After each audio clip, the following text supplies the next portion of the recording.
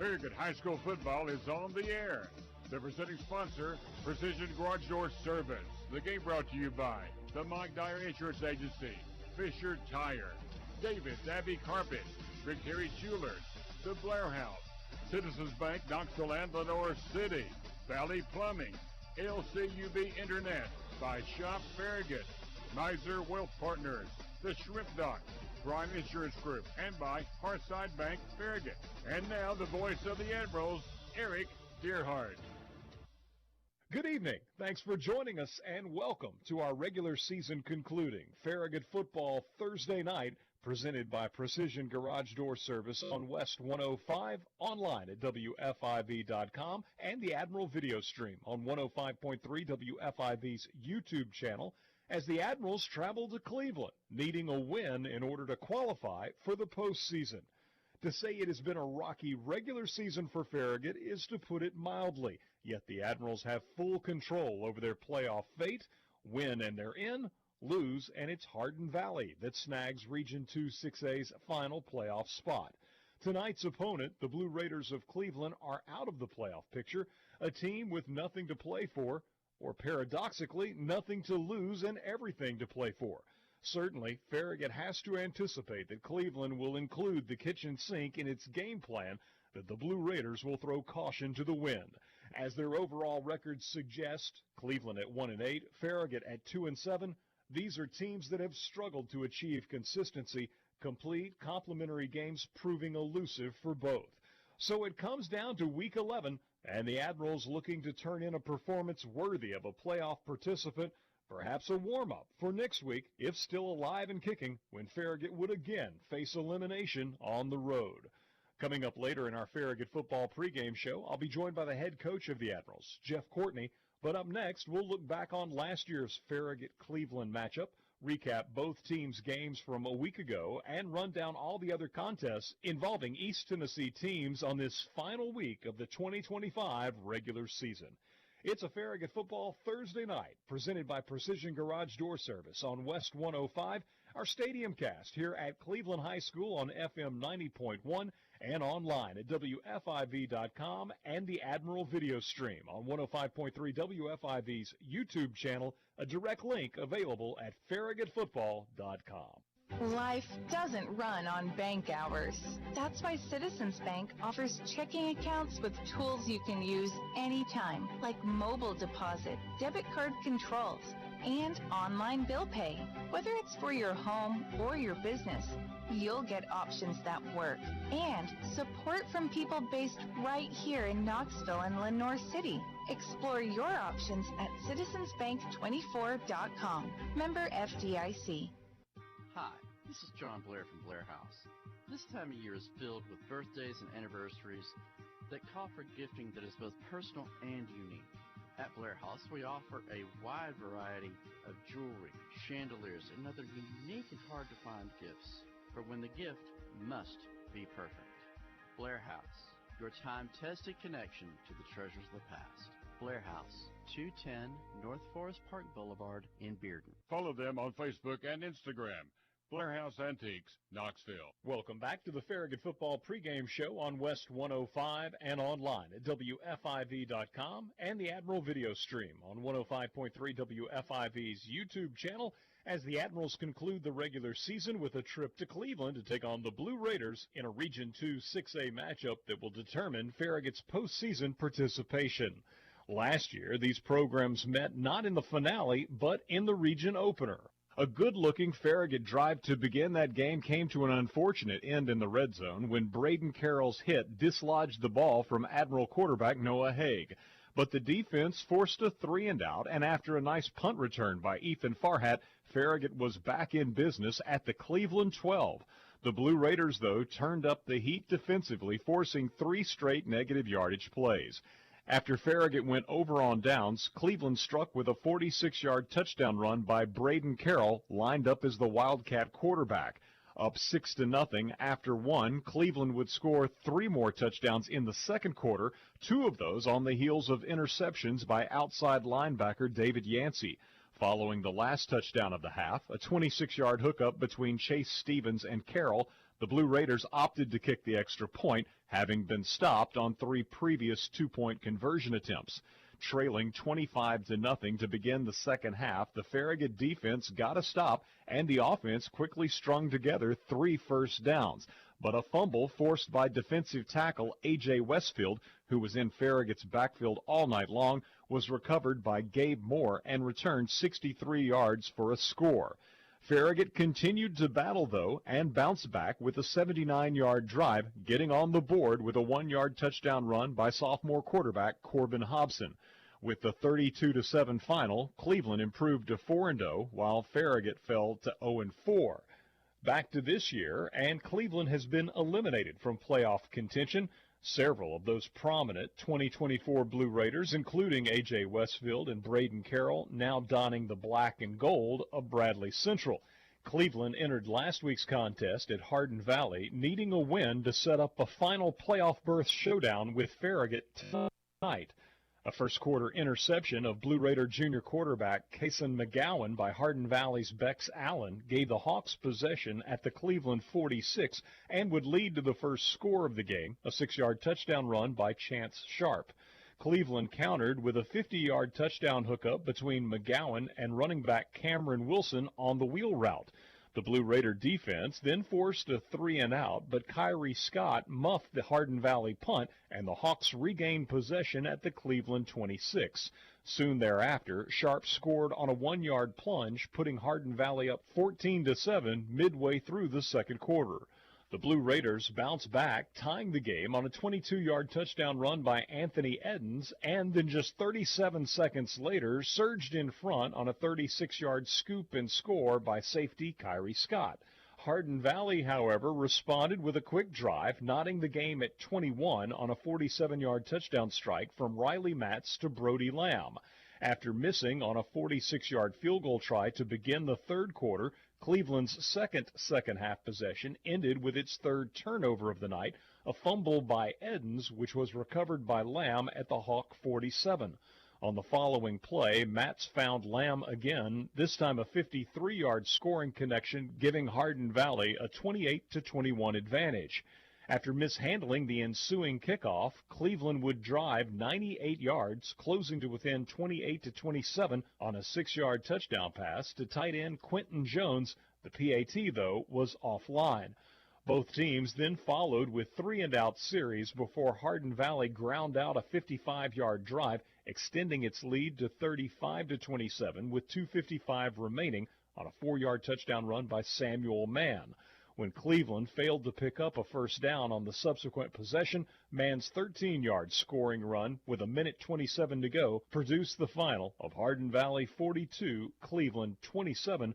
The Hawks at 2-4 in the region and 4-5 on the year, keeping their playoff hopes alive while dashing those of the Blue Raiders, who dropped to 1-4 in region play and 1-8 overall. Farragut, meanwhile, had played a night earlier, last Thursday, hosting longtime rival Oak Ridge. The undefeated Wildcats took control early with a pair of first-quarter touchdown drives covering 86 yards and 56 yards, both capped on keepers by senior quarterback Blaine Stansberry. Early in the second quarter, Farragut battled back, marching 80 yards to cut Oak Ridge's lead in half on a 36-yard touchdown strike from Corbin Hobson to Max Garfield. But the Wildcats answered in short order on a 3rd and long 72-yard touchdown hookup between Stansberry and his highly touted tight end Malik Howard. With time winding down on the first half, Farragut opted to go for it on 4th and 6 at midfield, but Hobson's pass fell incomplete. Stansberry then scrambled for a pair of Oak Ridge first downs to set up a 37-yard field goal by Eli Pearson on the final play of the half. The Wildcats up 24-7 at intermission. The Admirals struck first in the third quarter as Hobson and Garfield again hooked up, this time on a 58-yard touchdown pitch and catch, pulling Farragut to within 24-14. But Oak Ridge again needed less than 2 minutes to answer, reestablishing a 17-point lead on a 31-yard touchdown from Stansberry to Jarrell Jimerson. The Wildcats, on the first play of the fourth quarter, extended their advantage to 38-14 with an 18-yard touchdown from Stansbury to Howard, and the two would combine for yet another touchdown, their third of the night, on Oak Ridge's next possession, a fourth down, 9-yard completion, which made it 45-14. The Admirals then closed out the scoring with a 74-yard drive, Charlie Noble finishing it off with an 8-yard touchdown run. Oak Ridge getting the victory 45-21 as the Wildcats remained perfect at 9-0, 5-0 in the region, while Farragut dropped to 2-7 overall, but at 2-3 in the region, still in control of its playoff destiny. In last week's other games involving Region 2 6A teams, Maryville remained perfect in the region with a 43-7 thrashing of Bradley Central. Despite the loss, the Bears at 3-2, 6-3 overall, are locked in as Region 2's number 3 seed. And then outside the region, Bearden fell to Dobbins-Bennett 34-7, a game much closer than the score suggests, but the Bulldogs still winless on the season. Tonight in Region 2 6A, in addition to our matchup with Farragut fighting for its playoff life at Cleveland, it will be Oak Ridge visiting Maryville with the region title on the line, and Bradley Central makes the trip to Bearden. Tomorrow night, in a non-region contest, Hardin Valley travels to Ottawa. As for Region 1 6A and its 5-member teams, Morristown East has been eliminated from playoff pursuit, but the pecking order of the other 4 is yet to be determined. Tonight, Jefferson County welcomes Westridge, and coming up tomorrow night, Dobbins-Bennett is at Science Hill. Looking at the other Week 11 contests across East Tennessee, beginning with Class 1A's Region 1, Cosby travels to Jellicoe, Hampton calls on Cloudland, North Green entertains Unaka, and Sunbright journeys to Hancock County. In Region 2-1A, tonight, Oakdale hosts Harriman, Midway welcomes Wardburg, Greenback is at Rockwood, while tomorrow night, Coalfield visits Oliver Springs. In Region 3-1A, tonight, Copper Basin makes the trip to Sale Creek, and tomorrow, South Pittsburgh welcomes Whitwell, while outside the region, Lookout Valley visits Howard. Moving to Class 2A, tonight in Region 1, Cumberland Gap calls on West Green, and Happy Valley visits South Green. Tonight in Region 2-2A, Tellico Plains plays at Polk County, and Eagleton Academy entertains Oneida. Also tonight in Region 3-2A, Bledsoe County hosts Monterey, and Marion County essentially travels from Alabama to Kentucky for its matchup at York Institute. Meanwhile, outside the region, Grundy County is at Jackson County. Shifting to Class 3A, tomorrow's Region 1 contests feature Gatlinburg-Pittman hosting Chucky Doke, Pigeon Forge welcomes Claiborne, and Unicoi County entertains Johnson County. Tonight in Region 2-3A, Kingston is at Meigs County, and Scott travels to Sweetwater. Then tomorrow, McMinn Central entertains Austin East. In Region 3-3A, tonight, Brainerd is at Chattanooga Prep, while tomorrow, Tyner welcomes Chattanooga Central. Also tomorrow, in Region 4-3A, Sequatchie County calls on Giles County. Turning to Class 4A, tonight in Region 1, Sullivan East visits Volunteer, Greenville entertains Elizabethton, Northview Academy hosts Cherokee, and Seymour welcomes Granger. Tonight in Region 2-4A, Fulton hosts South Doyle, Carter calls on Gibbs, and Heritage is at Union County. Then tomorrow, Alcoa plays at Anderson County. Tonight in Region 3-4A, Sequoia makes the trip to Eastridge, Hickson hosts Signal Mountain, and Loudon entertains Red Bank. In Region 4-4A this evening, Stone Memorial welcomes White County, and Upperman entertains Macon County, while tomorrow Livingston Academy makes the trip to DeKalb County. Continuing with Class 5A, coming up tomorrow in Region 1, Tennessee High plays at Daniel Boone, Morristown West welcomes Sevier County, and Cocke County travels to David Crockett. In Region 2-5A, tonight Powell is at West. Tomorrow, Carnes calls on Central, Halls hosts Clinton, and Campbell County welcomes William Blunt. In Region 3-5A, tonight Lenoir City entertains Soddy Daisy, while tomorrow Ray County visits Walker Valley, and McMinn County plays host to East Hamilton. Finally, in Division 2, tonight's games include Christian Academy at Lakeway Christian, Webb welcomes Boyd Buchanan, Grace Christian hosts Notre Dame, and Silverdale entertains Chattanooga Christian.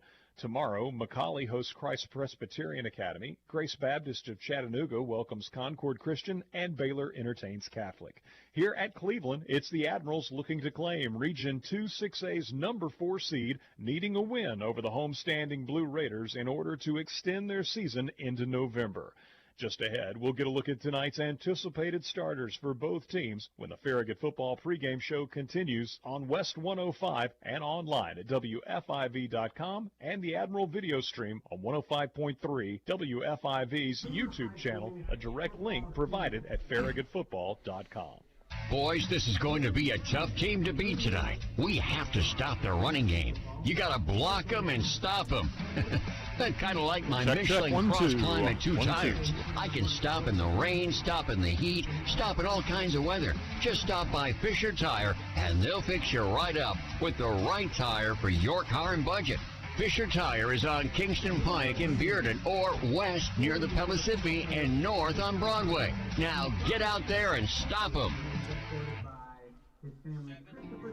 If you're an LCUB Electric customer, it's time to upgrade. Experience True Fiber to the home, the fastest internet available. Get affordable fixed pricing, free installation, no contracts, and local customer service. It's not too good to be true.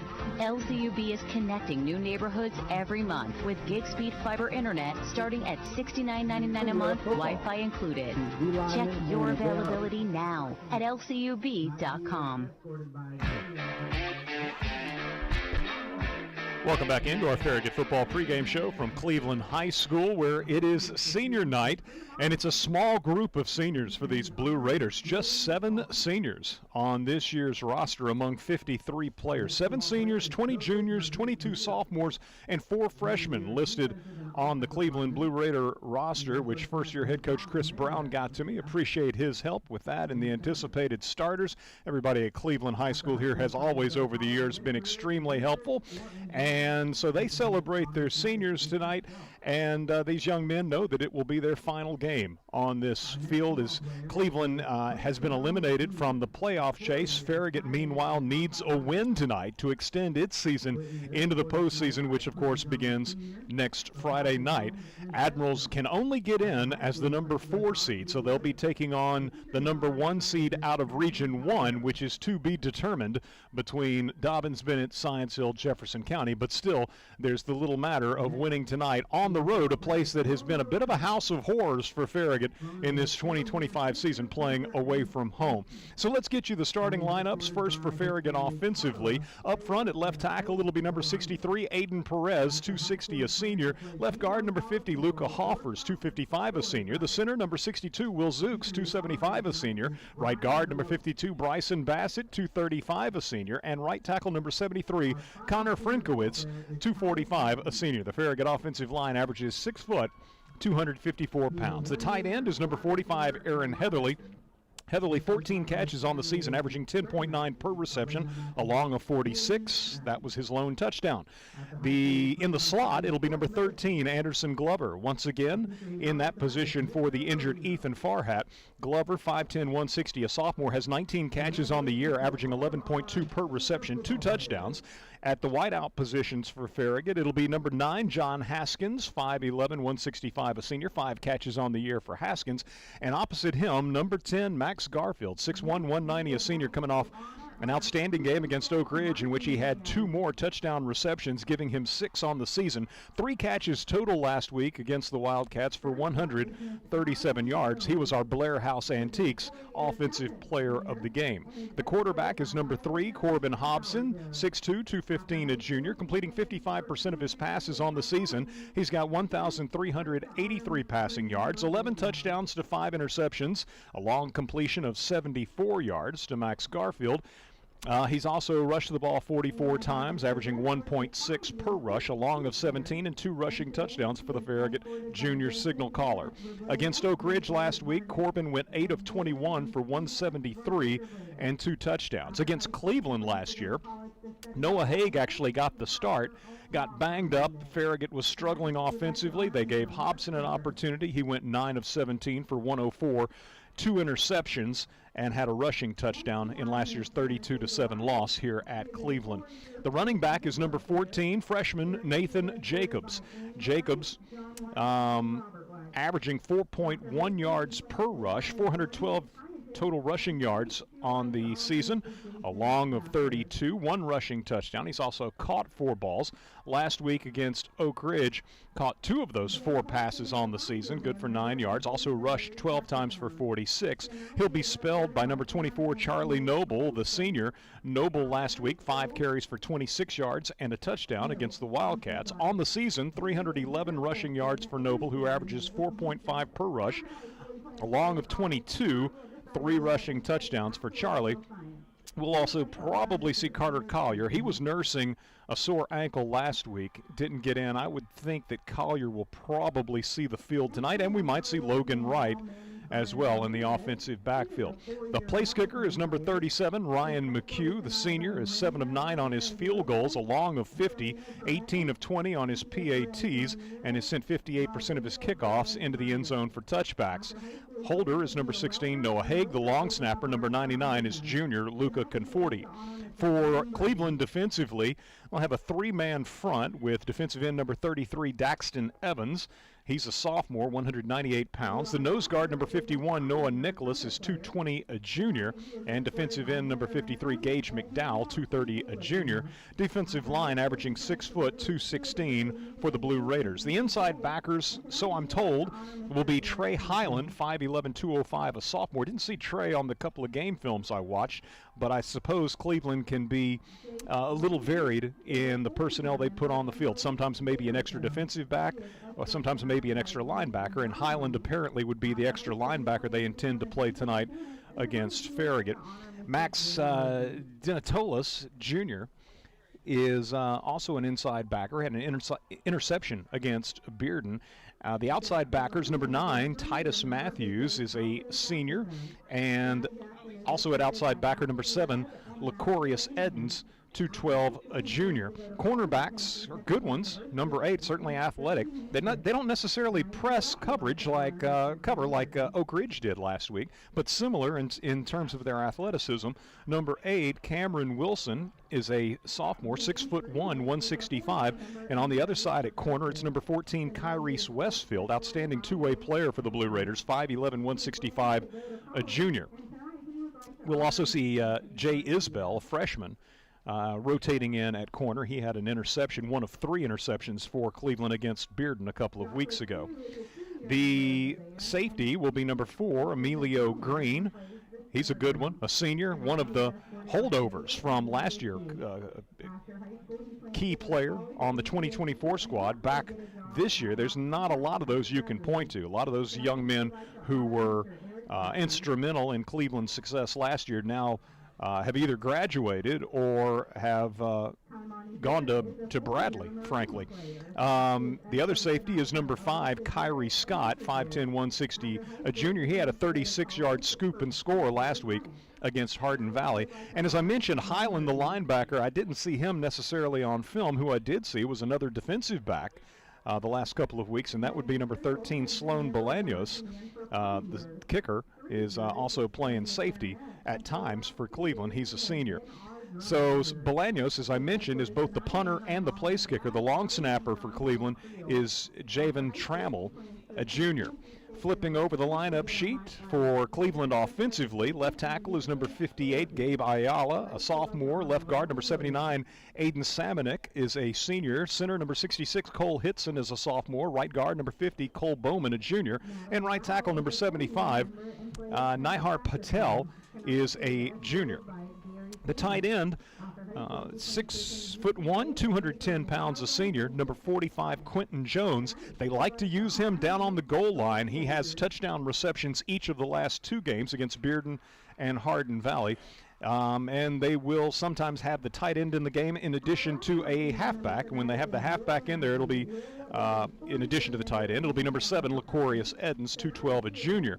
The wideouts, well, first let's say in the slot, number 4, Emilio Green, primarily in the slot is Green. He's a senior. And out wide, number 5, Kyrie Scott, a junior, and the aforementioned number 14, Kyrese Westfield, 5'11", 165, a junior. Pretty easy to tell that that's where the quarterback wants to go more oftentimes than not. Kyrese Westfield, the favored target. The quarterback is number 2, Kason McGowan, a junior. Last year he got in against Farragut late, went 3 for 4 for 74 yards. Against Hardin Valley last week he had a couple of touchdowns and an interception. He's backed up by a Wildcat quarterback, Cameron Wilson, who also will be the running back at times. Wilson, 6'1", 165, a sophomore, again, could get some run at Wildcat tonight.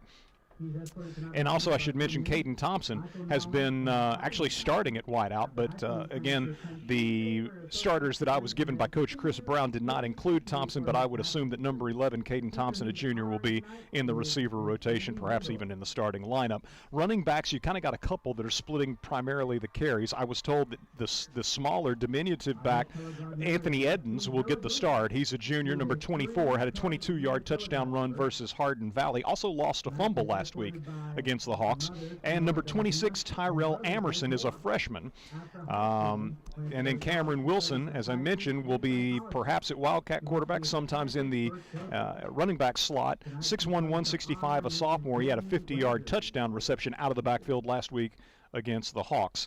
Sloan Bolaños, again, is the place kicker. The holder is Emilio Green. The long snapper, again, Javen Trammell. For Farragut defensively, unfortunately, Jackson Plumley out with COVID, and so Owen Petoskey, I think, is primarily going to man the nose guard position. Number 99 is Petoskey, 6', 240, a senior. He has been outstanding this year, 56 hits, which is third best on the team, 16.5 tackles for loss. That's a team high, as is his 4 sacks. He's forced a fumble and broken up a pass.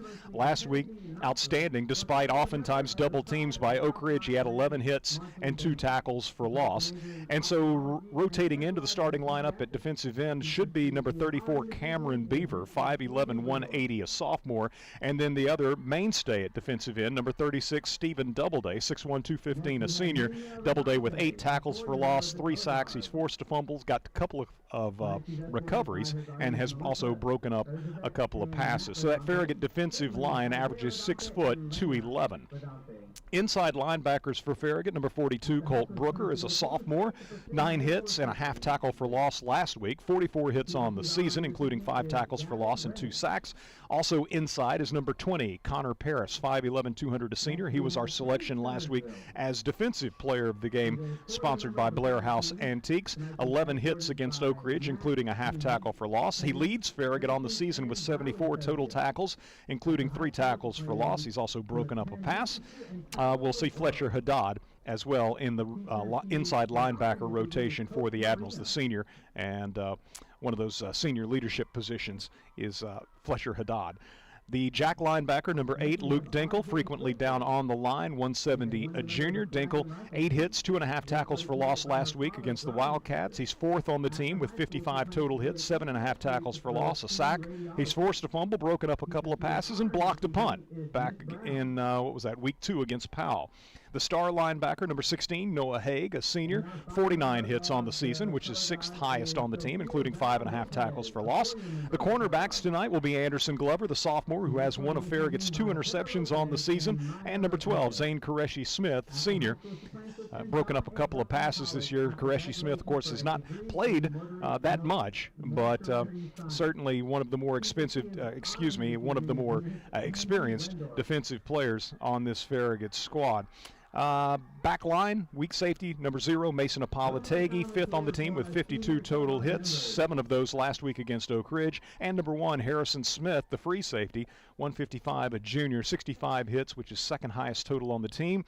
And last week against Oak Ridge, 8 hits, half tackle for loss, and forced a fumble. The punter for Farragut is Julian Melendi, the junior, and the long snapper, number 91, Luca Conforti, also a junior. So, welcome in Brett Clendenin and Tyler Carr as Farragut and Cleveland set to do battle. And guys, you look at this Cleveland team, and they're more athletic than you would expect a 1-8 team to be. The defensive backs, wide receivers, all really good athletes. They could pose a threat tonight, certainly, and a lot of it, I think, probably depends on their mindset. Of course, Farragut needs to come with the proper mindset as well, but does Cleveland look at this as they've got nothing to gain in this game or everything to gain? I think back to 2 years ago when Farragut was in a situation knowing it wasn't going to make the playoffs, and the performance they turned in at Maryville. You know, if you're Farragut, obviously you don't want to see Cleveland that inspired. Yeah, I mean, absolutely. You think about that Maryville game a couple years ago where the Admirals' season ended, but it ended with a nice cherry before the playoffs. And you look at Cleveland, you got a 1-8 team versus a 2-7 team, but Cleveland always has athletes. Had them 2 years ago when we were here, 4 years ago when you were here. Mindset's key. It's senior night, so I don't expect Cleveland to come out and lay an egg. They're going to be out. This is high school football. They're going to go out and give it their effort. Could be their last game ever for some seniors. So I expect a good effort from them. Admirals need to get off to a good start if they're going to win this one. I think it comes down to you've got to play your game. You've got to make your controls. You cannot let Cleveland get you out of what you want to do. And defensively tonight, it's going to be the basics that you can do. Don't give up big plays. Yeah. And let's take some tempo there. Like let's make them beat you tonight. And you look at it, you know, when you were going down the starters there, and you talk about Harrison Smith being second on the team with 65 tackles on the year. Normally you don't want your safety being that high, but if you see the way that Harrison Smith plays football, I'm okay with that because he's basically a linebacker in a safety's body, and he's been a big enforcer for the Admirals defense tonight, and I think that he's going to be able to make some plays in space. And, I mean, you're right, Eric, watching them in warm-ups, there is athletes galore, it looks like, out there at wideout. They just look athletic. They run well, so it could be a big night for Harrison Smith to make some open field tackles. We were talking on the way down about the need for Farragut to have a complete game. Really haven't had it. You know, they got off to strong starts against both Bearden and Hardin Valley, but then ended up trailing for probably half the game against the Bulldogs as they rallied. And against Hardin Valley, they gave up a lot of big plays. And so you feel like that complete game has been elusive thus far. You get one tonight, and you feel like you're putting your best foot forward. It ought to get you a win and then get you perhaps on the right track, really maybe for the first time all season heading into the playoffs. Well, it's not sugarcoated. I checked the records. There's never been an 8-7 state champion ever, and if you're going to do that, it starts tonight with a big win, right, to get to 3-7.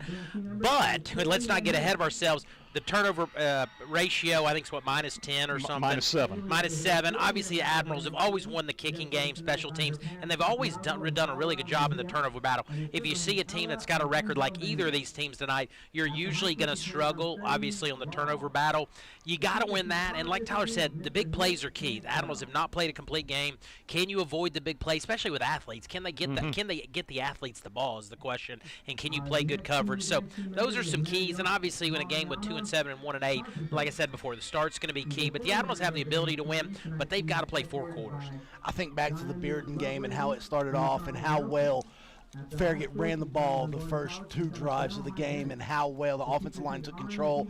Not only did that help the passing game come along with it, but it also allowed you to maintain advantage on the chains. If you can get into 2nd and 6 and less, you're winning. You're playing with house money at that point, and I think that if you can do that and maybe take a little bit of pressure off Corbin, take a little bit of pressure off Max Garfield to where it's like, okay, now they've got to worry about Jacobs or Charlie or Carter running the ball and establishing the run game. Now all of a sudden you're getting some one-on-one matchups where you've got Garfield being able to maybe take the top off, like we've seen him do against several very impressive defenses this year, or you can allow Glover to get open in the flats and maybe cash in and make some things happen after the catch. Well, that's almost unexplainable when you think about the Bearden game. You're up 16-0, and you're thinking, gosh, what an opportunity to win 40-0. This team needs it. And then the next 2 quarters, you're down 21-16 with 8 minutes left, and you haven't scored. It's almost unexplainable, those second and third quarters after the first quarter, but it shows you kind of the fluidity of high school football. It can change on a dime. Some thoughts from Brett Clendenin, Tyler Carr, and myself. Let's get some thoughts from Coach Jeff Courtney on the other side of this 30-second break as our Farragut football pregame show continues here on West 105. fantastic customer service, a knowledgeable team. And we'll probably want to do no more than 1 minute after the coach's interview. Hi, I'm Rick Terry with Rick Terry Jewelry Designs. My family and I have been serving West Knoxville and Farragut for well over 30 years. If you've never checked us out, please do. Better yet, come see us for yourself. On the corner of Kingston Pike and Campbell Station Road, look for the topiary of the Big Diamond Ring. Rick Terry Jewelry Designs. We want to be your jeweler. A proud sponsor of Farragut Football. Welcome back to the Farragut Football pregame show on West 105 and online at WFIV.com and the Admiral video stream on 105.3 WFIV's YouTube channel as the Admirals finish out the regular season this evening, looking to secure the fourth and final playoff spot for Region 2-6A, traveling to Cleveland to face the 1-8 Blue Raiders. Following Cleveland's loss last week at Hardin Valley, 42-27, the Blue Raiders are no longer in the playoff chase, but they can still play spoiler as Farragut at 2-3 in the region requires a win to extend its season. Last week, the Admirals fell to 2-7 overall with a 45-21 loss against still unbeaten Oak Ridge. I'm pleased to be joined at this time by Farragut head coach Jeff Courtney. And, Coach, last week, a slow start for the Admirals, trying to play catch-up almost the entire night. Your team rallied twice to make things interesting, but on both occasions, Oak Ridge answered with big plays and quick scores. Yeah, you got to give them credit. They're a really good football team. They've got some tremendous talent, some talent that's going to the next level to play college football here in a matter of year or two.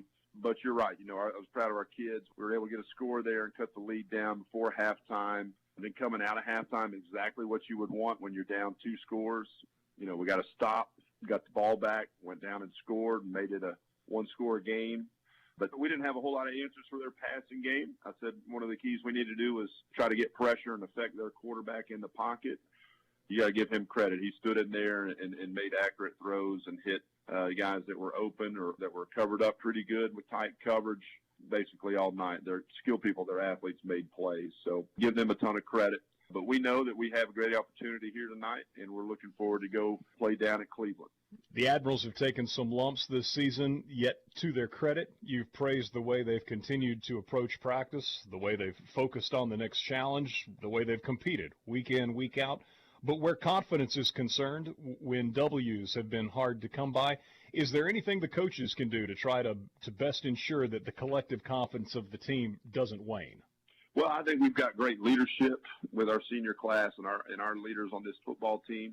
We kind of came back to work this week on Sunday, and, our seniors have done a great job all week leading. In fact, we had a panel of guys yesterday speak before the team before we broke at the end of the week, but we've kind of had a message each day to where our seniors have kind of let their heart out a little bit and let the team know that, hey, they still feel confident in what our capabilities are and that all our goals are still in front of them, and they're highly motivated to win this game and get in the playoffs and go see what can happen. So as a coach, I'm proud of that.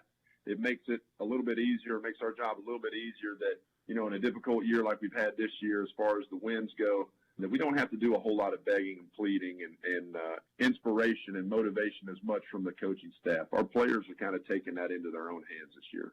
So you got Cleveland tonight, a team that was its own worst enemy in last Friday's loss at Hardin Valley. 28 of the Hawks' 42 points came following Blue Raider turnovers. The week before, they were much better in that regard, with 3 interceptions as they beat Bearden 28-10. So you see the inconsistency that's not uncommon for a pretty inexperienced team. But Cleveland's got some good-looking players that contradict what one expects to see, given the Blue Raiders' 1-8 record, the scoring margins this season. Who stands out to you, Coach, on the defensive side of the ball for Cleveland when you look at the film, be that individually or position-wise? Yeah, their secondary starts with, I think, Kyrie Scott playing safety. They really do a lot with him as far as trying to get him mixed into the run game.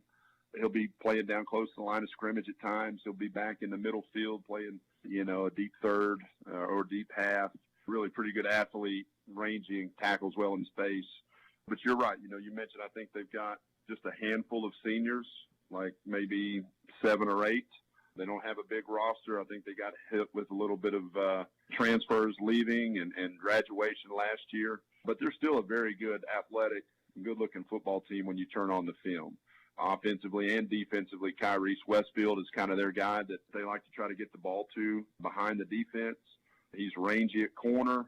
He's a playmaker. We got to be able to know where he's at. But I feel good about where we kind of are at the line of scrimmage. You know, they are a little bit younger there. We've got to be able to, you know, exploit or win our matchups. We've got to be able to run the football, be physical, control the line of scrimmage, because they've given up some things there in the run game. They've given up some things there in pass protection. So we've got to be good. We've got to tackle the ball well tonight. You know, their quarterback, McGowan, you know, he's going to try to extend plays with his legs and then look to find an open receiver down the field when he gets out of the pocket. So we got to be able to stop the run. We got to be able to pressure the quarterback and play good coverage. You mentioned McGowan. You mentioned Westfield. Certainly Westfield appears to be McGowan's favorite target. But for Cleveland overall offensively, what do you see as their strong suit, kind of what they'd like to hang their hat on despite the inconsistencies and struggles this season? Yeah, I think they're trying to get big plays. When you're inconsistent at times, as they have been, of course, we kind of know about what that's like. You're trying to generate and create explosive plays, either formationally or certain play calls. And so they're trying to get Westfield in space behind the defense. They're trying to get number 4 there, Green, out there in space. Mm-hmm. He's one of their senior leaders. They're trying to generate big plays or trying to manufacture big plays that way. You know, last week against Hardin Valley, they subbed in number 8, Wilson, that plays corner for him. He's a young player, and he made a big play coming out of a route out of the backfield down the sideline for a big touchdown. So, you know, we got to be able to line up, right? But we got to be able to stay on top of their guys and make them try to work and generate a drive and not give up big explosive plays. Where special teams are concerned, or I guess I should say return teams, Cleveland had its issues last week with a muffed punt and mishandled kickoff. But the guys they put back there, some of the guys we've already mentioned, certainly capable playmakers, Coach, if they just secure the ball. Yeah, like you said, they look the part. You can tell when you watch them on film, you know, how fast, athletic they can be. As you said, they're younger players. Scott is just a junior. Wilson, who I just mentioned, is just a sophomore. Westfield's just a junior, those guys. We got to be able to play great in our coverage units, which I thought we made a big step last week on kickoff coverage. I thought we made a good adjustment there to what we were seeing with Oak Ridge and their good return people. So we got to continue to do that. Julian's doing a great job kicking our punts for us. Ryan's doing a great job directionally kicking kickoffs for us. So we've got to be able to cover and get the ball down in good field position. So a playoff spot on the line for Farragut as the Admirals travel to Cleveland for the regular season finale. What do you see as the necessary components, Coach, that ought to translate to a Farragut victory tonight? Well, just like I've kind of already alluded to, number one, we've got to have some explosive plays. That was kind of key for our offense last week, that we were able to hit a couple big passes there, generate some points. We've got to win the turnover margin. You know, we cannot go out here and turn the football over tonight. You know, we got to get a turnover or two and win the turnover margin ourselves. And all those things you kind of mentioned week in, week out. You know, turnover margin, explosive plays, no self-inflicted penalties like procedures, those types of things. We play a clean game. We don't turn the ball over. We generate some turnovers. Those things should help us try to get a win tonight. Coach, I thank you, and I wish the Admirals the very best tonight. Thank you, Eric, and go Admirals. That's Farragut head coach Jeff Courtney sharing his thoughts in advance of tonight's do-or-die matchup with the Blue Raiders of Cleveland. Coming up, we'll have the coin toss and Rick Terry Jewelry Designs opening kickoff. It's a Farragut football Thursday night, presented by Precision Garage Door Service on West 105. Our stadium cast here at Cleveland High School on FM 90.1. Let's go 1 minute here. Online at WFIV.com please. and the Admiral video stream on 105.3 WFIV's YouTube channel. A direct link available at FarragutFootball.com. Here at WFIV 105.3 FM, Loudon, Farragut, Lenore City. You're listening to West 105. Leaky pipes. Oh, no! Toilets clogged. Oh, crap! Don't freak out. Just call us. Problem solved. Okay. No job too big. No job too small. Oh, great. Repairs, installs, relax. We do it all. Valley Plumbing. Any plumbing issue, anytime. Call your Valley Plumbing professionals today at 865-351-0643 or visit valleyplumbingtn.com. That's valleyplumbingtn.com. You never think about your garage door until there's a little Uh-oh. Oh, no. Or even the occasional, now that can be good. That's why the pros at Precision Garage Door Service are available same day with fully stocked trucks to fix it fast. So we can turn uh-oh into, oh my, wow. Precision Garage Door Service, the name you can trust.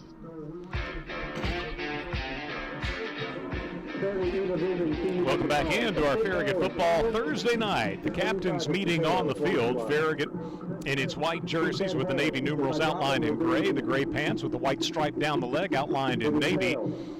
Cleveland, meanwhile, all decked out in royal blue, and Cleveland has won the coin toss and deferred to the second half.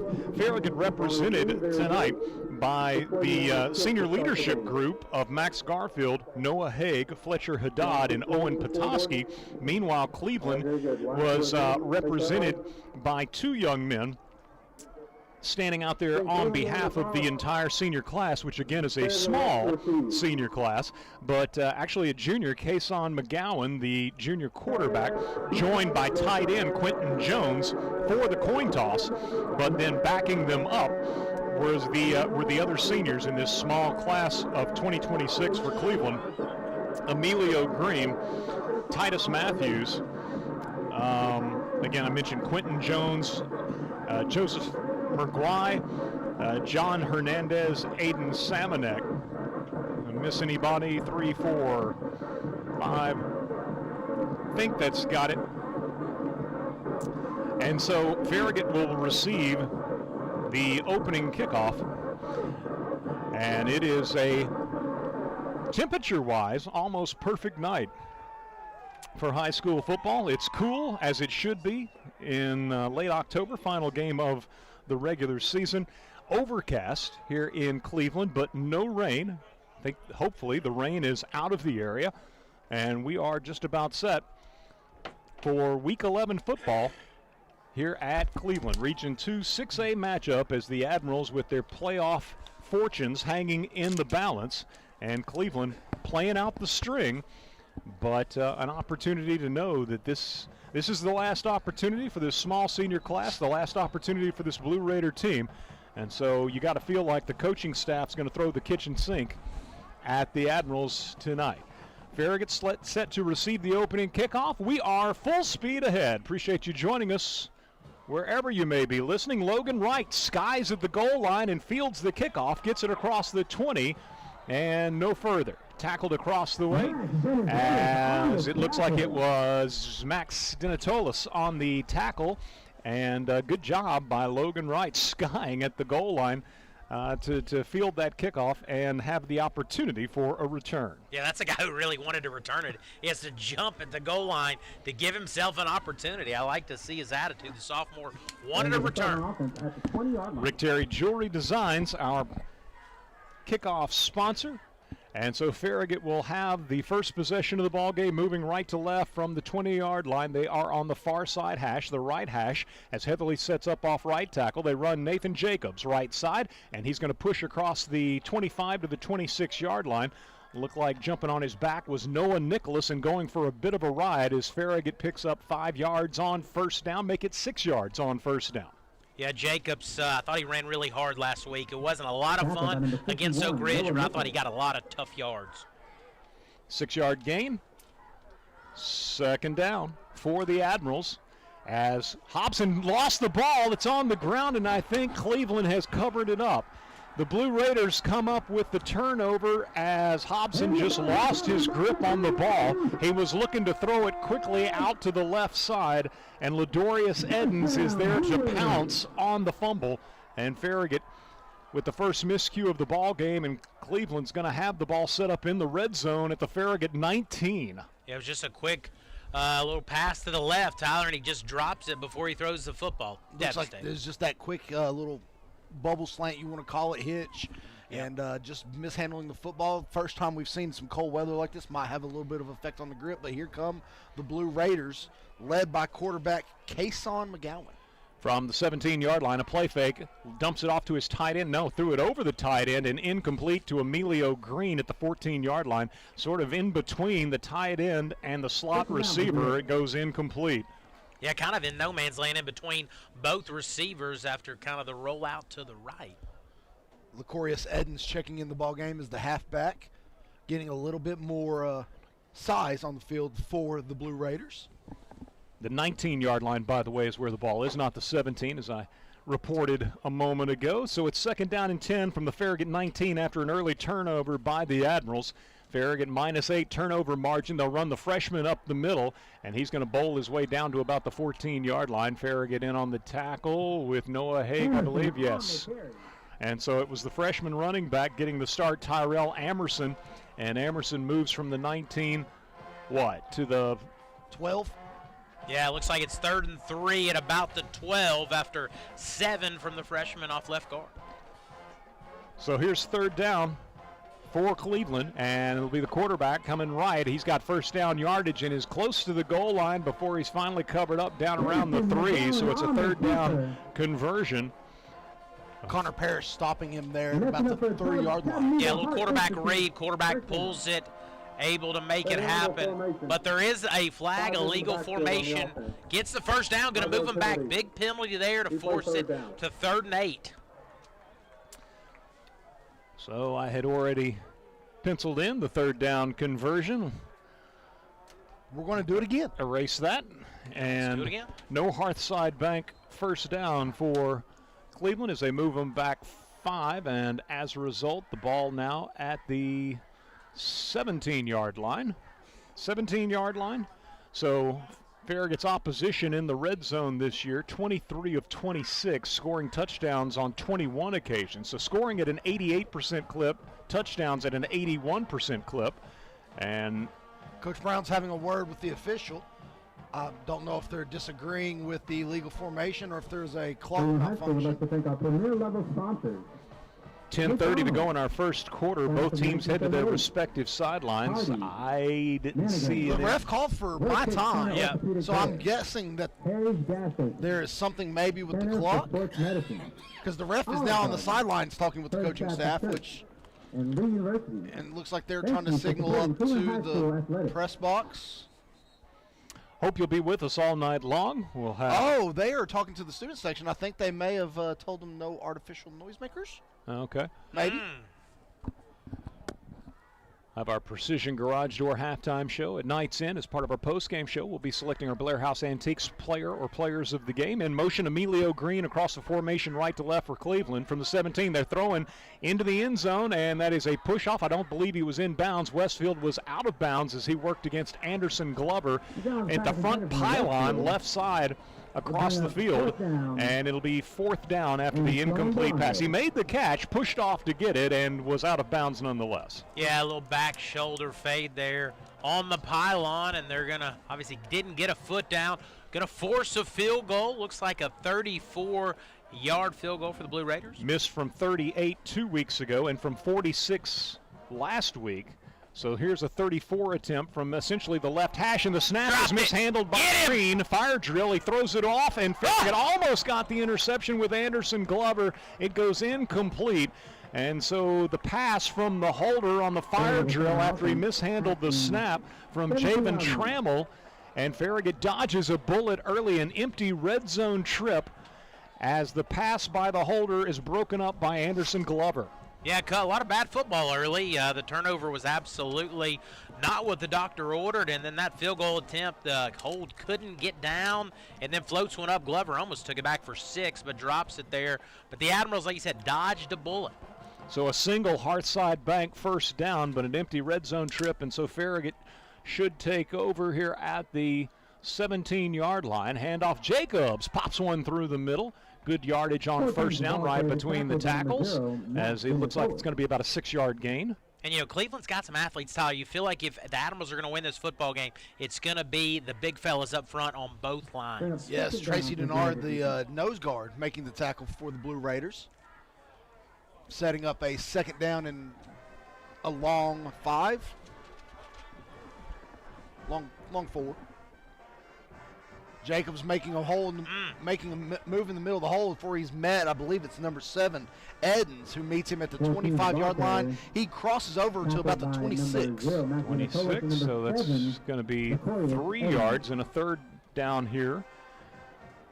And short for the Admirals. First time Farragut has faced third down. They'll run it Jacobs right. Farragut running with some tempo as they go from the 26-yard line to the 33, we'll say. A 7-yard gain, a Hearthside Bank. First down for the Admirals as they convert on third down. Yeah, off right tackle. I'll tell you what, I like the way the freshman's running the football. Feel like he's gotten better every game throughout the season, really showing great balance, patience, and physicality.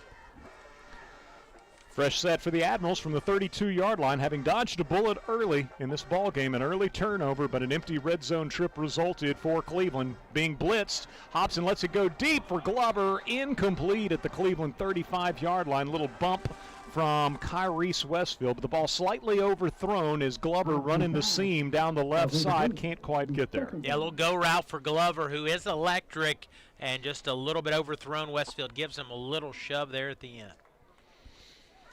Hobson with his first pass attempt going incomplete. Jacobs has rushed the ball 4 times for 22. Hobson lost 7 when he lost a handle on the ball, fumbled it. Gives it to Jacobs. Jacobs coming near side, gets north and south, across the 35. The ball is out again. It's been recovered again by Cleveland. Emilio Green with the recovery this time as Farragut with Jacobs running left, got across the 40, or the ball did at least, was jarred loose. And so another turnover for the Admirals, who are now -9 on the season, -2 this evening. Yeah, 192 seconds into the game, kind of the pregame discussion is complete game. You can throw that out the window. 2 turnovers in 3 minutes. Not what the doctor ordered, Tyler. No, not yet, but you've still got plenty of time to play right here as Blue Raiders getting set up at the 41-yard line. In Farragut territory yet again after a Farragut turnover. And so McGowan off a play fake, being pressured by Petoskey, lets it go deep. He's got a man open, runs under it, and makes the catch, does Westfield. Westfield, the favored target, and they go up top for the long touchdown, 41 yards out immediately after Farragut's second turnover of the ball game, and Cleveland draws first blood. Yeah, the splits were really wide, and McGowan avoids the sack, throws the long post route, and he was... I believe it's coming back. If you notice, the official is down here, and he's been talking to Coach Courtney, and he signaled for illegal formation. I believe the left tackle is lining up a little deep off the line of scrimmage. I was noticing that in the way they lined up there, which is to the offensive lineman's advantage to try to set up and get into his pass pro setup. And I think he might have been just off the hip of the center a little bit. We're not even seeing these. I don't really see any flags. They were almost ready to kick the extra point. Everyone else was lined up. 3 of the referees were over here about to call the extra point, and they don't realize that the play is going to be called back. So a couple bad turnovers for the Admirals, but a couple big penalties for the Blue Raiders. That one took off a first down inside the 10, and that one 6 taken off the board. At this time, if you're a Cleveland fan, if you're interested, you can also join TWSWA.org, and there's the link that we are so fond of. Wow. So from the 46-yard line, they'll run the freshman up the middle, and he moves down to the 42-yard line, a 4-yard gain for the running back, Tyrell Amerson. Both of these fan bases getting to see, their current and future at running back position in Amerson and Jacobs, and they are both well put together for 9th graders in the state of Tennessee. From the 42-yard line, second down and 10, we'll say. Amerson off the left side's popped hard by Farragut's Petoskey, I do believe. And that will be a gain of perhaps 1. Yeah, Petoskey playing the nose tonight. Meets the freshman in the hole angrily, as it's going to be third down. Third down for Cleveland, 0 of 1 on third down. And so third down and 9. I really like Owen being at the nose. There's no way you can run away from him now. You can't put him on one side and try to run away from him. He's right there in the middle of the play, and he's going to find you. Right. So McGowan will have a man in motion. That's Scott, Kyrie Scott. They play fake to him, throwing, and he's got his man open, the tight end, but can't hit him. And now we've got a flag thrown in from the back judge. The tight end, Quentin Jones, couldn't get there. He had a step on the defensive back. I believe this is going to go on the Blue Raiders. I believe Apolategi was absolutely shoved by Mr. 45, Quentin Jones. So I think we're fine. So that may have explained why Jones had the separation he did. But despite the separation, the pass was errant to an open receiver. And so that will stand as a third down. Farragut's going to decline the penalty and bring on fourth down. So the Admirals with 2 turnovers thus far here early in this ball game. They surrendered a first down after the first one, but then saw a botched field goal from the Blue Raiders. Then Farragut coughs it up again, and it looks like Cleveland's gone up top for a long touchdown on the first play. Let's see if they actually punt this. And the snap does indeed come back to Bolaños. Wobbly kick, got it out, might be effective. It makes a left turn at Albuquerque and goes out of bounds over there around the 18-yard line. Absolute right angle to the left on that punt as it bounds at the 18 and heads straight across to the Cleveland sideline. Not a lot's gone on this first 5 minutes. Really been pretty quiet, hasn't it? It has. I mean, you know you're in week 11 when Eric starts dropping Bugs Bunny references. Corbin Hobson leading his offense out onto the field for the Admirals' third drive. Let's hope this one ends a little bit better for Farragut than the first two with quick turnovers.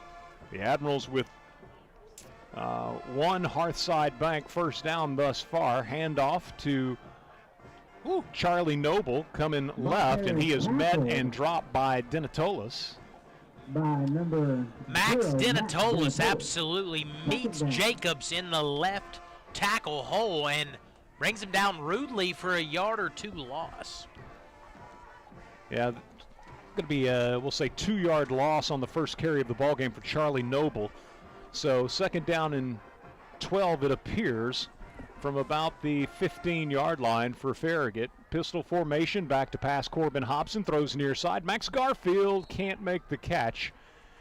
Into the Farragut bench, the incompletion sails, and it'll be third down, and more than 10 to go for the Admirals. Yeah, Garfield just a little sit-down route. Would have been for the first down, a little behind him. Could have had it, but doesn't come up with a football, 3rd and long.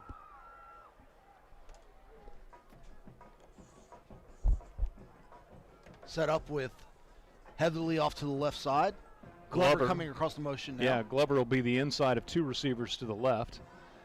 Back to pass is Hobson, looking left, throwing, and Glover can't make the one-handed grab. Incomplete. So Farragut with a 3-and-out series. Hard to imagine, but we've already had 3 offensive possessions for the Admirals 5.5 minutes in. So Julian Melindi comes on to punt. Melindi averaging 43.7, 41.2, his net average. Long of 55, and will be kicking this one away from about the 16-yard line. I was looking to see if maybe he had the wind at his back, but there is apparently no wind in the stadium right this second. Long snapper Luca Conforti, and back deep for Cleveland is going to be Cameron Wilson. So the punt is away. It is a high spiral, doesn't turn over, but it's going to take a beautiful Farragut bounce, and the Admirals will grab it as it started to back up a little bit on Conforti, the long snapper down to cover it, and looks like they're going to say the 34-yard line, about 33, 34-yard line. 34-yard line. So from the 16, that'd be 34 plus 16, be 50? Say 33. 51? So 51 yards, correct? Let's see, 16, 34, yes. Yes. 51 yards. He's done a great job after taking over the second half of the season. He really has. No score, 6:22 to go in our opening quarter here at Cleveland High School, and they'll run the freshman up the middle again, and he tears away from one defender. Tyrell Amerson battling for yardage, clears the 40 and the 41 before Farragut is able to wrap him up and get him down. But Amerson with his 4th carry of the ball game, and this one nets 8, setting them up 2nd and short. Yeah, Brooker trying to make the tackle to hold on, gets 8 up the middle. Well, at least Cleveland starting on its end of the field this time, as Kason McGowan sends Scott in motion left to right. He's one of 3 receivers on the right, single receiver left, ball in the middle of the field. They'll throw left side, and Westfield on an island with Anderson Glover is going to be snowed under, or actually pushed out of bounds. He continued to battle Farragut, couldn't get him on the ground. Glover and Harrison Smith over there, and then finally Colt Brooker knocked him into the Cleveland bench across the way. We have another flag, yeah. I'm telling you, I think that left tackle is dangerously close to being off the line of scrimmage again. This time an illegal man downfield for the Blue Raiders. Yeah, the Blue Raiders should not love the tough whistle they've gotten so far, keeping the Admirals in it after a couple of big turnovers. It's funny because ineligible downfield. You listen to you read message boards, you listen to enough people in this industry, and you talk to people, and they always talk about the dreaded I-75 South officiating crew, and tonight not helping the home standing much. Nope, not at all. Don't think they're going to be getting a Christmas basket from these programs at the annual Zebra Convention. These are all Bradley refs. 36-yard line, 36-yard line, 2nd down for Cleveland. Maybe the 37. And so they're going to split everybody out. It's an empty set for McGowan. 3 receivers right, 2 left. His quarterback run all the way, and Farragut's all over it. Admirals got Dinkle in there, and Dinkle, he had to elude Dinkle, and he ran into Stephen Doubleday. That was the Navy right there. The entire front makes a play there. Loss of 4 or 5. Going to be 3rd and looks like about 13 now. So that's the first rushing attempt that will stand up, and it was, I think, a designed run, but McGowan was snowed under in the offensive backfield for a 6-yard loss back to the 30. Previously had a nice run after Farragut's first turnover, but it was negated by a penalty. And so the Blue Raiders now facing 3rd down and very long, 13 or so yards to go. Farragut gets instant pressure. McGowan flush, comes near side and throws to the sideline. Was that pass caught inside? Farragut says he's juggling it, and they're going to say the catch is made at the 44-yard line by Emilio Green. Fired it to the Farragut sideline, and Green makes the 3rd down conversion catch good for 14 yards. Yeah, coverage was right there on the sideline. Ref only looking at the feet in bounds, not looking that he was juggling the football. It's hard for these guys to chew gum and walk at the same time. Couldn't look at 2 things. Second Hearthside Bank first down for Cleveland. Hearthside Bank located in Farragut on the south side of Kingston Pike, just east of Concord Road. And again, you've got running between the tackles, Tyrell Amerson, and Amerson moves from the 44-yard line into Farragut territory at the 49. So that's twice now he set Cleveland up back-to-back sets of downs. Favorable stick position for 2nd down. Cameron Beaver on the stop for the Admirals. The young defensive lineman. In tonight with Jackson Plumley unavailable. And so 2nd down from the Farragut 49, about 3 yards to go for the Blue Raiders, and they'll hand it off to Amerson, and Colt Brooker meets him in the hole. Amerson continues to battle before he is shoved back. And Beaver again in on the stop, and it looks like Amerson might be a little slow to get up off that one. Yeah, Brooker brought the physicality in the middle of the field on the freshman for the tackle. Going to force a 3rd and 1 as it's a brisk 48 degrees out in Cleveland tonight. Clock rolling, 3:25 to go in our opening quarter, and Cleveland facing 3rd down and a short 1 to go between the 46 and the 47-yard line. Loaded pistol look for the Blue Raiders, and they'll hand it off to the bigger back, Cameron Wilson. Wilson over the left side has 1st down yardage as they move from the 47 to the 41. That's a 6-yard gain and another 3rd down conversion. Hearthside Bank, 1st down, the 3rd of the game for Cleveland. Yeah, 3 minutes left in the first quarter. Been a wild first 9 minutes as the Blue Raiders are driving here. So a fresh set for Cleveland. Ball on the far side hash. Blue Raiders moving left to right late in this first quarter in a scoreless game as the tight end, Quentin Jones, actually the H-back on the left side, and they'll run the bigger back Cameron Wilson, or at least taller back Cameron Wilson, up the middle after he picked up the third down conversion a moment ago. Moves from the 41-yard line down to the 38, it would appear. 2nd down and 7. Anderson checking back in. Yeah, as he hobbles off, Wilson hobbles off the field. Doing a little wrap G scheme, blocking scheme, along with Quentin Jones leading the way from that H-back position. 2 receivers right, 1 left. They'll keep it on the ground. Anderson absolutely blasted by Owen Petoskey and Colt Brooker. And Emerson is slow to get up. So 1 play ago, we saw Wilson hobble off, and now Emerson is down as if he just took an uppercut from Mike Tyson. Yeah, he in his prime. That was Petoskey, a senior. He doesn't want this to be his last game, Tyler. He's delivered a few physical tackles the first 10 minutes. And then you look at it, if Petoskey's not the only one being physical, Brooker came in and delivered that shot, but it wouldn't be possible without Petoskey, without Doubleday, without Beaver really occupying that offensive line right now. And great flow to the football from Brooker. I saw Harrison Smith getting up out of the pile earlier. I'm going to go ahead and start it. I'm going to start the Harrison Smith fan club. I know that you're normally. I'll be the president. You can be the charter member. Only a junior. Got some good young talent on both sides of the football. So no gain. It's 3rd down and about 8 yards to go, and I assume that means that let's see. Looks like maybe 8. Wilson's back in the ball. For a moment there, they started to run in the small back, the scat back Anthony Edens, but they're instead going to go with Cameron Wilson. He checks back in, and back to pass is McGowan.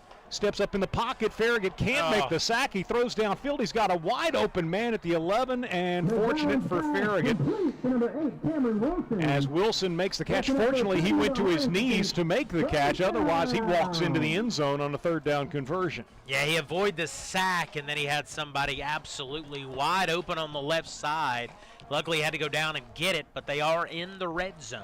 At the 12, so that's a 26-yard completion to Cameron Wilson, and the 3rd down conversion, their 3rd consecutive 3rd down conversion, another Hearthside Bank 1st down in a return trip to the red zone where they came up empty early in this ball game. It'll be the quarterback McGowan pulling it, running right. He's to the 5, to the 3, to the 2, and into the end zone. Cameron Wilson pulls it, runs right, and beats Farragut to the pylon. And the Blue Raiders, with advantageous field position, the first 2 times they had it, couldn't capitalize. This time they start in Farragut territory, and they move 67 yards to take the lead 6-0. Yeah, McGowan pulls it on the quarterback read and got an interesting running motion, kind of a giddy up, if you will, but he gets the corner and gets 6 for the Blue Raiders. No flag here. On to attempt the extra point, Bolaños. Out of the hold of Emilio Green, the snap of Javon Trammell, all good, and Cleveland leads it 7-0 with 1:19 to go in our first quarter here at Cleveland High School. Back with the Rick Terry Jewelry Designs kickoff in 1 minute as you listen to Farragut Football on West 105. Looking for a mortgage that fits your needs? At Hearthside Bank, we offer a variety of mortgage solutions to help you get into your dream home. Whether you're a first-time home buyer or refinancing, our team is here to guide you every step of the way. With competitive rates, personalized service, and flexible terms, we have the right mortgage for you. Visit us today and let's make your homeownership dreams a reality. Hearthside Bank, member FDIC, equal housing lender. Whether you're cheering on the home team or building your dream home, David's Abbey Carpet and Floors has you covered. From engineered hardwood to luxury vinyl, elegant porcelain to natural stone, David's has the winning design for every room and a championship team ready to help you score the perfect floor. Locally owned and proud to serve our communities from locations in Farragut, Maryville, and Pigeon Forge. Visit David's Abbey Carpet and Floors in store or online today. We're the Admirals shop for floors. Welcome back into our Farragut Football Thursday night, presented by Precision Garage Door Service, a name you can trust.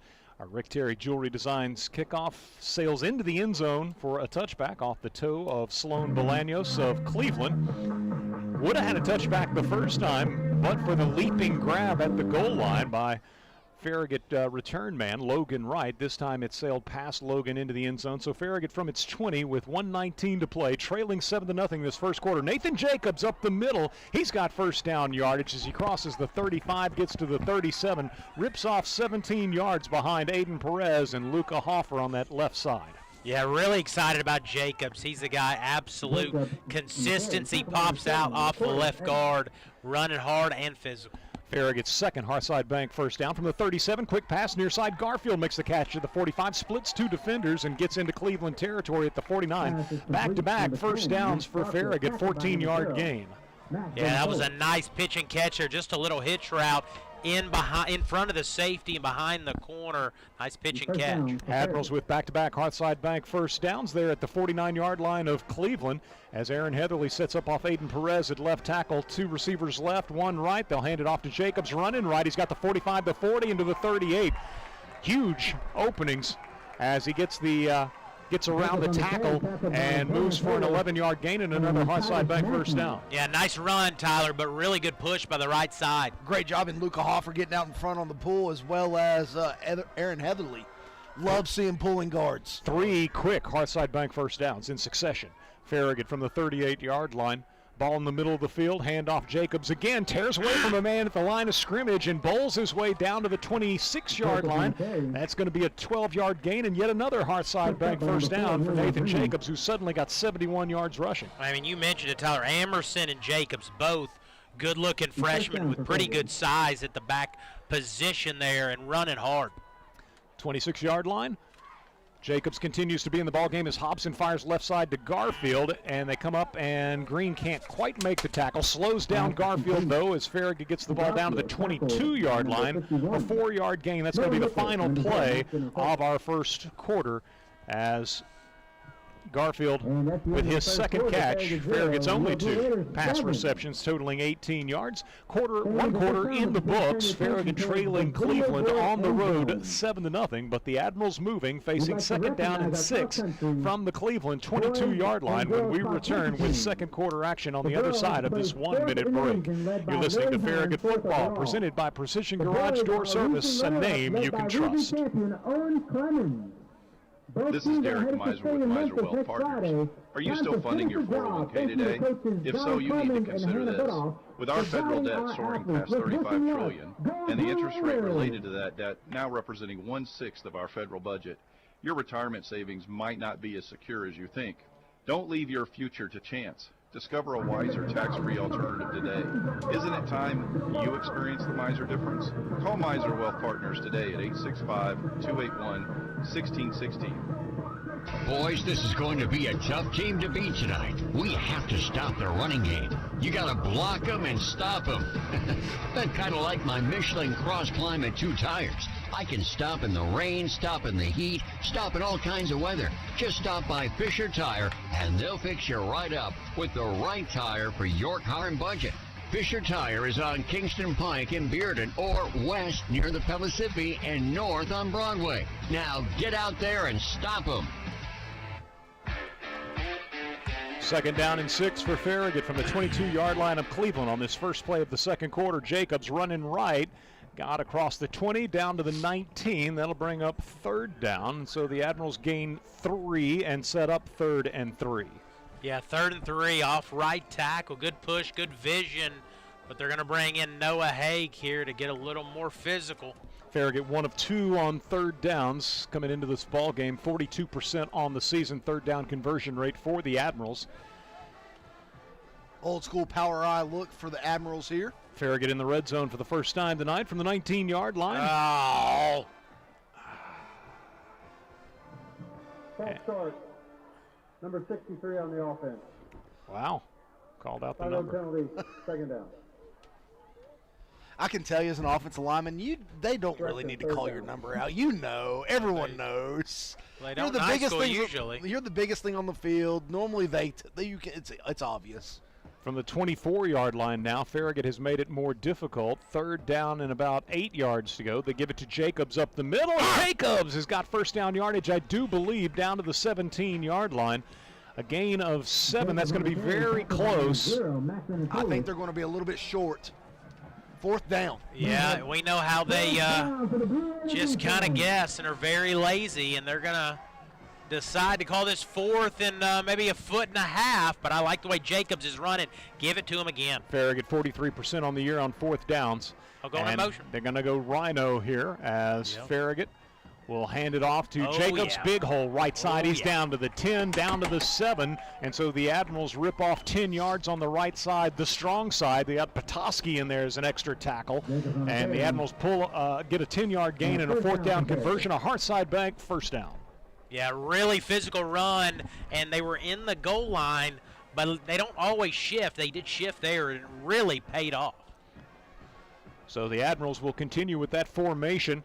And all the splits very tight, and they dropped the football and got back on top of it. Charlie Noble dropped it, was able to recover it, and the Admirals from the 7-yard line. Coach Giles a little bit upset. The white hat says, Coach, you need to get back to the sideline, as he's seen 2 of his running backs drop the groceries here early on. It was a 2-yard gain. It's to the 5-yard line. 2nd down, goal to go. They give it to Noble again. He's looking for the end zone, and he's finding it off the right side. Again, running to the strong side of that unbalanced formation. It's Charlie Noble off the right side, scoring from 5 yards out as Noble gets Farragut on the board. Charlie with his 4th touchdown of the season. Yeah, the jumbo goal line has been very successful most of the year, getting a really good push in as Charlie just follows the big guys off right tackle. Give him 6. 5-yard touchdown run and a chance to tie the game for Ryan McHugh. McHugh 18 of 20 on his PATs this year. Luca Conforti to snap, Noah Haig to hold. 10:04 to go in our first half as McHugh's extra point is true, and Farragut has tied this game at 7 again with 10:04 to go until halftime. Back in 1 minute with the Rick Terry Jewelry Designs kickoff as you listen to Farragut football presented by Precision Garage Door Service on West 105. The Shrimp Dock, Knoxville's premier fresh seafood market, offers fresh seafood entrees at all 3 of its area locations. Po' boys, crab cake plates, fish tacos, shrimp, salmon, and more. Choose an entree, choose a side and a beverage, dine in or carry it out. You won't regret making the Shrimp Dock your choice for a seafood meal. 3 locations to serve you: Farragut, Bearden, and Alcoa. All locations open at 10 a.m. Monday through Saturday and until 11 a.m. on Sundays. Like us on Facebook for the Fish of the Week and other weekly specials. The Shrimp Dock, Knoxville's premier fresh seafood market. Hey, it's Matthew Bryan. Trust my local insurance team and me at Bryan Insurance Group for all your insurance needs. Personal or business insurance, our team will find the most affordable rates and coverage you need. Call us at 865-983-8114 or find us online at bryaninsurance.com.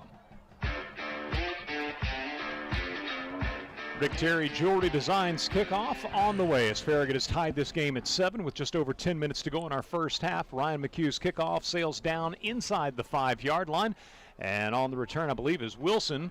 Sidesteps a man at the 20, loose at the 30 to the 40, and scoots into the Cleveland bench across the way. Out of bounds is Cameron Wilson, somewhere around perhaps the 45-yard line. So the Admirals did a little bit better job last week covering kicks, but Wilson gets it back out to the 40-yard line on this one, and it's a good starting field position for the Blue Raiders. Yeah, only kick to the 5, and Tyler's fan club got a couple starters on kickoff. Harrison Smith gets him out at the 40. Setting up is you also see Doubleday, you see Petoskey and Beaver on the defensive line along with Dinkle. Brooker and Paris, the inside linebackers, with Noah Haig at the star linebacker. Westfield, the receiver to the near side. They're going to run it up the middle, and that's going to be back in the ballgame, I believe, Tyrell Amerson. So Amerson carries from the 40 to the 46. Good gain on first down for the Cleveland freshman, who now has 36 yards rushing. Kind of surprised to see him back in there because he didn't move at all when he got leveled a few minutes ago, but no, he's back in there. 8 carries, 36 yards. The quarterback, McGowan, 2 carries, 6 yards, including the touchdown. Cameron Wilson, a couple of carries for 9 yards thus far for Cleveland. Through the air, McGowan's 2 of 5 for 40 yards. Snap comes back, handed to Amerson. Petoskey's right there to ride him down immediately. And so from the 46-yard line, it's going to be a 2-yard loss. Owen Petoskey's been all over the place early in this ballgame. Yeah, we're running the ball with conviction. Great to see the offensive line playing like they did early in the season. And then Petoskey has been a wrecking ball at the defensive line. Clock rolling, under 9 minutes to go now in the first half in this 7-7 game. Farragut, which has had its struggles on the road this year, and Petoskey's asking to come out of the game, and so he'll just slide down. And it's a 3rd down for Cleveland. So Petoskey, maybe a helmet issue. He's gonna. Farragut. That's their first time. He's asking for another helmet, and teammate Isaac Main's going to give one up to him, perhaps. Yeah, he just goes down. I think we see that in the college game often. But he goes down. He's trying to get his another helmet. Unfortunately, Tyler, he has to be out for this big 3rd down. He does, but you got to love the unselfishness of a teammate throwing you a helmet on the sidelines. I'm going to have to disagree with you there. If Owen Petoskey says, hey, give me your helmet, you're going to give him your helmet. So let's not act like you won an Academy Award there. Well, no, but I will say, I had a guy in high school that, like, I went around and tried on a couple just so I could find that was close. I had a guy that, if in a situation like that happened, he knew. He knew. Like, if I was coming to the sidelines and I had my helmet off, to get his helmet to me. Oh, so you had a helmet guy. I had a helmet I don't guy. think I ever did that. Let me see which helmet fits the best in case I ever need one of yours, guys. Jackson didn't do that. I like that. Jackson Plumley, to my surprise, enters the ball game for Petoskey. They throw short, there. And the tight end's going to make the catch. Farragut can't make the tackle on the big guy. He's loose at the 45-yard line, moves for 1st down yardage at the 44, and so that's going to be 12 yards and another 3rd down conversion as they were able to get it to Quentin Jones. Yeah, and he's a big tight end, Tyler, and your boy, a couple missed tackles there, and the big fella's hard to bring down in the open field at his size. And he showed some impressive moves there as well as Petoskey checks back in the ball game. Yeah.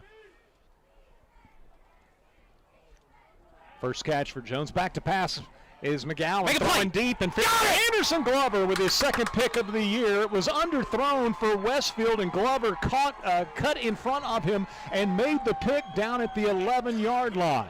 The Admirals with their first takeaway of the night after turning the ball over themselves twice early on, and Farragut thwarts a Cleveland drive. They'll take over at the 11 in a 7-7 game with 8:15 to go in our first half. Yeah, a little post route. McGowan had good protection, little bit underthrown, and all-athlete Anderson Glover cuts in front of it. Big turnover as the Admirals have it on the 11.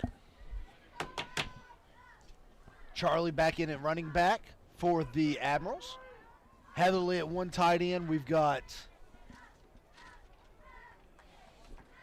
trying to see here, I'm looking. Hand off. Charlie, big hole, right side, moves to the 19-yard line. 8-yard gain on 1st down for Charlie Noble. And Cooper Sandridge in the game at the slot receiver for the Admirals. Yeah, that is not something we've seen a lot. Along with Max Garfield, and I believe it's also going to be 9 or 5 down here. I can't read the number for some reason. Cooper, senior, Sandage, 5'10", 155, number 39 on your Farragut roster. Handed off to Noble, and he's across the 20 to the 21. That ought to be right at the 1st down line to make. If the official on the near side, he's going to say move the chains. 2-yard gain for Noble, and a Hearthside Bank 1st down. Just throws that hand in the air and said, move it. Didn't give much of a look at all. Just said, move the chains, fellas. As Charlie Noble running, not having to run as many carries this year, but looking more effective when he's in there. 3 receivers left. Now Heatherly will move in as the H-back, a tight end on the left side. They hand it off to Noble, running right behind Heatherly, and he's out to the 28-yard line. That's going to be 27-yard line, a 6-yard gain on 1st down for Noble. And hopefully Jacobs is okay. Like Tyler said, looked like a little bit of a shoulder issue early in the game, but he's standing behind the coaches, looking ready to go. Luca Hoffer introducing Trey Highland to the ground on that last play. 2nd down and 4. And he'll be pulling it. Corbin Hobson slides down then in front of Max Denatolis as he moves to the 28-yard line, it would appear. Yeah, he pulls it on the quarterback read, but goes down early to avoid the big hit. Doesn't get the first down. Third down conversion attempt for the Admirals right here. Farragut just one of 3 on third.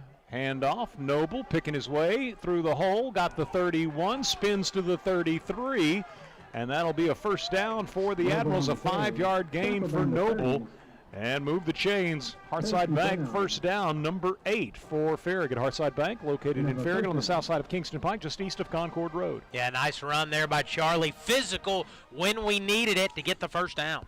6 minutes left to go here until halftime. Handoff, Noble running left, and Charlie bouncing it outside to the 35, to the 40, and maybe the 41, so stretching it towards the Cleveland sideline for all he could gain on the play, and that's going to be about 7 yards. Yeah, nice run there by Charlie off left tackle. Bounces it outside, but gets what he can.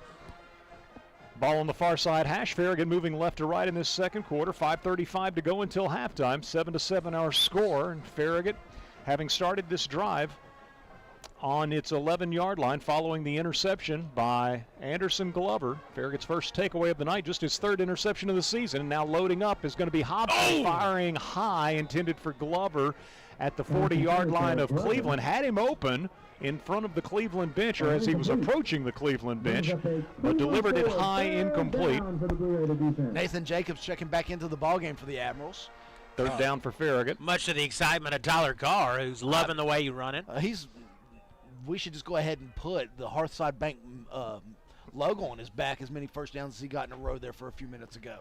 40-yard line, 3rd down and about 3 to go. They're bringing the blitz. They give it to Jacobs, and Nathan spins away from a defender and gets across the 45 to the 47. That'll be a 7-yard gain. Farragut did a good job picking up the blitz. Jacobs moved right of the blitzer, then spun away from a would-be tackler, got the 3rd down conversion on the 7-yard run. Yeah, he's running hard. Good to see him back in the football game, and another first down.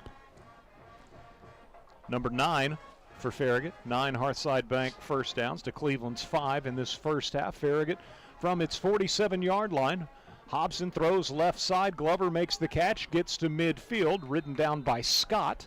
And that'll be a 3-yard gain on first down through the air for the Admirals as Glover makes his first catch of the night. 3rd completion for Corbin Hobson, totaling 21 yards. 2nd down and 7 for the Admirals at the midfield stripe. Yeah, that's a play they love to run. I believe we were running that on the fumble early in the game. As we get it out quick, and the receivers are blocking downfield there for Glover. Garfield to the far side in front of the Cleveland bench is the wide out to the near side. Got Haskins. Glover's in the slot. Heatherly's the tight end to the near side. They'll throw on the slant for Glover. Makes the catch at the 40 of Cleveland, is down to the 36-yard line. And so Farragut with a 12-yard gain over the middle in a Hearthside Bank first down. Yeah, just a quick slant there, and Glover, what a catch from Glover there as he gets his hands on it. Really well done. 37-yard line, so I guess that was a 13-yard gain. They'll hand it off to Charlie Noble back into the ball game, and Charlie down to the 32-yard line. That'll be a 5-yard gain for Charlie on first down. He's got 42 yards rushing. Offense looks good, balanced. We talk a lot about balance. We're seeing that tonight, running the ball, good push, a couple good pass completions as well. Clock rolling, 3:45 to go until halftime. Pistol formation for the Admirals, 2 receivers to each side. And Hobson throws left. Garfield makes the catch. Got a block from Heatherly. Work in the middle of the field to the 20, to the 15. Stumbles to the 10. And the Admirals with first and goal as they move 22 yards on the quick pass left to Garfield. Works over the middle of the field and sets the Admirals up in the red zone. Yeah, and it's not the most physical defense we've seen all year from the Blue Raiders at all, but a quick screen to Garfield. Used his big size and physicality to break a couple tackles to get to the 10. Farragut back in the red zone where they converted with a 5-yard touchdown run by Charlie Noble earlier. 7-7 our score. Noble, the loaded pistol, takes the handoff, running right. Farragut pushing on that side, and Charlie works his way down to the 5-yard line. Good push off the right side by the Admirals. It's 2nd and goal from the 5. Yeah, good patience there, Tyler, by Charlie, letting the play develop from the big guys. Like I said, got exactly 5. Second down and goal at the 5.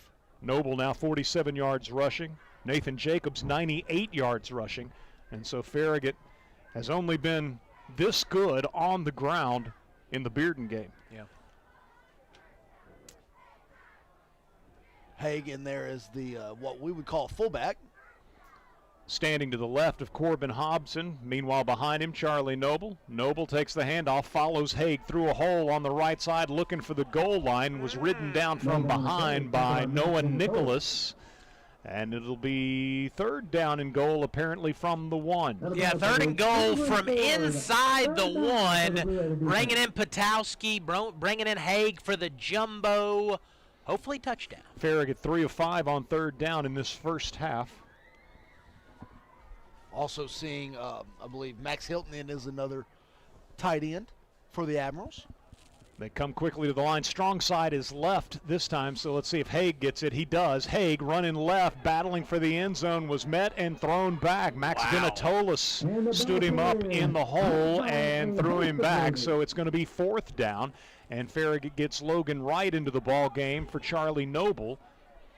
Yeah, that was right at the goal line. You said that was Edens, wasn't it? 7. That was a nice form tackle, and he allowed him to get nowhere. Admirals are definitely going to go for this. Minute 25 left in this half. Got to get in. Farragut 1 of 1 on fourth down tonight, and it'll be the quarterback pushing and scoring. Corbin Hobson scores on the keeper, and the Admirals are on the board as Corbin Hobson scores his third rushing touchdown of the season. This one from 1 yard out as the Admirals convert on fourth down and take their first lead of the night. Yeah, just run the quarterback sneak. Don't get wild on the jumbo. Just sneak it right up the middle. Good push. Admirals with a big 6. Farragut with 2 touchdowns in 2 red zone trips. Hobson, the 1 yard touchdown run, and now Ryan McHugh on to attempt the extra point. Noah Haig will hold. Luca Conforti will snap. Ryan McHugh's extra point is up and good. And so Farragut leads it 14-7 with 1:20 to go in our second quarter. Back with the Rick Terry Jewelry Designs kickoff in 1 minute as you listen to Farragut Football presented by Precision Garage Door Service, a name you can trust. Here at the Mike Dyer Agency, we know insurance coverage options can be overwhelming. That's why we partner with Nationwide to help you find the best protection for you and your family's needs. Give us a call today at 865-966-2111 to learn more. Or visit our website at MikeDyerInsuranceAgency.com. And remember, Nationwide is on your side. Nationwide Mutual Insurance Company and affiliates, Columbus, Ohio. Hi, this is John Blair from Blair House. This time of year is filled with birthdays and anniversaries that call for gifting that is both personal and unique. At Blair House, we offer a wide variety of jewelry, chandeliers, and other unique and hard-to-find gifts for when the gift must be perfect. Blair House, your time-tested connection to the treasures of the past. Blair House, 210 North Forest Park Boulevard in Bearden. Follow them on Facebook and Instagram. Blair House Antiques, Knoxville.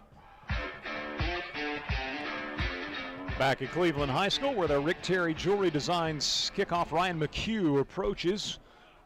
Farragut leading 14-7, and this will go down to the 5 yard line where I believe it's going to be 21, right?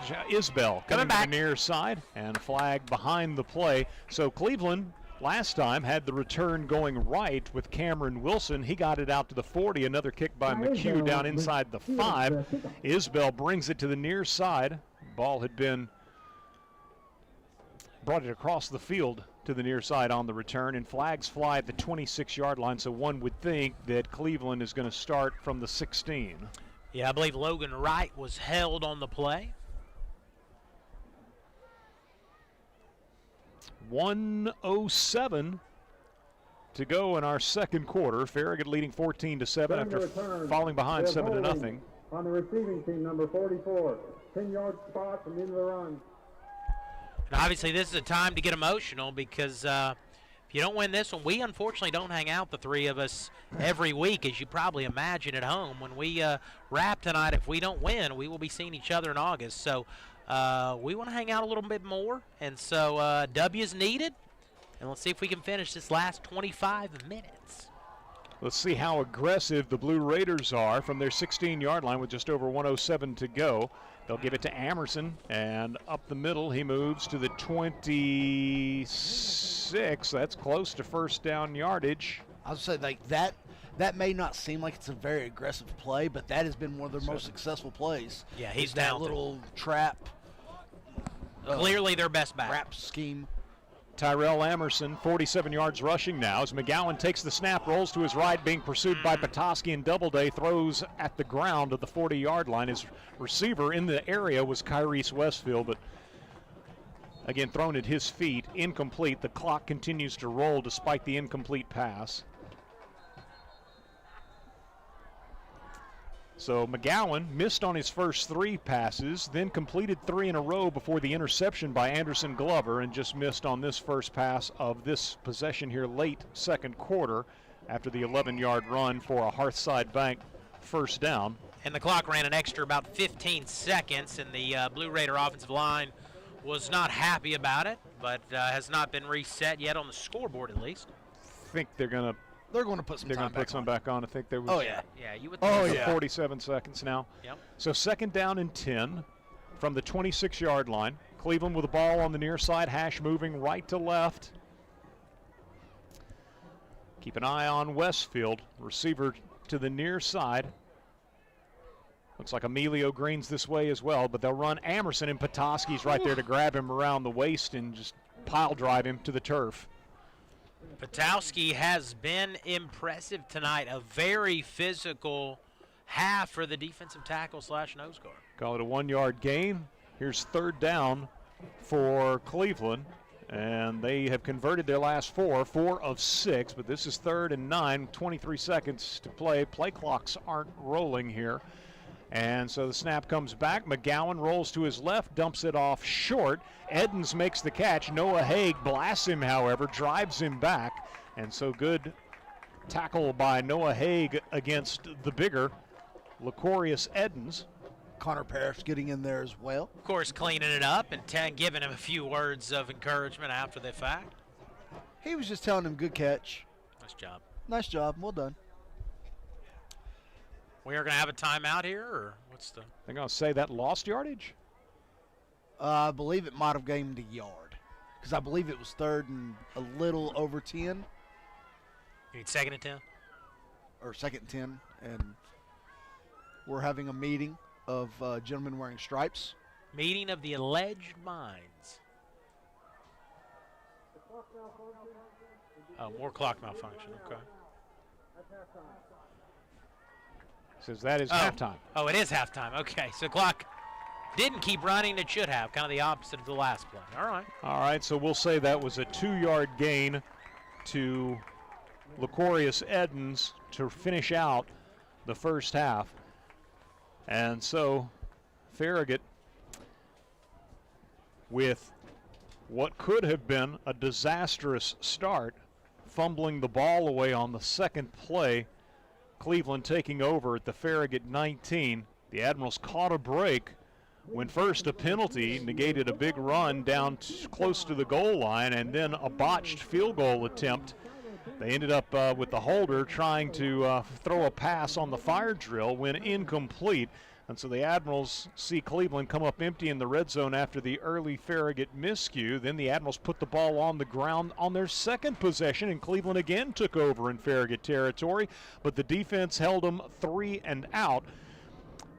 Cleveland would get on the board first late in the first quarter, but the second quarter belonged to the Admirals, and they lead it here at intermission by a score of 14-7. So let's get a 3-minute break, and we will return on the other side with our Precision Door halftime show. Again, your halftime score, Farragut 14, Cleveland 7, as you listen to Farragut football presented by Precision Garage Door Service, a name you can trust. WFIV 105.3 FM, Loudon, Farragut, Lenore City. You're listening to West 105. Leaky pipes. Oh, no! Toilets clogged. Oh, crap! Don't freak out. Just call us. Problem solved. Okay. No job too big. No job too small. Oh, great. Repairs, installs, relax. We do it all. Valley Plumbing. Any plumbing issue, anytime. Call your Valley Plumbing professionals today at 865-351-0643 or visit valleyplumbingtn.com. That's valleyplumbingtn.com. Shop Farragut loves Farragut sports. From football to basketball to baseball and softball, we love supporting our hometown teams. We also love it when you shop Farragut and support our hometown businesses. You'll find everything you want when you shop Farragut. So support our local businesses and shop Farragut every day. We got the big box of mom and pops, so many groovy restaurants. Shop Farragut. Whether you're managing a household or running a business, Citizens Bank has a checking account built for how you bank. Choose from personal and business options with digital tools like mobile deposit, bill pay, and merchant services. Plus, support from a local team in Knoxville and Lenoir City that understands your goals. Learn more at citizensbank24.com. Member FDIC. Whether you're cheering on the home team or building your dream home, David's Abbey Carpet and Floors has you covered. From engineered hardwood to luxury vinyl, elegant porcelain to natural stone, David's has the winning design for every room and a championship team ready to help you score the perfect floor. Locally owned and proud to serve our communities from locations in Farragut, Maryville, and Pigeon Forge. Visit David's Abbey Carpet and Floors in-store or online today, where the Admirals shop for floors. This is Derek Miser with Miser Wealth Partners. Are you still funding your 401k today? If so, you need to consider this. With our federal debt soaring past $35 trillion and the interest rate related to that debt now representing 1/6 of our federal budget, your retirement savings might not be as secure as you think. Don't leave your future to chance. Discover a wiser tax-free alternative today. Isn't it time you experience the Miser difference? Call Miser Wealth Partners today at 865-281-1616. You never think about your garage door until there's a little... Oh, no. Or even the occasional... Now that can be good. That's why the pros at Precision Garage Door Service are available same day with fully stocked trucks to fix it fast. So we can turn into... Oh my, wow. Precision Garage Door Service, the name you can trust.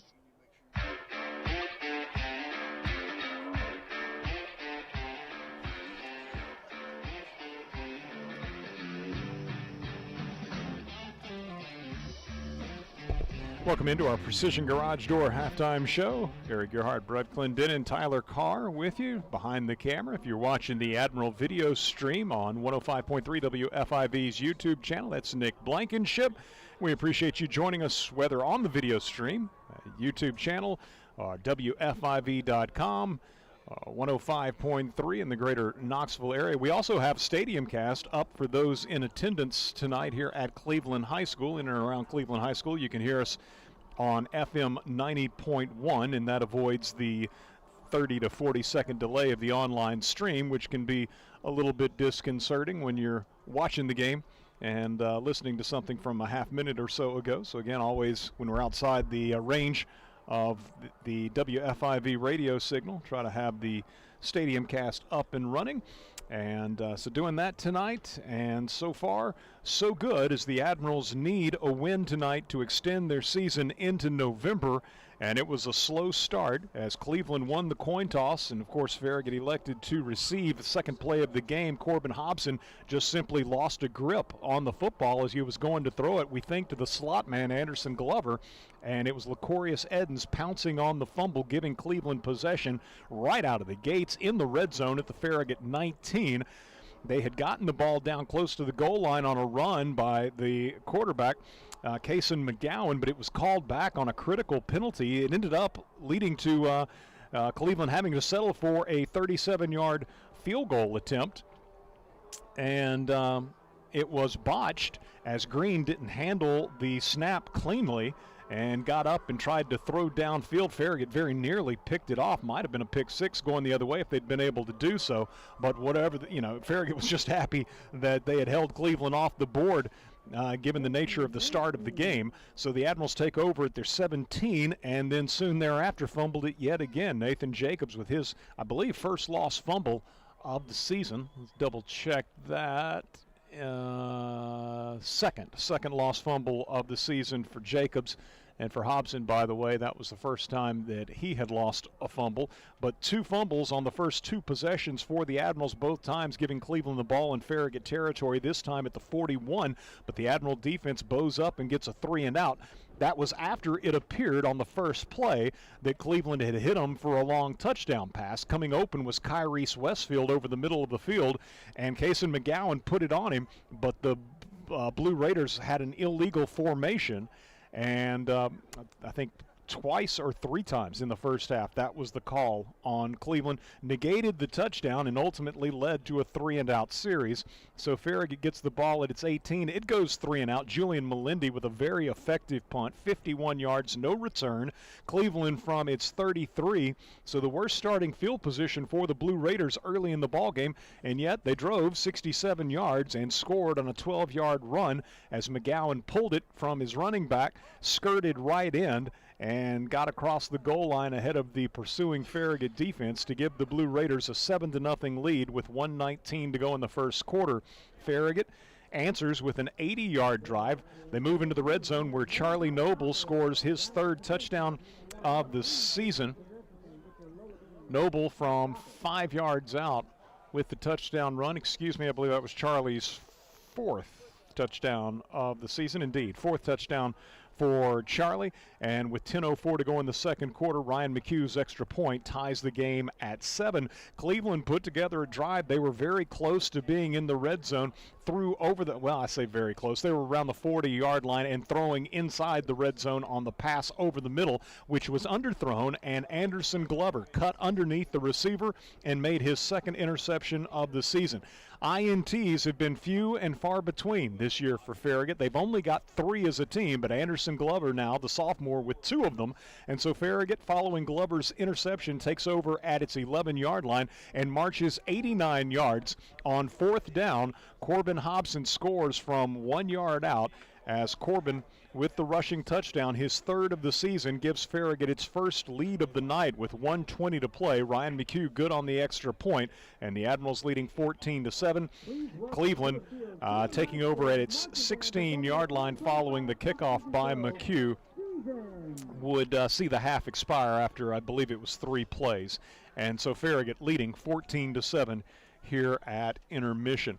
Looking at some of the team stats, Farragut with 2 turnovers, Cleveland with 1. As for Hearthside Bank first downs, Farragut with 11, Cleveland with 6. On 3rd down, Farragut goes 3 of 6, Cleveland goes 4 of 7. On 4th downs, Farragut 2 of 2, Cleveland 0 of 1. And penalties, Farragut 1 for 5, Cleveland 4 for 25. Admirals leading 14-7 at intermission. Let's get another 3-minute break. We'll return with more of our Precision Door halftime show on the other side as you listen here on West 105. Banking should feel personal, and at Hearthside Bank, we make sure it does. With services designed for you, from everyday banking to complex loans, we're here when you need us. Visit our Farragut branch today and discover the difference of banking with a local team that is always within reach. Hearthside Bank, member FDIC, equal housing lender. Looking for a fast quote? How about the right quote? We here at the Mike Dyer Agency can deliver both to help you with your insurance needs. Call us today at 865-966-2111 to learn more, or visit our website at MikeDyerInsuranceAgency.com. And remember, Nationwide is on your side. Nationwide Mutual Insurance Company and Affiliates, Columbus, Ohio.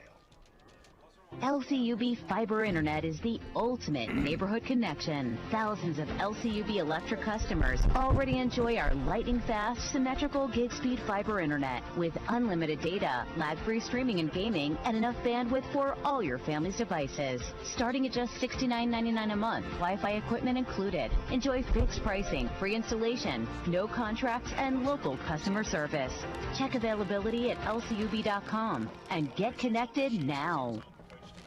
Shop Farragut loves Farragut sports. From football to basketball to baseball and softball, we love supporting our hometown teams. We also love it when you shop Farragut and support our hometown businesses. You'll find everything you want when you shop Farragut. So support our local businesses and shop Farragut every day. We got the big box of mom and pops, so many groovy restaurants. Shop Farragut. Fantastic customer service, a knowledgeable team, expert craftsmen, and so many 5-star reviews. Hi, I'm Rick Terry with Rick Terry Jewelry Designs.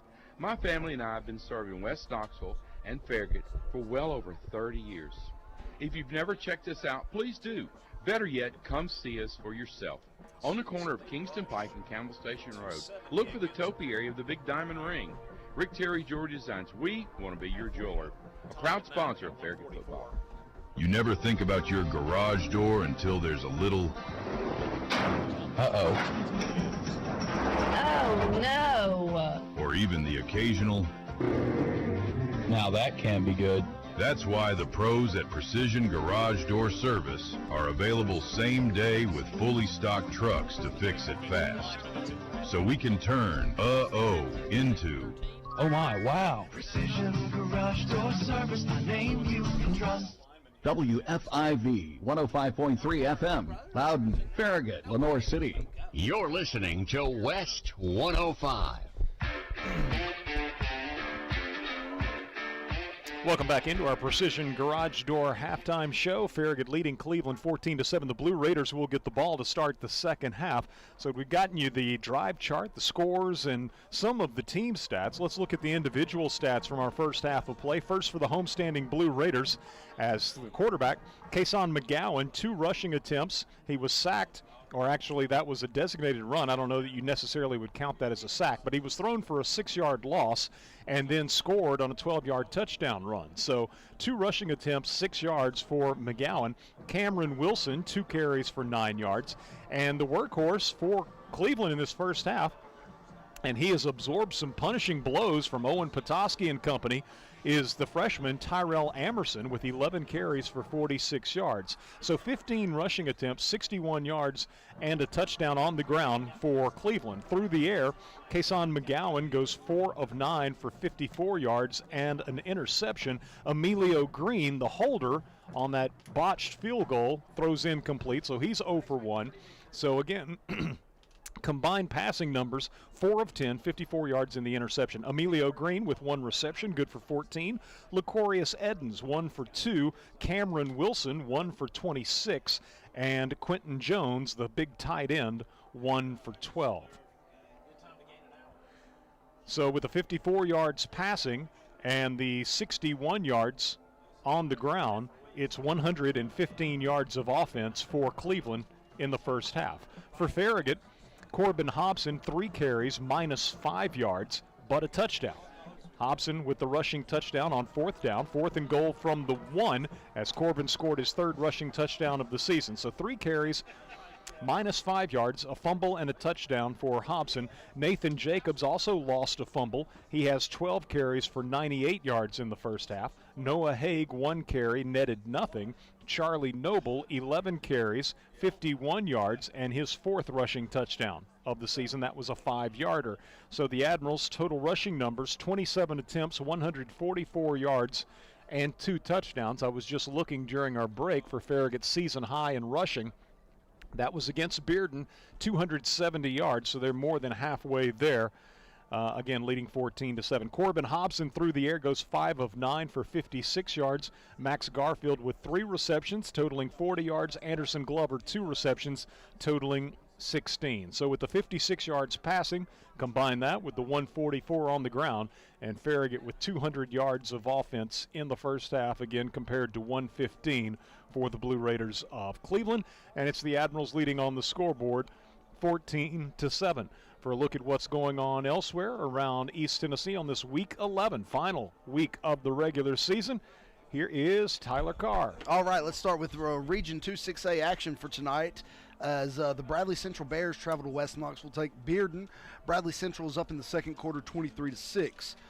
In a battle for the 2 6A championship, Oak Ridge travels over to Blount County to Maryville High School, and right now at the half, the Red Rebels lead the Wildcats 27-0.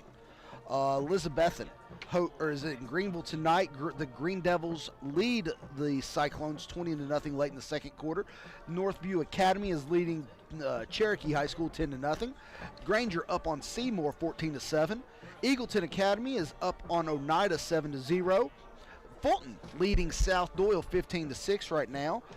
Carter and Gibbs deadlocked at 7 as the Green Hornets just scored and tied that game up late there in the first half. At the half, Kingston and Meigs County tied up it all at 7. Midway has a 34-point lead over Wartburg. Harriman and Oakdale tied at 0 as Coach Quayu Graham looking for his first win as the head coach of the Blue Devils. Polk County leads Tellico Plains 28-12. Rockwood up on Greenback in the first quarter 7-0.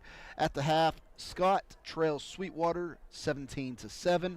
Heritage up on Union County 27-0. Tied at the half, or not tied at the half, excuse me. Powell up 7-3 over West at the half. Powell scoring on a blocked field goal early in the game. East Ridge has a 6-0 lead over Sequoia. Saudi Daisy and Lenore City in a tight one as the Panthers lead the Trojans 18-14. Red Bank up on Loudon 27-0. I'm trying to track down the Riverdale Oakland score, but I believe that game just now is kicking off good, so I'm still trailing on that one. Also in 2 6A action, Hardin Valley leads Ooltewah 21-7. Down a little bit further south of us right now. Grace Christian up on Notre Dame 35-0. Boyd Buchanan up on Webb 14-0 back in Knox County. And we will stay tuned for postgame coverage, and we'll hopefully have I don't know if we'll have any answers. We'll probably have more questions, but we may have some solutions of potential playoff matchups around the area next week. Hopefully what we know, regardless of matchups, is that Farragut is in. The Admirals are halfway there, leading Cleveland in a must-win game to make the playoffs, up 14-7 at the break. And we had thought that there was conflicting information online as to whether Westridge and Jefferson County were playing tonight or tomorrow night. Apparently it's tomorrow night. Dobbins, Bennett, and Science Hill are tomorrow night, so we're not going to know if Farragut does hang on and win tonight, qualify for the playoffs. We're not going to know who they're playing when we leave the air. But the main thing is that they have the opportunity to be a participant, and 200 yards of offense in the first half, 144 on the ground for Farragut. After the early turnovers, they've looked much, much better. So some early game miscues, but they've rebounded nicely and lead it 14-7, but Cleveland is going to get the ball to start the second half. Want to mention while I have the opportunity that Saturday, February 7th, will be the 14th annual Farragut High School Athletics Hall of Fame banquet. That will be at 5 p.m. Saturday, February 7th in the school commons. The event will, I'm sure, again be catered this year by Brown Bag. This year's honorees include Coach Eddie Courtney, also Drew Burnett, who was a class of '99 graduate, played football, basketball, and soccer, and has had some kids, of course, that are, and even a current Farragut Admiral, and so Farragut family through and through. Harrison Eldridge, 2004 outstanding baseball player. Katie Green, the 2004 class is well represented with Harrison Eldridge, Katie Green, who an outstanding soccer and track athlete, and Anna Miller, also from the 2004 class, an outstanding swimmer. Then you got Cole Strange. We remember Cole well, class of 2016, and of course current NFL player is Cole Strange. James Thomas going back to 2002. Great lineman for Farragut football, as well as a standout track athlete. class of 2012 softball player Bailey Williams, and from the class of 1993, Sarah Yeager, who ran both cross country and track. The service award inductees will be Michelle Brosette and Richard Huff. So congratulations to all of those folks. And again, we'll continue to mention it throughout our football broadcast. Of course, basketball broadcast coming up in about 3 weeks as basketball season tips off. But again, Coach Eddie Courtney among this year's inductees. So make plans to attend the 14th Annual Farragut High School Athletics Hall of Fame Banquet, Saturday, February 7th, 5 p.m. in the school commons. Also want to mention that our videographer for Farragut football and basketball is Nick Blankenship. And when he's not filming Farragut athletics, he's got his A-List Solutions business, which provides professional video services for a host of other occasions, be those personal or business related. A-List Video Solutions stands ready to assist with weddings, funerals, or any of life's other precious family gatherings. If you need to document a conference or presentation, let A-List Video Solutions help with its start-to-finish services. For more information about A-List Video Solutions' wide range of services, call or text 865-679-2276. That's 865-679-2276. 22-76. Farragut up 14-7 here at halftime on Cleveland, with the Blue Raiders set to get the ball to begin the second half. Let's get a 2-minute break. We'll return with that second half on the other side as you listen to Farragut football on West 105. Hey, it's Matthew Bryan. Trust my local insurance team and me at Bryan Insurance Group for all your insurance needs. Personal or business insurance, our team will find the most affordable rates and coverage you need. Call us at 865-983-8114 or find us online at bryaninsurance.com. Where do you go for shrimp straight from the Gulf, wild salmon, and the best clam chowder in the South? The Shrimp Dock, Knoxville's premier fresh seafood market. The Shrimp Dock has fish delivered from the Atlantic, Pacific, and Gulf multiple times per week. Whether it's fish on the grill for two or a shrimp boil tailgate party for family and friends, the Shrimp Dock is your home for fresh seafood and shellfish. 3 locations to serve you: Farragut, Bearden, and Alcoa.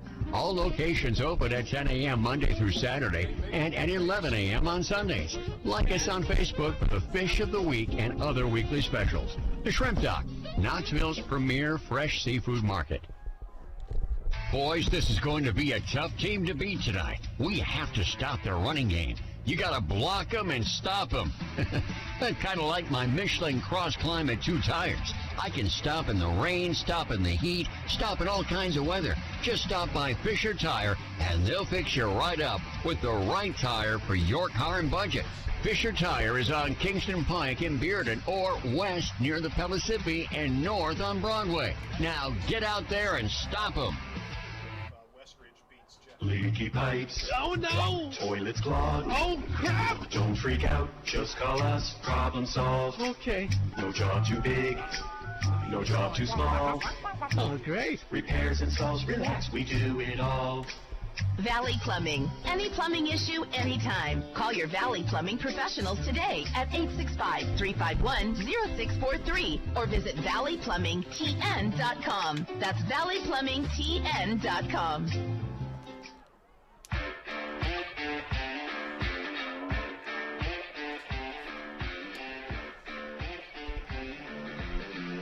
Eric Yard, Brett Clendon, and Tyler Carr. Nick Blankenship back here at Cleveland High School. Dusty Street in our WFIV studios. We appreciate you joining us wherever you may be listening in. You got the 105.3 WFIV YouTube channel, a direct link at farragutfootball.com if you'd like to watch Nick Blankenship's camera work with the WFIV call accompanying. WFIV.com around the world. You can listen in wherever you are. And, of course, in the greater Knoxville area, FM 105.3. Again, we've got the Stadium Cast here at Cleveland this evening on FM 90.1 for those attending the game.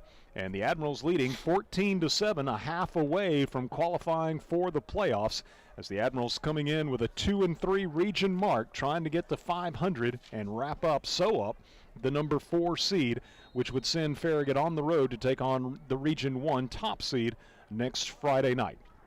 Ryan McHugh with our Rick Terry Jewelry Designs kickoff to begin the third quarter, and Cleveland will have back deep Isbell and Wilson. And this one is going to reach the end zone for a touchback, first time tonight. And so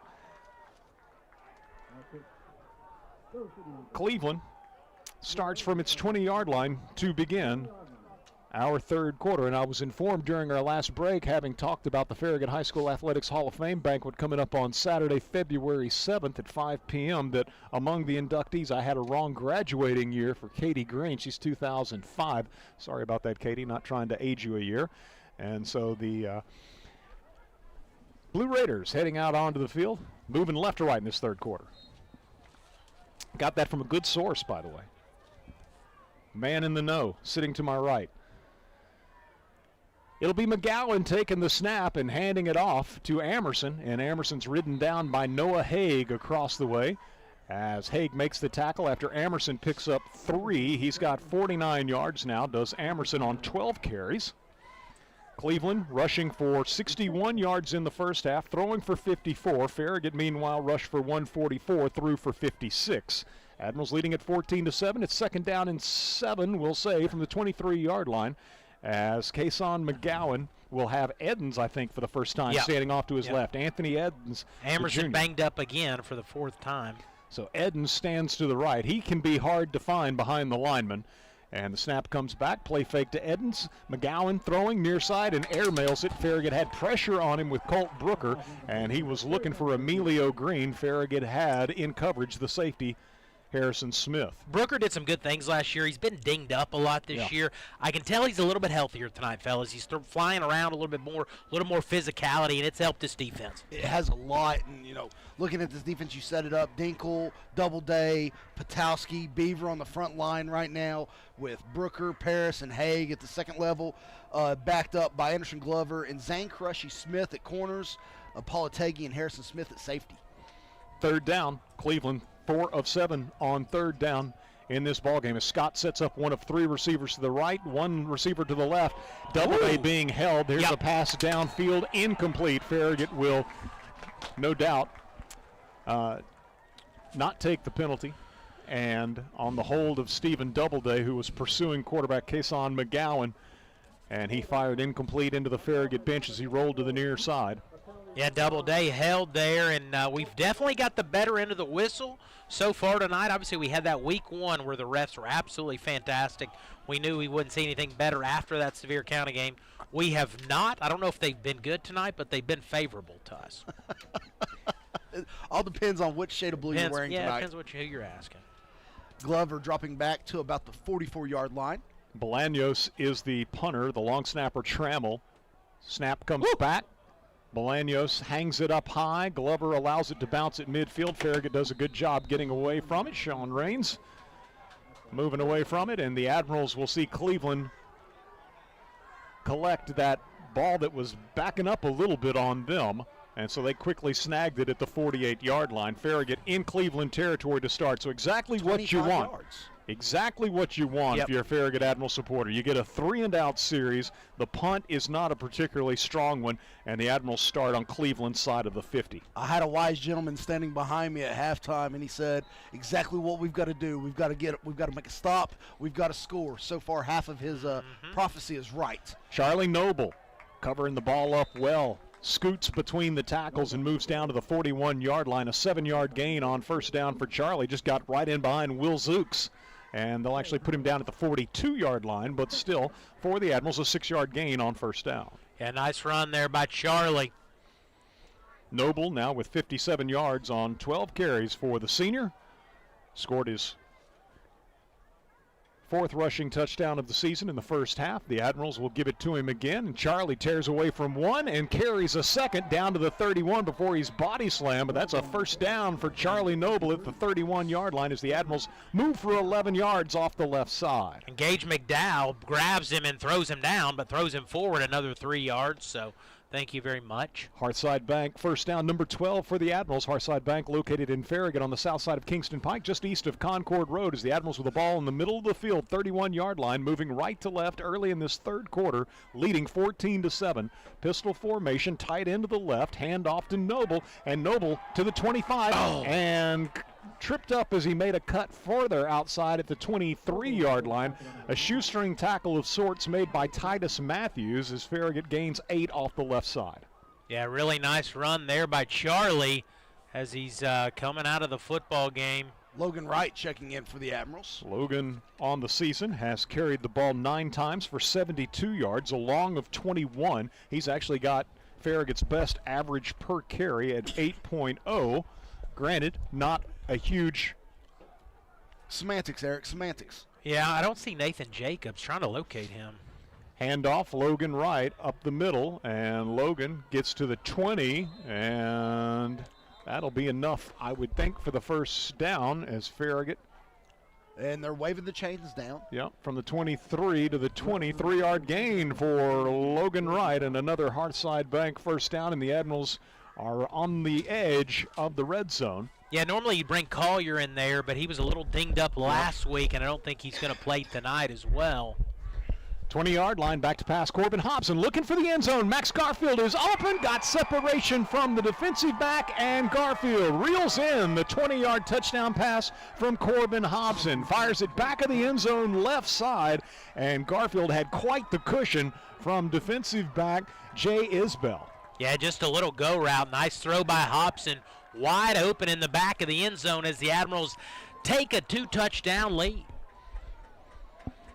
4th catch of the night for Max Garfield, the first aerial touchdown for the Admirals this evening, is Garfield now with 7 touchdown receptions on the season. Corbin Hobson with his 12th touchdown pass, and Ryan McHugh on to attempt the extra point. So Farragut gets a 3-and-out, then marches 48 yards, favorable field position, a 20-yard touchdown pass from Hobson to Garfield, and Ryan McHugh splits the uprights, and the Admirals with 8:55 to go in our third quarter now lead Cleveland 21-7. Back with the Rick Terry Jewelry Designs kickoff in 1 minute as you listen to Farragut Football presented by Precision Garage Door Service, a name you can trust.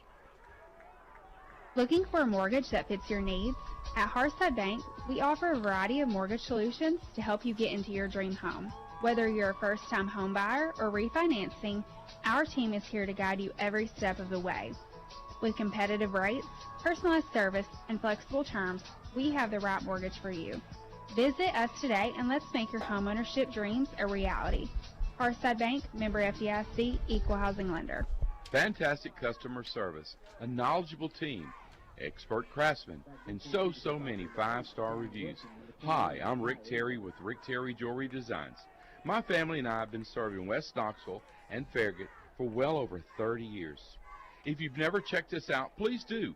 Better yet, come see us for yourself. On the corner of Kingston Pike and Campbell Station Road, look for the topiary of the Big Diamond Ring. Rick Terry Jewelry Designs, we want to be your jeweler. A proud sponsor of Farragut Football. Rick Terry Jewelry Designs coming up. Ryan McHugh approaches, sends this one into the end zone. Back-to-back kickoffs resulting in touchbacks to begin our second half.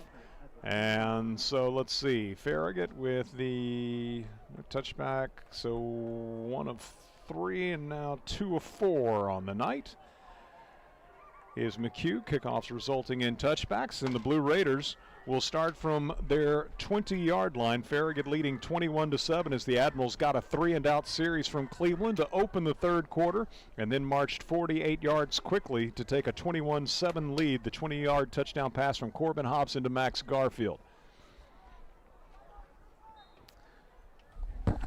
Let's have some fun. Pile it on right here.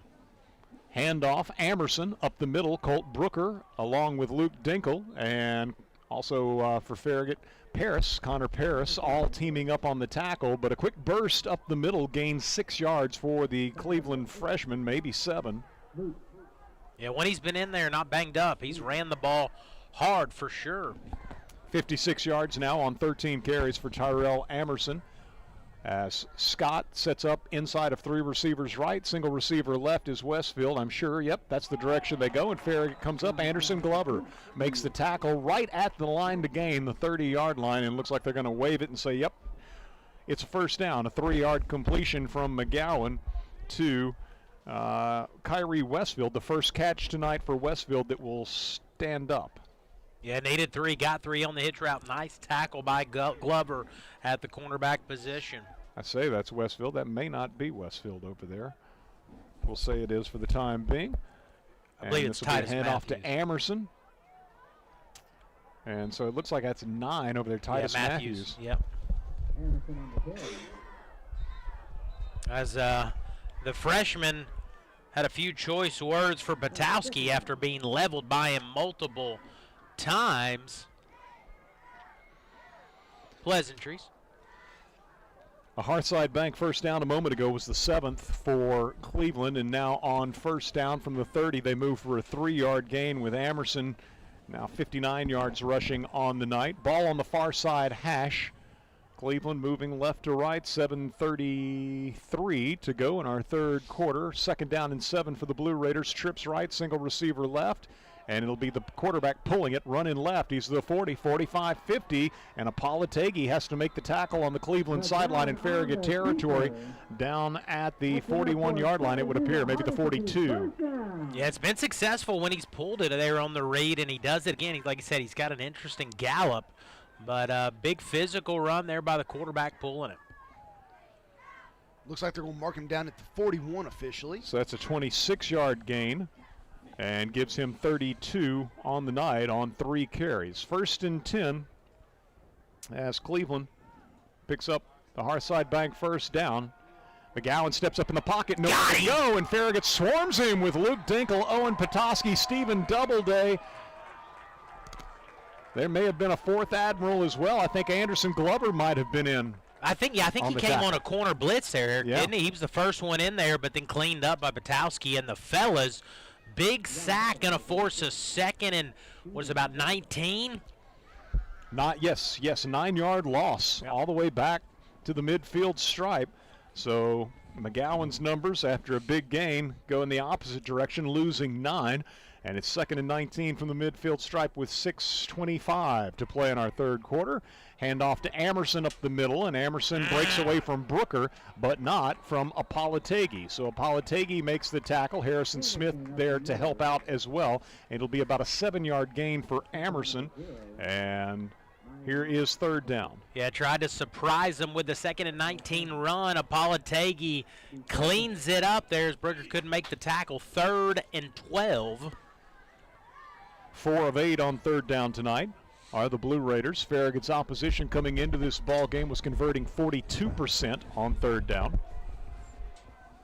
So from the Admiral, 43-yard line, play fake to Amerson, firing short. We've got a flag on the field, and the Admirals will see the completion, I believe, to Emilio Green. He's rolled into the Farragut sideline, close to first down yardage. Looks like 4th and 1, but I believe it felt like a false start to me. And the ref saw it my way. Another 5 men in the backfield for Cleveland. That's what, the 3rd or 4th time. And I'm betting it's probably an offensive lineman, probably just a little far back. Rule says your head's supposed to go to the hip of the center, you know, a lot of with this drop pop-up kickback style that you want to call it at offensive tackles, they think because they watch the guys in the NFLs do it from the 2-point stance that they want to be as far back as they can, and sometimes it leads you to line up off the line of scrimmage. It feels like Ayala. Ayala at left tackle is very.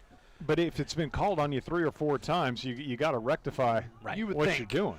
This is Farragut with pressure, Doubleday on McGowan. He rolls to his left, fires downfield, incomplete in the vicinity of the 5-yard line. Scott was the intended receiver. Mason Apolategi had good coverage, and the pass goes incomplete. And that'll bring up 4th down and very long.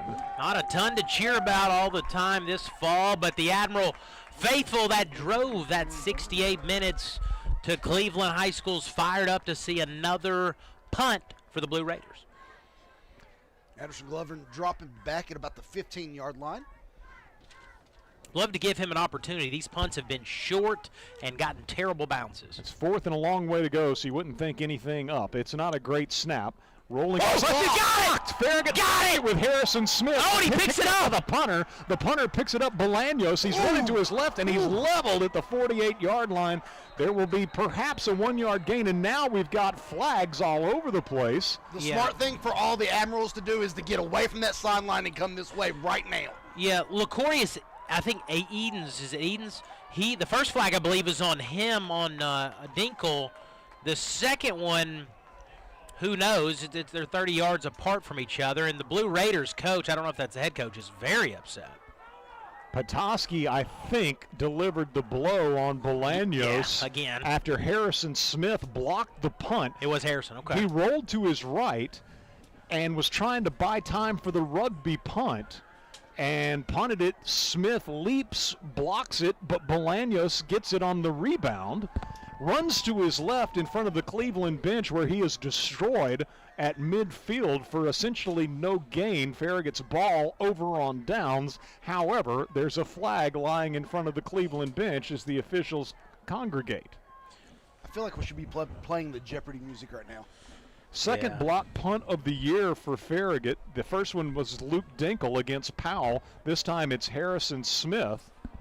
And you see that a lot where it's maybe an opportunity, but you really didn't think Harrison was going to get there.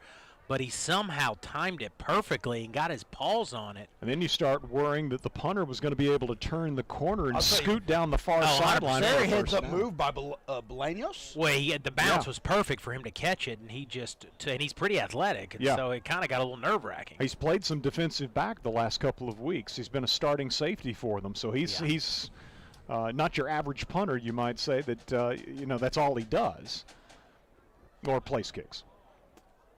And so they continue to talk. And, again, we've got a flag on the near side. Yeah, that one's, I believe, on Cleveland. I just don't know what the second flag is. I see one around the 50. Where's the second I think Cleveland came. There's one right here. Oh, I see it now on the hash mark. I apologize. Yeah. Cleveland came off the bench. You wonder about that. Maybe Farragut celebrated too much on the pop of the running punter. A lot of things being discussed, but if there's two penalties, maybe they're offsetting, and it's going to be first down where the ball's. Well, the Admirals have the football. I think that's for sure. Just got to work out the other particulars.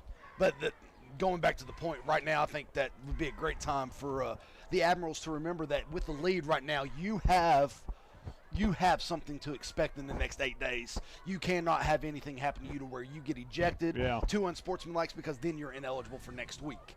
Sure, and Cleveland might get a little chippy. Let's see what they say here. Game. If he's mic'd. I think he's mic'd. He was mic'd earlier. Yeah, we heard numbers earlier. There are two fouls during the play. During the kick, they have holding on the kicking team. Yep, 7. And we have a dead ball foul, personal foul on the receiving team. It's 1st and 10, fair. Okay. Offsetting, I guess. Let's see if they do anything. Well, I mean, it wouldn't be offsetting, would it? Because it was a dead ball, so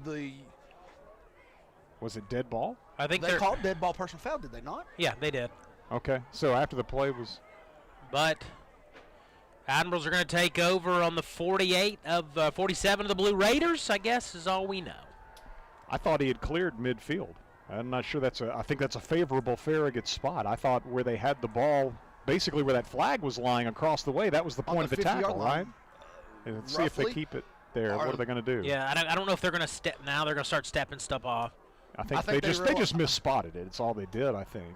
I don't think this is a step off. The guy picked the ball up and moved it, and now he's not sure where to move it to. He doesn't. He has no clue where the ball is. Honestly, I think this ball ought to be on the Farragut 49-yard line. It's on the Cleveland 47.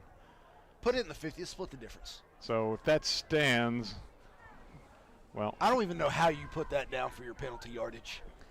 Well, I mean, they're offsetting, so it's really not an issue, apparently. And so the Admirals get the ball in Cleveland territory, and they'll give it to Logan Wright, and Wright to the 40, to the 35, and down to the 31, ridden down from behind by Gage McDowell, but the Admirals pop one off the left side, and it's Logan Wright to the 29-yard line, we will say. That's going to be a gain of 19 yards. Yeah, Jacobs, I did finally find him. He is without his pads on. But Logan Wright might be the 4th-string running back on the program, but I do like the spark he gives, running hard. And a hard side Hearthside Bank first down. Indeed, it is Farragut's 4th of this quarter and 15th of the game. From the 31-yard line, they give it to Wright, and he is hit in the backfield but got positive yardage. He was popped, I believe, Isaac Hendricks perhaps, and now very late flag. Flag comes in late. Maybe it was, I think it was Trey Denard that popped him. Also, nice height on that flag toss. Yeah, he wanted to let everyone know he was here, as he threw it 15 yards in the air. And I think it's going to be another penalty on the Blue Raiders, as the Blue Raiders head coach is losing his mind.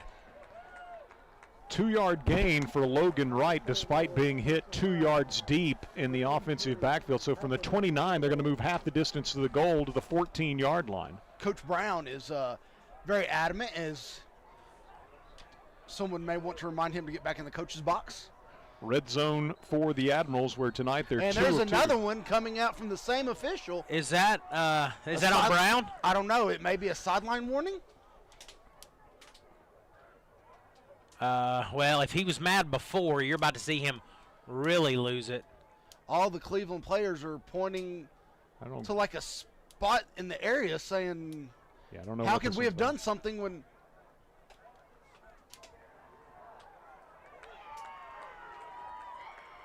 Unsports. Personal foul. Number 7. After distance. Oh, wow. Yeah. Oh, Rabbit Ears there, the back judge. He didn't like the mouth from number 7.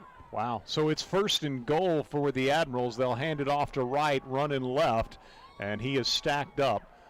All of this will fire up the Blue Raiders. In on the tackle was Max Denatolis, called his name a few times tonight. No gain, we'll say, for Logan off the left side. Maybe a loss of 1. Yeah, this should be a Wright and Charlie second half here at the running back position. Penalty first down a moment ago on that half the distance to the goal step off, so that was Hearthside Bank first down number 16 of the night for the Admirals. This should be 2nd and goal from the 8-yard line, as Farragut hands to Wright, running right, and not much doing. The Admirals had the extra tight end in the ball game with Max Hilton, and now he will exit, and Anderson Glover, receiver, returns to the lineup. Back down to the 6-yard line, so Logan picks up 2, and it brings up 3rd down and goal for Farragut. Admirals didn't face 3rd down on their first possession of the 3rd quarter, so their numbers from the first half, 3 of 6 on 3rd down. 3:15 to go in our 3rd quarter. Farragut leading 21-7. 3rd down, goal to go from the 6. The ball in the middle of the field. Back to pass. Hobson has time as he's rolling to his right now, throwing into the end zone. Can't connect with Glover. Incomplete. That'll bring up 4th down. Yeah, Glover redirects to the back of the end zone. Hobson tries to find a little bit overthrown, but you can't get cute there because you get the field goal. You're up 17 from your very reliable kicker.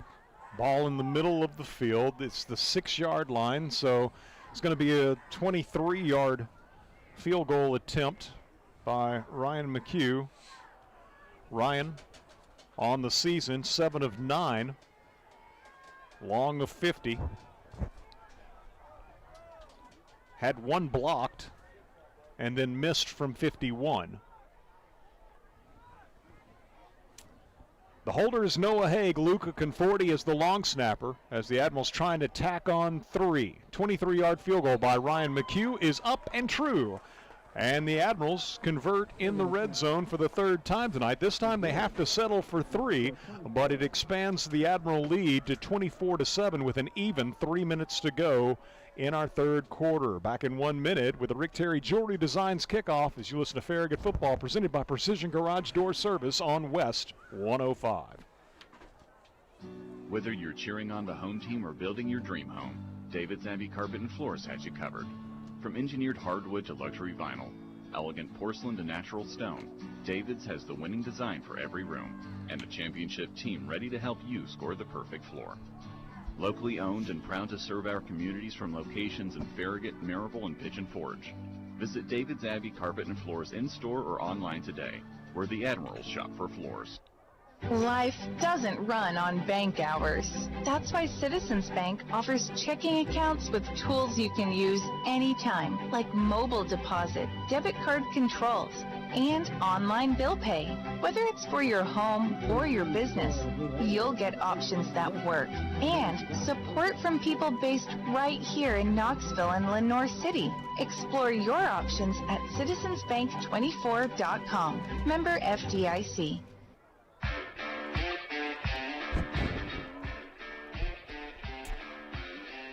Back at Cleveland High School, 3 minutes to go in our third quarter. Farragut leading 24-7. The Admirals with 24 unanswered points after falling behind early in this ball game, 7-0.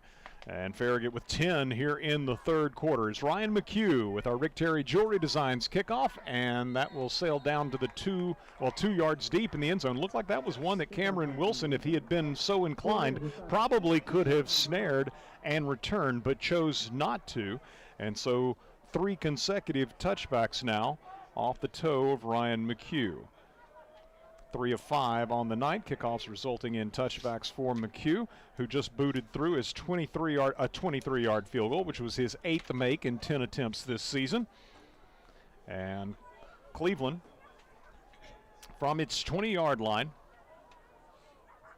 trailing Farragut by 17. The offense returns to the field.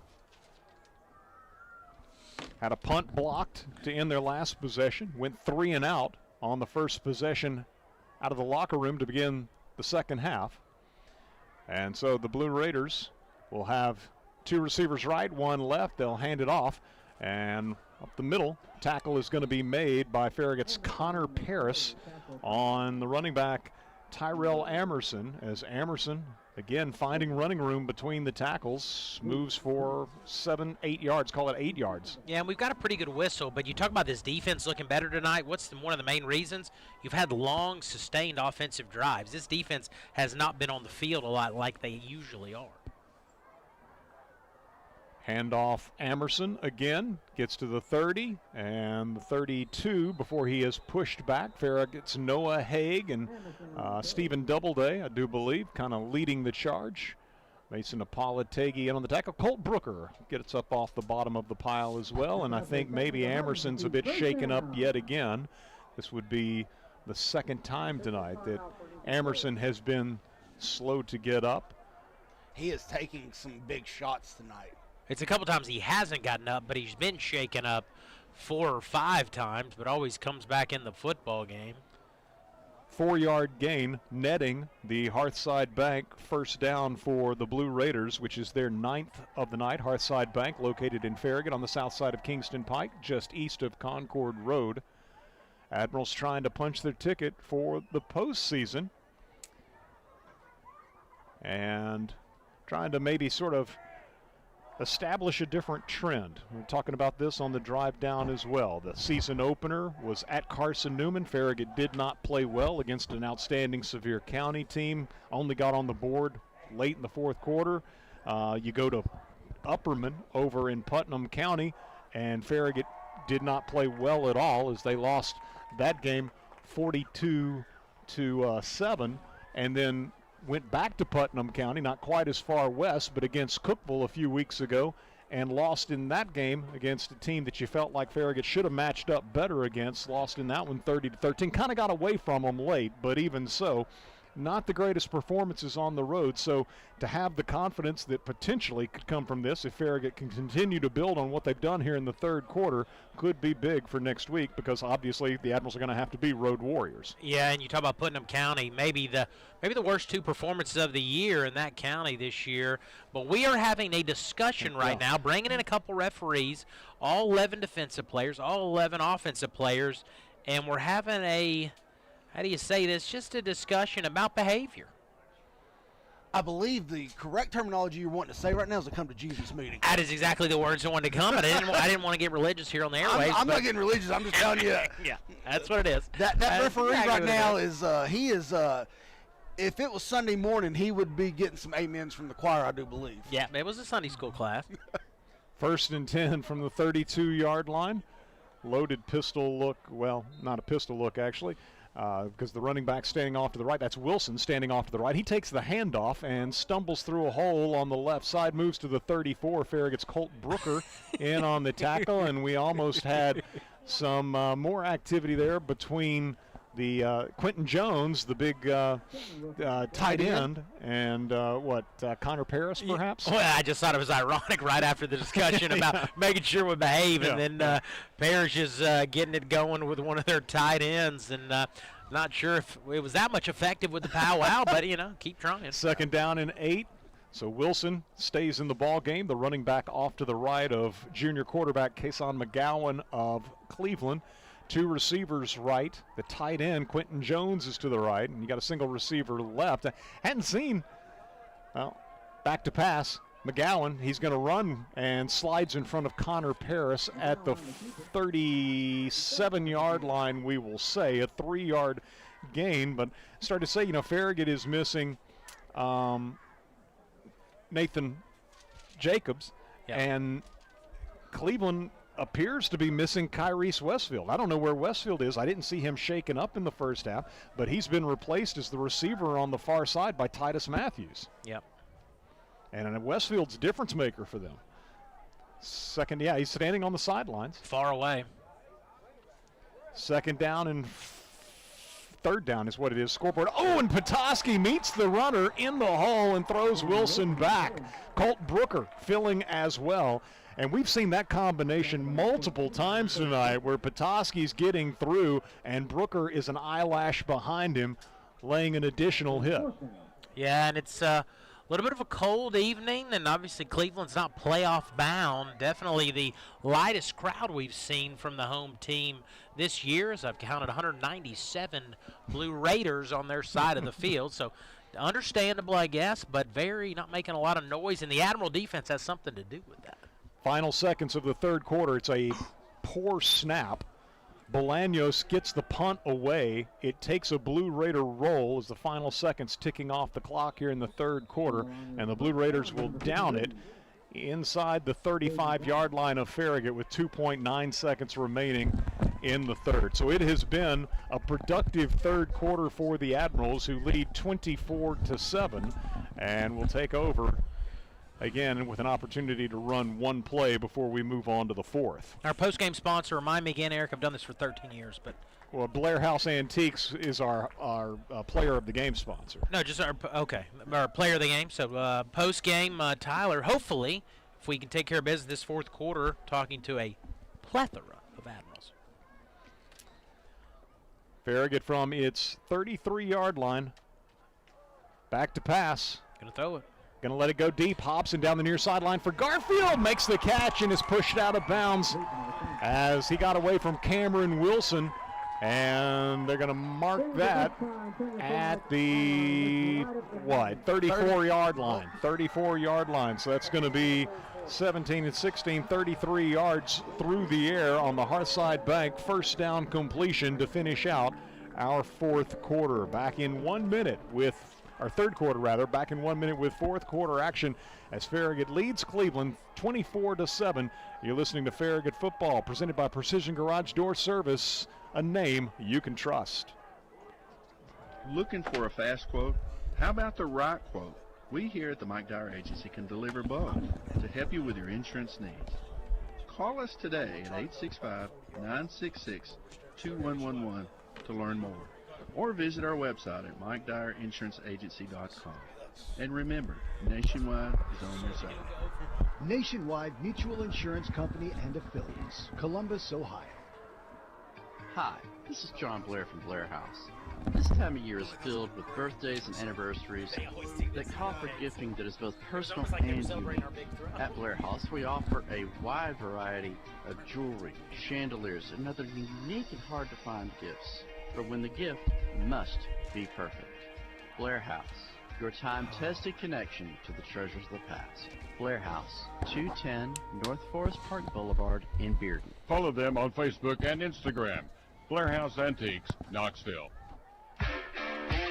Fourth quarter getting underway here at Cleveland High School. Farragut leading 24-7 with a first down and 10 at the Blue Raider 34-yard line after a 33-yard completion to Max Garfield. Hobson wants to let it go deep again, looking to the end zone, incomplete as he was trying to hook up with John Haskins. Took a deep shot for Haskins. Good coverage that time by Cleveland, as I think in coverage was Caden Thompson.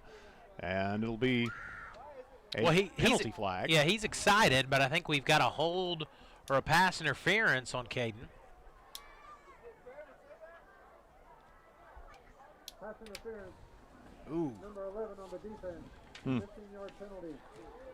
So that'll be penalty number 8 on the night against Cleveland for 66 yards. And Farragut picks up a Hearthside Bank first down as a result of the 15-yard step-off. That's 18 Hearthside Bank first downs for Farragut tonight. Hearthside Bank located on the south side of Kingston Pike, just east of Concord Road. And I don't say this very often, but I don't think the Blue Raiders have gotten an incredible whistle tonight. From the 19-yard line, and a good tackle by Charlie Noble by Max Denatolis. And I don't know if I guess maybe Farragut lost a couple of yards. Denatolis got penetration and wrapped up Charlie and tossed him down for a 2-yard loss. Noble was 74 yards rushing tonight. That's on 15 carries. Yeah, Denatolis, I like that name a lot, and he's had a couple tackle for losses. Handoff Noble running right to the 20, sidesteps a man at the 15. We've got a flag behind the play. Now another one comes in late, and they may have just, we'll see what this is. Cleveland might have just negated a penalty that would have been to their advantage. Yeah, it was a hold, 1 or 2 on Admirals, and then another flag on the Blue Raiders. There's a couple Blue Raiders are running what they would call hot right now. Noble got the ball down to about the 12. However, there's 2 fouls against the offense on the play. Holding number 56 and holding on offense as well. 10-yard penalty. Replay 7 down. 2 holdings. Okay, so the other holding was a downfield blocker apparently. I thought there was a third flag. I thought the third was a personal foul on them as they were trying to calm down one of their. I think he was frustrated. He might have been the victim of the other hold. So the ball's moved back to the 30-yard line, just beyond the 30, between the 30 and the 31. 11:18 to go in our ball game. That's the second penalty on Farragut tonight. It's been marked off. On one occasion, they were offsetting. 2 receivers to each side for Corbin Hobson. Back to pass, throws near side, making the catch John Haskins. And Haskins gets down to the 17-yard line. That's going to be a gain of 13 yards, and it'll bring up 3rd down. Nice curl route for Haskins. Yeah, nice shot from the senior. Really sat down there, did something with it, and got us into a manageable situation. It was about 3rd and 7, 3rd and 8. First catch of the night for John Haskins, and I do believe the longest of the season for the senior. And Collier's in the game at running back. Carter Collier checks into the offensive backfield behind Corbin Hobson. Pistol formation for the Admirals with Aaron Heatherly set up off Aiden Perez at left tackle. 2 receivers right, 1 left. They'll get it to Collier. No, they throw on the slant. And that's got to be pass interference on Farragut's Max Garfield, against Max Garfield, I should say, by Cleveland. And indeed, the Blue Raiders see more bananas on the field as Farragut threw the deep slant off the left side for Garfield after a nice play fake by Hobson to Collier. I was buying it. The safety ran into the corner in coverage, and looks like we've got an injured Blue Raider down. Yep. From friendly fire. And it will be a first down. Yeah, that ought to net Farragut the first down. Inside the 10. So no 3rd down try, but a Hearthside Bank first down. And they move the ball down, we'll say, to the 8.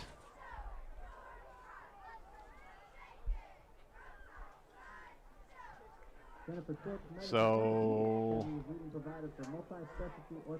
if it's at the 8, the previous spot wasn't the 16, was it? I don't think so. Yeah, I mean, at this point on the field, it ought to be half the distance to the goal on a pass interference. So was it the 18? I think they. Okay, they're saying half the distance. Okay. I thought the ball was farther back than that. It's a little bit tough to tell at times here. Need to remember to look at Nick's monitor more often. So an 8-yard penalty, 74 yards on 9 flags tonight for Cleveland, and Farragut with first and goal. Handoff, Carter Collier, left side, big hole. Carter inside the 5 and is swallowed up as he gets to about perhaps the 3. And again, Denatolis in on the tackle for Cleveland. Yeah, they're going to go to the jumbos. Collier gets his first carry tonight in multiple weeks, actually, as it's going to be second and goal from the 3, and the very successful tonight jumbo package is in. Max Hilton, weak side tight end. Farragut goes extra tackle with Owen Petoskey on the right side. Aaron Heatherly behind him. They hand the ball off to Logan Wright over the right side. Logan Wright into the end zone. First touchdown of the season for Logan Wright as he scores from 3 yards out of the Rhino jumbo package. And the Admirals lead it 30-7 with an extra point pending. 9:53 to play in this ball game. Yeah, the tight end over Rover jumbo package. Logan Wright really showing well from the running back position, getting some extensive carries. He's off right tackle. Great push, and he gets in for 6. 30-7 Admirals with the point pending. Luca Conforti to snap. Noah Haig to hold. And Ryan McHugh looking to remain perfect on the night. Does so. McHugh, who booted a 23-yard field goal earlier this half, now 4 for 4 on his PATs, and Farragut leads 31-7 with 9:53 remaining here at Cleveland High School in this regular season finale. Back with the Rick Terry Jewelry Designs kickoff in 1 minute as you listen to Farragut football, presented by Precision Garage Door Service, a name you can trust. I'll get the scores. Hey, it's Matthew Bryan. Trust my local insurance team and me at Bryan Insurance Group for all your insurance needs. Personal or business insurance, our team will find the most affordable rates and coverage you need. Call us at 865-983-8114 or find us online at bryaninsurance.com. Shop Farragut loves Farragut sports. From football to basketball to baseball and softball, we love supporting our hometown teams. We also love it when you shop Farragut and support our hometown businesses. You'll find everything you want when you shop Farragut. So support our local businesses and shop Farragut every day. We got the big box of mom and pop, so many groovy restaurants. Shop Farragut. LCUB Electric customers can get the highest quality fiber broadband internet for just $69.99 a month. That's 1,000 megabits per second upload and download speeds with a Wi-Fi router included. Don't suffer with slow internet. Get connected now at lcub.com. Back here at Cleveland High School as Ryan McHugh set to send it downfield for our Rick Terry Jewelry Designs kickoff. And this one is going to sail to the 1, and they say it's a touchback. Went through the hands and bounced in the end zone. Went through the hands of Cameron Wilson, but they're calling it a touchback. And so now 4 of 6 on the night and 4 in a row for Ryan McHugh. So Cleveland from its 20-yard line with 9:52 to play, trailing Farragut 31-7. The Admirals with 31 unanswered points. 2 turnovers early in this ball game for Farragut, but Cleveland couldn't capitalize on them despite having the ball deep in Admiral territory.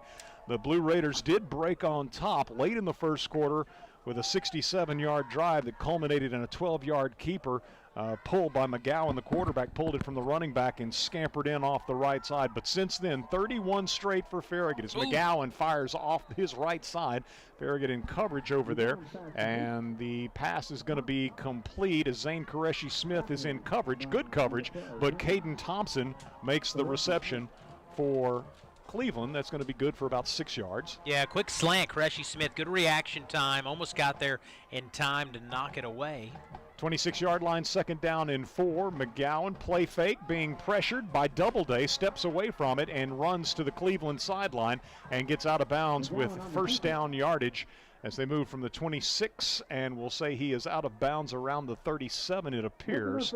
So an 11-yard gain for the quarterback. McGowan on the scramble nets the Hearthside Bank first down. Yeah, nice job by the quarterback. Found a zone on the right side on the scramble drill. Gets just enough for a Cleveland first down.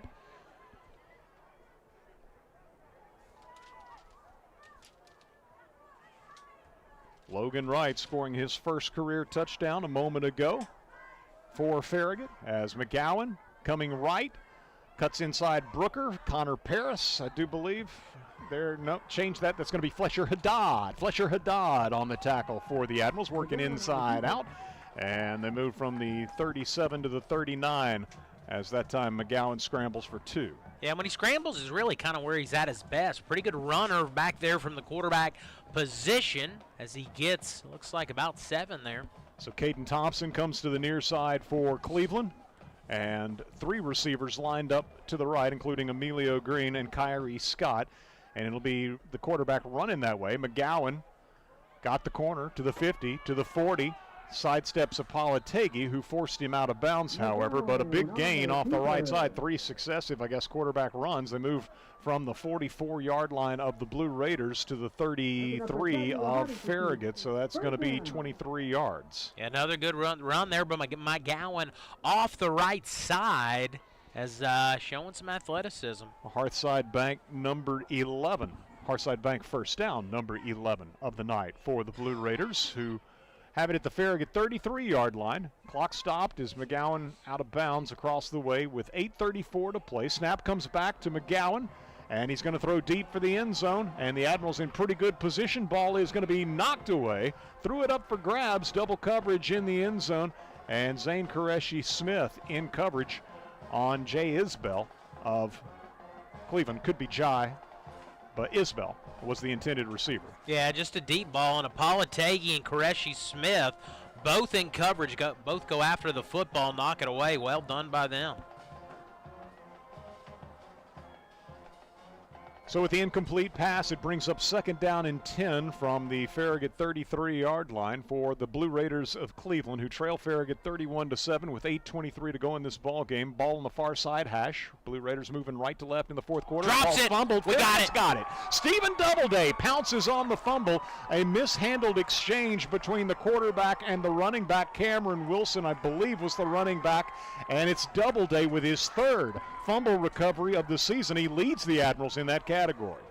Wow, what a job. Just kind of drops the football on a rollout, and Doubleday, opportunistic, jumps on it. 3rd fumble recovery of the season. I guess we'll call that a fumble on the quarterback and a 4-yard loss.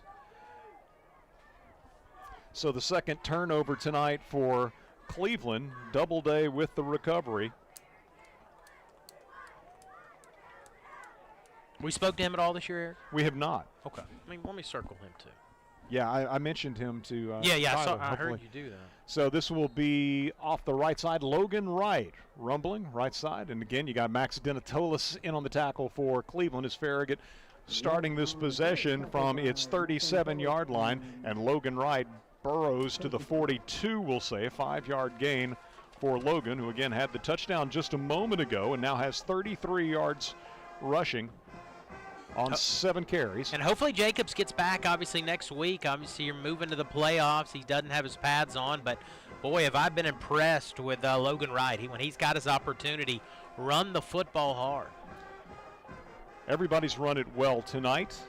So it's obviously a good reflection on the offensive line, as this will be Logan again. Got to the 45 before he was pushed back. So that's going to be a 3-yard gain. It'll bring up 3rd down and about 2. Yeah, and we saw some good push from the offensive line the first half of the season. Definitely getting back to that tonight. As you said, all running backs have ran the ball well, and the push from the big fellas has been a big part of that. Farragut 3 of 7 on 3rd down. Faces 3rd down and about 2. Logan Wright, 8 carries, 36 yards. Charlie Noble, 15 for 74. Nathan Jacobs, 12 for 98. Carter Collier got a carry on the last possession, good for 5.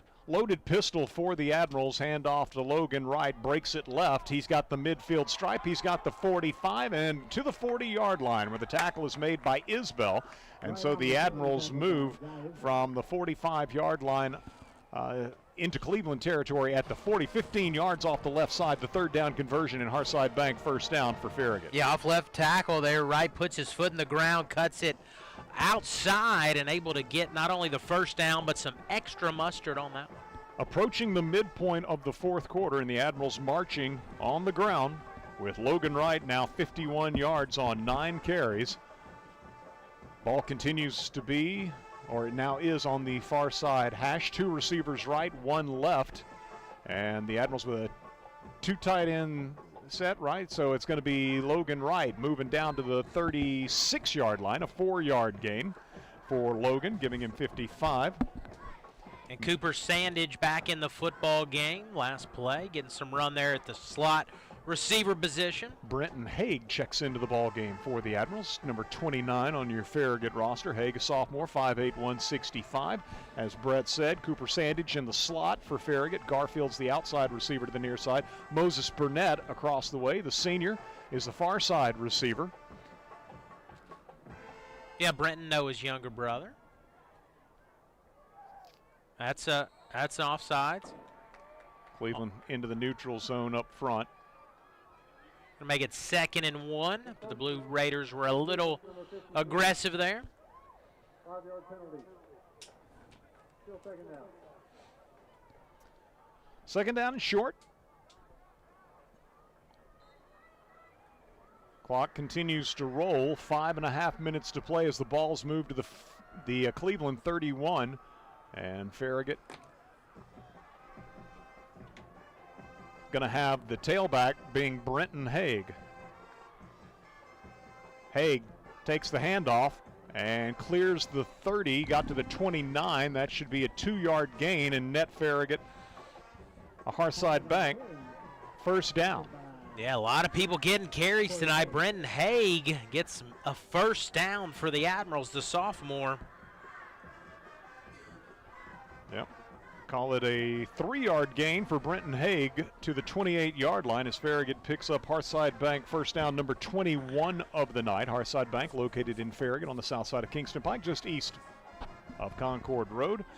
And again, Sandage is a slot receiver. Admirals continue to have Brenton Haig in the backfield, back to pass. Hobson being pressured by Denatalis, rolls right, throws, nearly intercepted at the 20-yard line.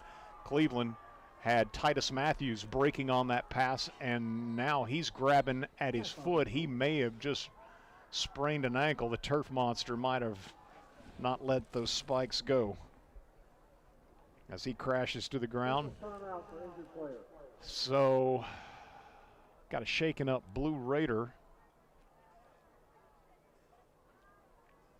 trying to make a play on a ball thrown downfield. Yeah, good release on the football for him to have an opportunity to come up with that. Guys, also want to point out that you've got Ian McLay, senior offensive lineman in for the Admirals, as well as Michael Yulian, senior offensive lineman at right guard and right tackle for the Admirals. Yeah, good catch, Tyler. Also seeing MJ Keener out there as well, maybe at left tackle as well.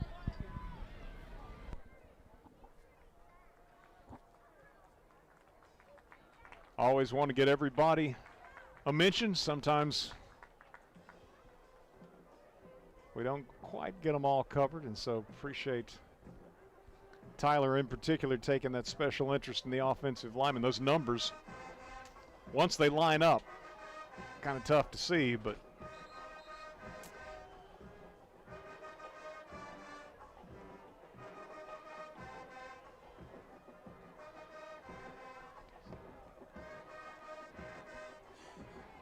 yeah, Yulian looks like he's at right guard, right tackle. Ian McLay. Left guard, still Luca Hoffer. Will Zooks at center. Admirals 2 receivers to each side. Back to pass, Hobson throws near side. Sandage makes the catch at the 24-yard line and gets down to the 22, or maybe the 23, a 5-yard gain for Cooper Sandage. Yeah, just a little short out route there. Sandage, the young slot receiver, makes the catch. Going to force a 3rd and about 5.5 for the Admirals with 4:12 left in this football game. So the Admirals facing 3rd down, which they are 4 of 8 tonight. Play clock showing 17 seconds. Game clock at 4 minutes to play. Admirals have gotten back into the offensive backfield Carter Collier, who has 1 carry tonight. Hand to Collier running left, and he's met by Denatalis. So Denatalis looks like he might have turned an ankle or perhaps have a cramping situation. And so that's going to be. Is it Denatalis or Denatolis? I'm not sure. We've kind of done both, haven't we? I think 2-yard loss. Good play by him. Yeah, I believe it's his 3rd tackle for loss. I'm going to call him Denatolis, but that was a 3rd tackle for loss by him. Cleveland struggled defensively, but had some big plays as well as far as the defensive front. 4th and 7 from the 25. Farragut 2 of 2 on 4th down tonight. And did the Blue Raiders jump? I think again. They did. Gave Farragut a free 5 to make this 4th down try a lot easier. Yep. And so 5-yard step off. That's 84 yards now in penalties. 11 flags for Cleveland. So move it down to the 20. Noah Haig checks into the ball game. You're going to have Carter Collier back in the tailback slot. Tight end, Max Hilton.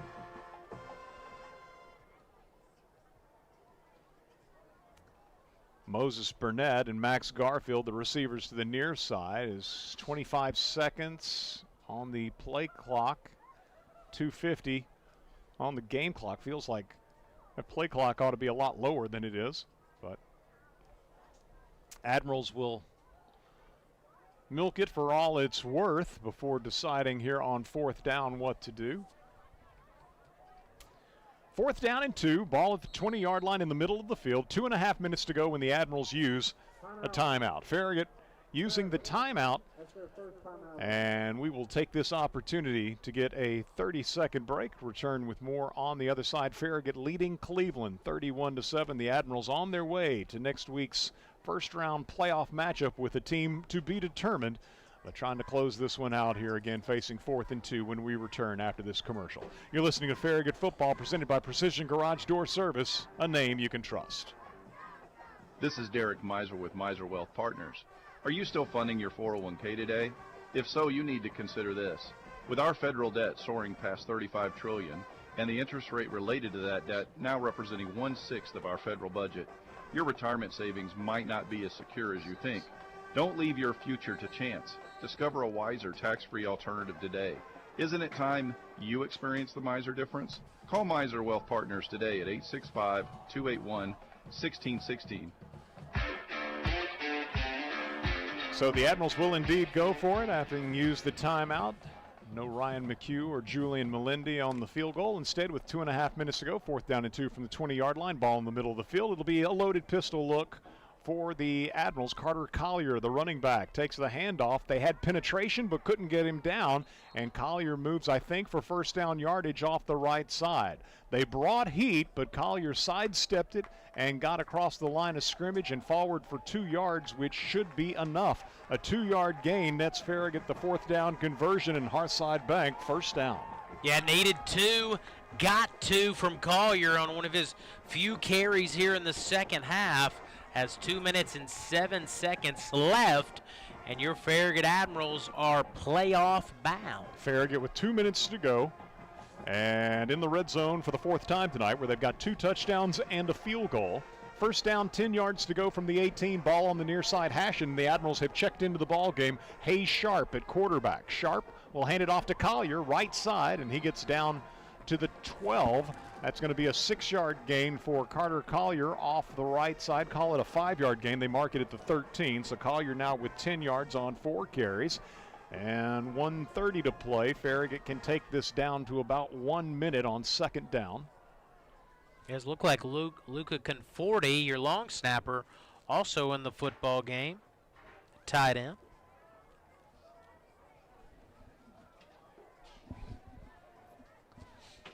Hayes Sharp is the quarterback, Carter Collier the running back. As Brett said, Luca Conforti the H-back / tight end. Moses Burnett split wide left. They'll hand it off to Collier, running right, and he skates a little bit as he tries to make a cut against Licorius Edens, down to the 11-yard line. So it'll be third down, 2-yard gain. Yeah, tried to make a cut back to the left. Collier, who's been dinged up the last couple weeks, kind of feet come out from under him as he's a little lower leg injury there. There's 35 seconds left. Last play of the football game. And back into the offensive backfield will be Brenton Haig, who's carried once for 3 yards. We'll see if he gets it with third down and 3. Ball at the 11-yard line. Hayes Sharp takes the snap, hands it off, and good penetration up front as it was Denatolis yet again. And they will whistle forward momentum stopped, and that will do it. Farragut with a 31-7 victory as the Admirals see Cleveland score first.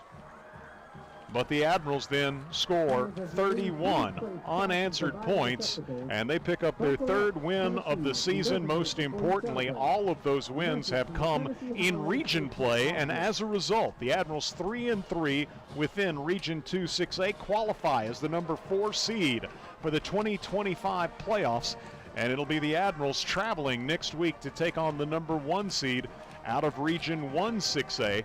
That could be Dobbins-Bennett, that could be Science Hill, it could be Jefferson County. There are a number of scenarios as DB and Science Hill play tomorrow night, as do Jefferson County and Westridge.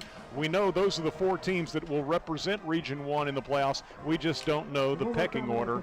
And so Farragut will wait and see who it is they're going to get. And meanwhile, Cleveland sees its season come to an end at 1-9. Brighter days ahead for both of these programs. A lot of young kids out on the field tonight on both sides of the ball. And I've heard a lot of good things about Coach Chris Brown. Again, a lot of what I judge coaches on is how professional they are getting back to you on roster and starter requests. And he responded quickly, and it always, to me, says a lot.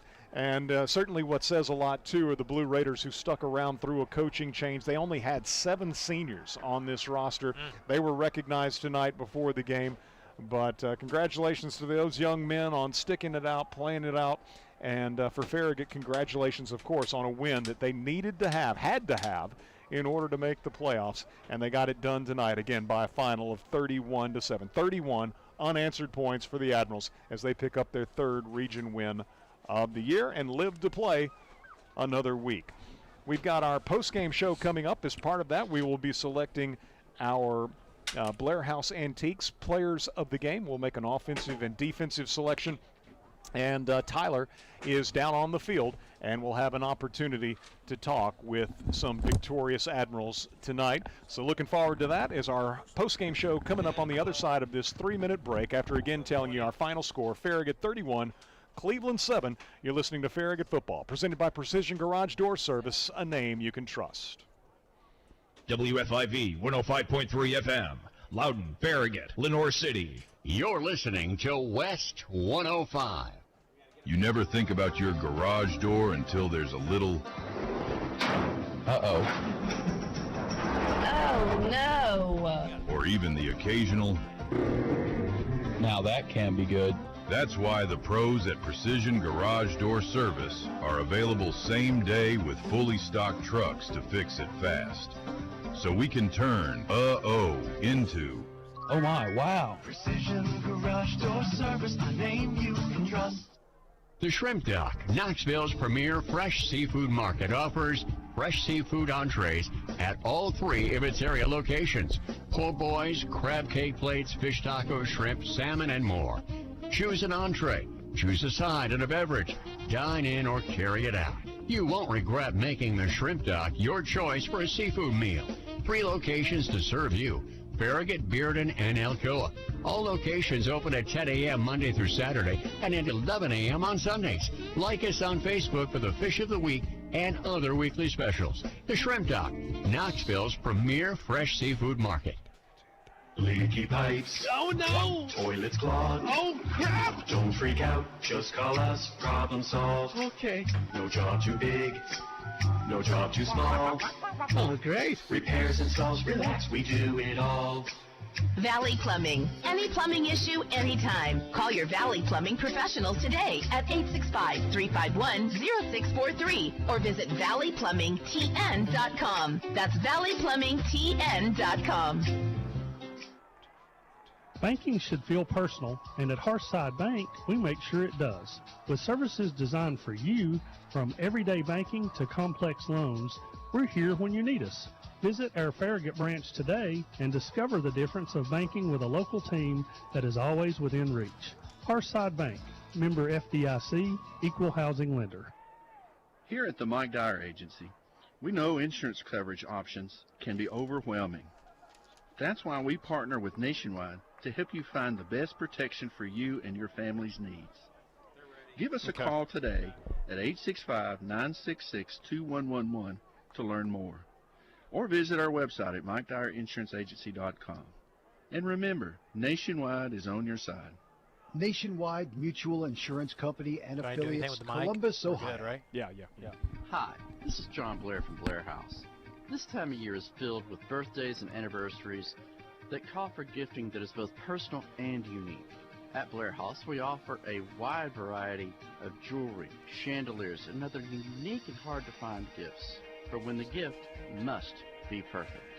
Blair House, your time-tested connection to the treasures of the past. Blair House, 210 North Forest Park Boulevard in Bearden. Follow them on Facebook and Instagram.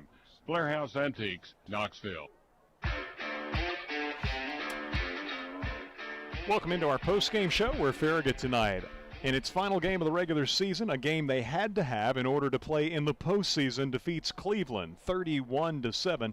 And Tyler has got a lineup of Admirals to talk to. So without further ado, I'm going to toss it down to the field and Tyler Carr. Thanks, Eric. This is what happens when I give Brett a list of people, and all of a sudden he gives me extra work to do. So thank you, Brett. And it's going to be a glorious occasion. We're going to be talking to some Admirals who are now officially playoff bound. Where they're going to go next week, no one knows. We're going to start with senior defensive lineman Owen Patowski. First of all, the first question I have to ask you right now, and I asked a wise gentleman up in the press box, what exactly did you eat for pregame meal, and can we get it for everyone next week? So I have a Firehouse sandwich because that's my favorite sandwich place, and then typically it's like a Gatorade and a lot of water, so I don't cramp. But that's about it. I don't eat a lot before games. Whatever you ate tonight, there must have been something in it because you went wild tonight. They had a hard time, all five of them on the offensive line, trying to block you. What was that your mentality coming into the week? Yeah, it's been a lot of time watching film, so I ended up like the first two drives, I don't think they ran the ball to my side, so the center was trying to cut me off every play, so I could time it up to the point where I'd slip past the center and then make the tackle make the tackle in the backfield. And not only were you making tackles, because there's times when you make tackles. Tonight you were punishing guys, and not only was it that you were creating that, but you also freed up Doubleday, Paris, Brooker. They got to roll around and make some open field tackles because you were being double, triple, quadruple teamed. Like, what does that mean for you guys tonight? Because tonight might have been the most impressive defensive outing you guys have had all season.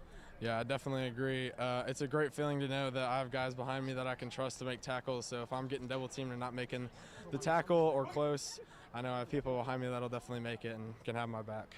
Okay, now of course tomorrow night there's still some things to be determined. As I said, you guys have no idea until you wake up Saturday morning knowing who you're going to face next week. Does it matter? I don't think it matters. It just matters how we prepare for them. I haven't done a lot of film because they're not in our region, and I haven't thought about them since last year, either of the teams we play. So, yeah, it's going to be a fun week. Okay. Owen, congratulations, sir. We'll see you next week, no matter where we're at. Thank you very much.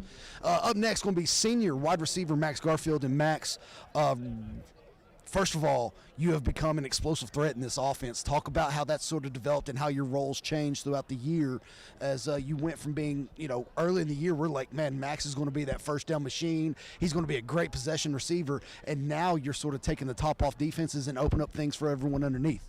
Yeah, it's just staying after practice and just get more chemistry in with Corbin pretty much. And of course, Eric, can you feed me some numbers? Can you give me some stats for Mr. Garfield here while we're standing here? Yeah, absolutely. So Max had 5 catches tonight for 93 yards, including his 7th touchdown of the season. So he's kind of become the go-to guy where the goal line's concerned to play. 5 catches, 97 yards, your 7th touchdown of the season.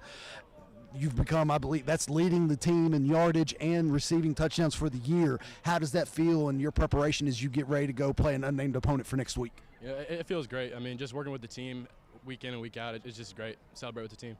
And, of course, you really saw an offensive explosion tonight. And I think also over 200 yards rushing, if I'm not mistaken, Eric, as well. And that sort of helped open up the things for you guys on the field. How's this offensive game plan sort of changed and evolved as the seasons wear on? With the running game being good, you got more in the box, so it opens up the receivers. So, yeah. And, of course, tonight you're making one-on-one plays. I'm going to ask the same question I asked to Owen, and it's probably going to be a question that goes along all the way. Does it matter where you end up next week, or are you just ready to go play ball? It doesn't matter at all.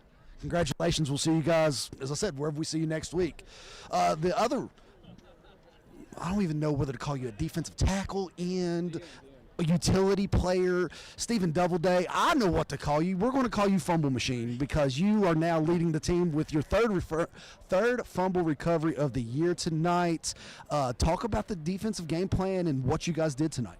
We're in the film room. I was calling out plays. Me and Owen were calling out plays before they were happening.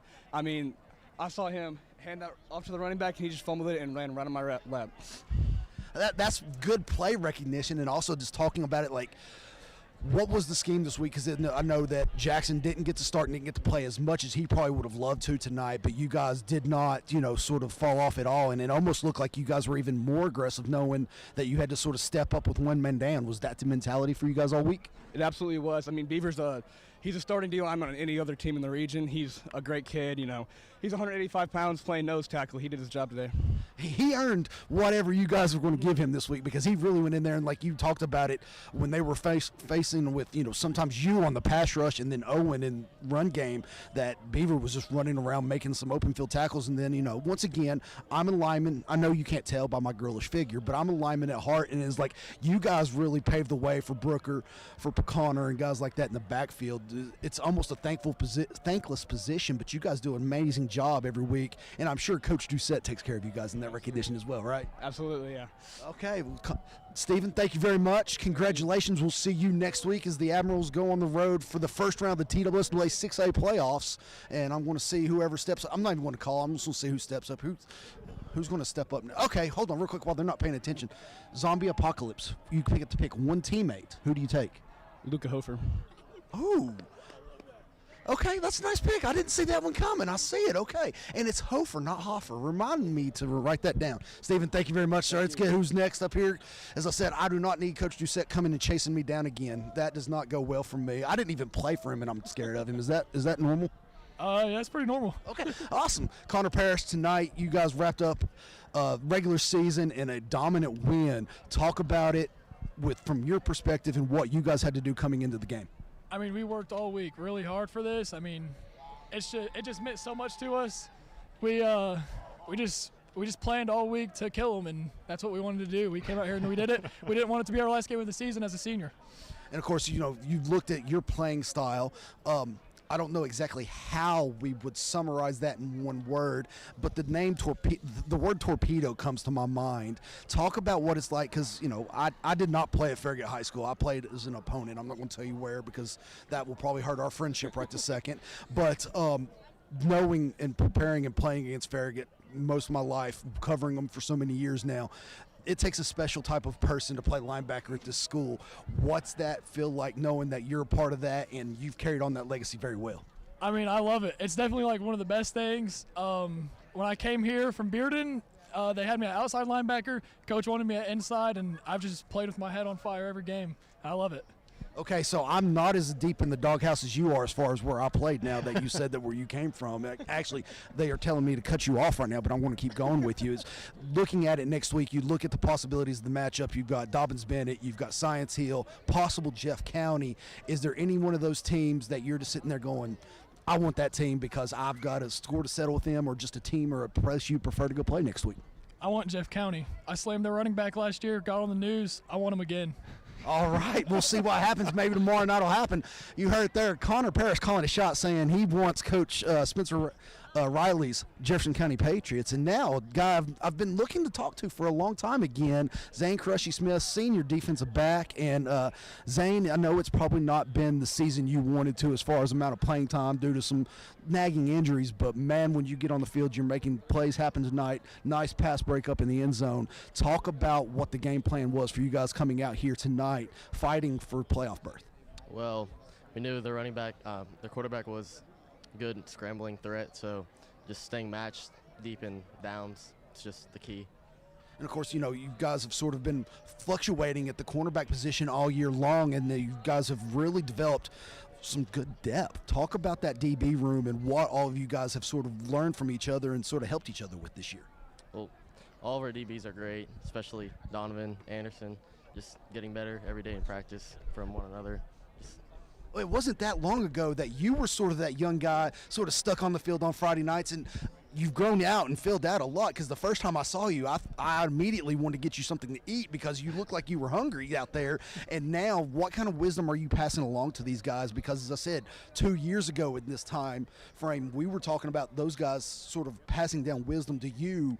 What can you teach them as the senior leader of this defensive backfield? Just the experience that I've retained over the years, just all 3 years of starting DB.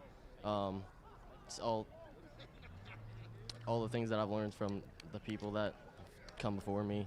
Do you think that that's like one of those things that it's like, man, this is, you know, once again, there's a lot of defensive backs that I've seen come through this program and a lot of things, and your name's right there with them, to where it's like it's an honor to go out there and play this, and you have done your school and your community proud, because every time I see you go out on the field, you're giving everything you got. You're not afraid to go make tackles. You're dangerous in pass coverage, and there's not really a guy that I say, who are we going to attack out there tonight? Because now you're showing that you guys are strong all across the board. Yes, sir. And, of course, you know, it's also sort of fun to watch because, as I said, defensive linemen are doing a good job letting linebackers flow the ball. But tonight they were getting pressure on there and making that quarterback throw the ball up there. Were y'all looking for those balls hanging up in the air? Yes, it just makes it way easier for us. All right, I'm going to ask you one more question. You get to choose. Where do you want to go next week? DB. We own 1 or 2, so. DB, all right. I agree with that 100%. That is a great environment. Zane, thank you very much. Congratulations on the big win. He's got a fan club over here. I'm going to let him go say hi there. We've got Fletcher Haddad stepping up here next with me. Fletcher, good to see you, sir. Tonight, Eric was making a point to make sure that we talk to some guys that are sort of viewed as that leadership council that Coach Courtney has selected and the team has selected. What does that mean to you, knowing that you're one of those guys that have been chosen and sort of elected to be a representative of this program? Yeah, it means a lot that the guys trust me to have that position, and that they trust me to be a leader on this team. I try to set an example on and off the field in the weight room, try to lift the guys up as much as possible, and just keep the spirits high with the team. And, of course, also tonight, you know, you look at it, when I see 35 go on the field, it means that something's going on and that you're going out there and you said you want to represent it on the field, off the field, everything you do. What kind of difficulties have you guys faced this year, knowing that things have not gone your way, but yet you're still showing up every day? You guys come in on Sundays, if I'm not mistaken. You work out, you lift, you do that. What all does that mean to show not only to your teammates but to the younger guys, and what it means to be a Farragut Admiral? Yes, sir. I think it means a lot that you know, we can continue to come out here and put up wins like that, even though we haven't had the greatest season. I think it's important to just keep bringing the energy every week. You know, every time I'm on the field, I'm trying to do something big and bring the energy, keep the spirits high on the field. And I think it's important to keep everyone's spirits high no matter what happens. And, of course, also looking forward now, you guys are going to be on the road again, and I'll ask the same question because everyone's sort of got their own opinion. If you got to choose Dobbins-Bennett, Science Hill, Jeff County, where are you going to go and why? I want it back with Dobbins-Bennett from last year. Dobbins Bennett, and not to mention, I've played there a couple times. You've got to play there, and I would say, and correct me if I'm wrong, there's not many environments that you can go to and play in that stadium, in that environment. When they, and I know you probably don't like it. I don't like it either. Yeah. But when the band comes out there and they start lining up in that chop, there's not an environment I think that you'll find anywhere in the state of Tennessee as a high school football stadium like that. No, sir. It's something special, just especially in high school football. You're not going to find that big of a stadium in that environment that play in. Fletcher, thank you very much, sir. And I will say you do an outstanding job representing this school and this community. Thank you very much, sir. Ryan McHugh, I meant to talk to you hopefully a couple weeks ago, and we were talking about it. If Eric, please correct me, one of 4 kickers, or 5, to go over 50 yards in a field goal at Farragut High School. Talk about that. And if I'm not mistaken, there was 1, maybe 2 Mr. Football Kicker Award winners in that list as well. Yeah, I think it was the 6th kick all time that had been 50 or more yards in Farragut High School history. Maybe the 4th kicker, if I'm not mistaken. The 4th kicker, but the 6th kick of 50 yards or more in Farragut High School history. And as I said, there was 1 in there that I know of, at least 1 that was a Mr. Football Kicker Award winner. How does that feel to have your name amongst that list of people? Yes, sir. Yeah, it's just a great honor. I've loved being at the school and playing for him. Gerald's given me many opportunities to play and be on the field. Kicking from over 40 yards, which is something I want to do in almost every game because I've shown that I have the accuracy for it, and I've shown that I have the power. And Coach Jeff has trusted me this year, and it's worked out pretty well in our favor. And talking about consistency, Eric, I think you said, what was his percentage on the year now? Well, he's 8 of 10 on his field goals. 80% on field goals, and I believe it was like only 2 misses. Yeah. On PATs? Yeah. But, so, I mean, one of those was I think there were some snap issues there. Snap issues on that one? Okay. Yeah. So, I mean, look at that. That is a huge deal. And, you think about it, a point here and there. A lot of people don't think that when you're scoring 6 points for a touchdown that's a big of a deal. But that can come back in late-game situations. Talk about what you guys think about and how important that is to you guys.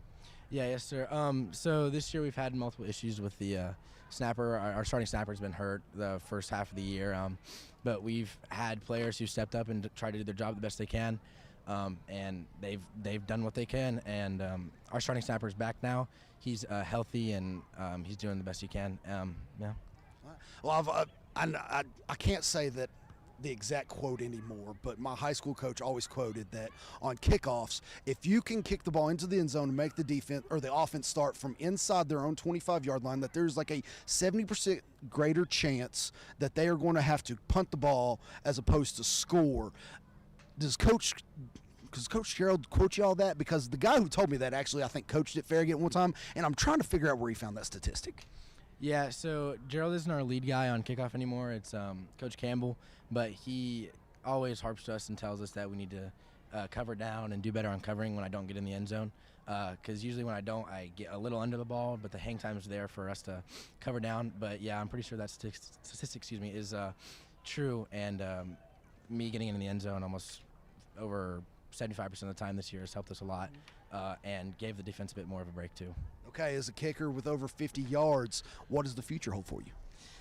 Man, I'm hopefully playing in college. I've tried to reach out to multiple guys, and hey, I just hope we can get more kicks in the playoffs this year so I can get more film for me in the future. Any, looking ahead, 3 places that you may end up next week, any preference? Oh, I really want to go back to Dobbins Bennett just because of the atmosphere, like you said, with Fletcher. I got friends on Science Hill. Not next week, you don't, sorry. You can talk to him after next week. Then next week it's off the books. Sorry. Not next week. Next week. But who's the other guy we have? Jeff County's a possibility. Oh yeah, we beat them by 1 last year. So special teams was a big game that year. But I'd probably say Dobbins Bennett. Dobbins Bennett. All right. So we'll have to wait and see tomorrow night, and we will see you there wherever the road takes us next week. Thank you very much, Ryan. All right, let's go here. Bryson Bassett, offensive lineman. I think last time we were talking, we were rudely interrupted, and that's mainly why I don't want Coach Doucette coming after me again. And so if you see him coming, you're up, not me. I'm running. I got you. Okay, cool. Tonight, dominant performance by the offensive line. Eric, feed me some total offensive stats for me, please. Sure. So let's see. The offense had 200 and 237 yards rushing. 237 rushing. Yeah, and 127 passing. 127 passing. So 364 total. 364 total. Offensive lineman is sitting here crossing his fingers. Was the 200-yard mark a goal for you guys on the ground tonight? Yeah, 200-plus yards rushing is always the goal for us every game. Now, if I'm not mistaken, that was also compared to what you would normally think of in that. It was spread over 5 running backs, I think, that got carries tonight. Yes. 5 running backs got carries. Yes. Over 230 yards. Just a good night in the office, I do believe. Yeah, it was great. I'm glad we are able to have that depth at running back. It's good to have that depth at running back, and tonight also you guys took it to this team. And at one point in the second half, I called it a come to Jesus meeting. I don't think you were on the field at that point right there, but I'm sure you probably heard what was said. What was the attitude like out there on the field from both teams? And just remember, we are on local radio, so the FCC can find me. For sure. It was a little chippy at first, and we just started to dominate, and they were just crumbling, and we just took over at that point. And, of course, look at it tonight. You guys had a mean streak in you guys, and I saw you, Luca, you guys were putting guys down on the ground, climbing to that second level. Talk about the mindset that you guys had prepping for this week, and was that something you knew you were going to do, or is that something that was, if the opportunity presented itself, we were going to do that? Yeah, it's always get to the second level every single run play. We run a lot of inside run and duo and all that stuff, so getting to the second level is very important. I like hearing these things. I know what they mean. So, okay, let's since we're talking that way now, are you the inside zone guy, or you want to run outside zone? What's your preference? I love duo. You love duo? Oh, double team blocking. I like it. Do you like being the postman or the lead man? Lead man. Oh, come on. You don't like posting him up for your buddy? I mean, honestly, it's 50-50. I don't really care. Okay, pass pro. You prefer pass pro or run pro? Run. I like run. So you want to get that forward lean, you want to start moving forward. Okay. All right, I want to, since we're having this conversation, zombie apocalypse time. The offensive line's on one side, defensive line's on the other side. I know they've only got 3, but we'll give them 2 others, okay? They can pick 2 other linemen. Who wins and who ultimately survives the zombie apocalypse, the 5 defensive linemen or 5 offensive linemen?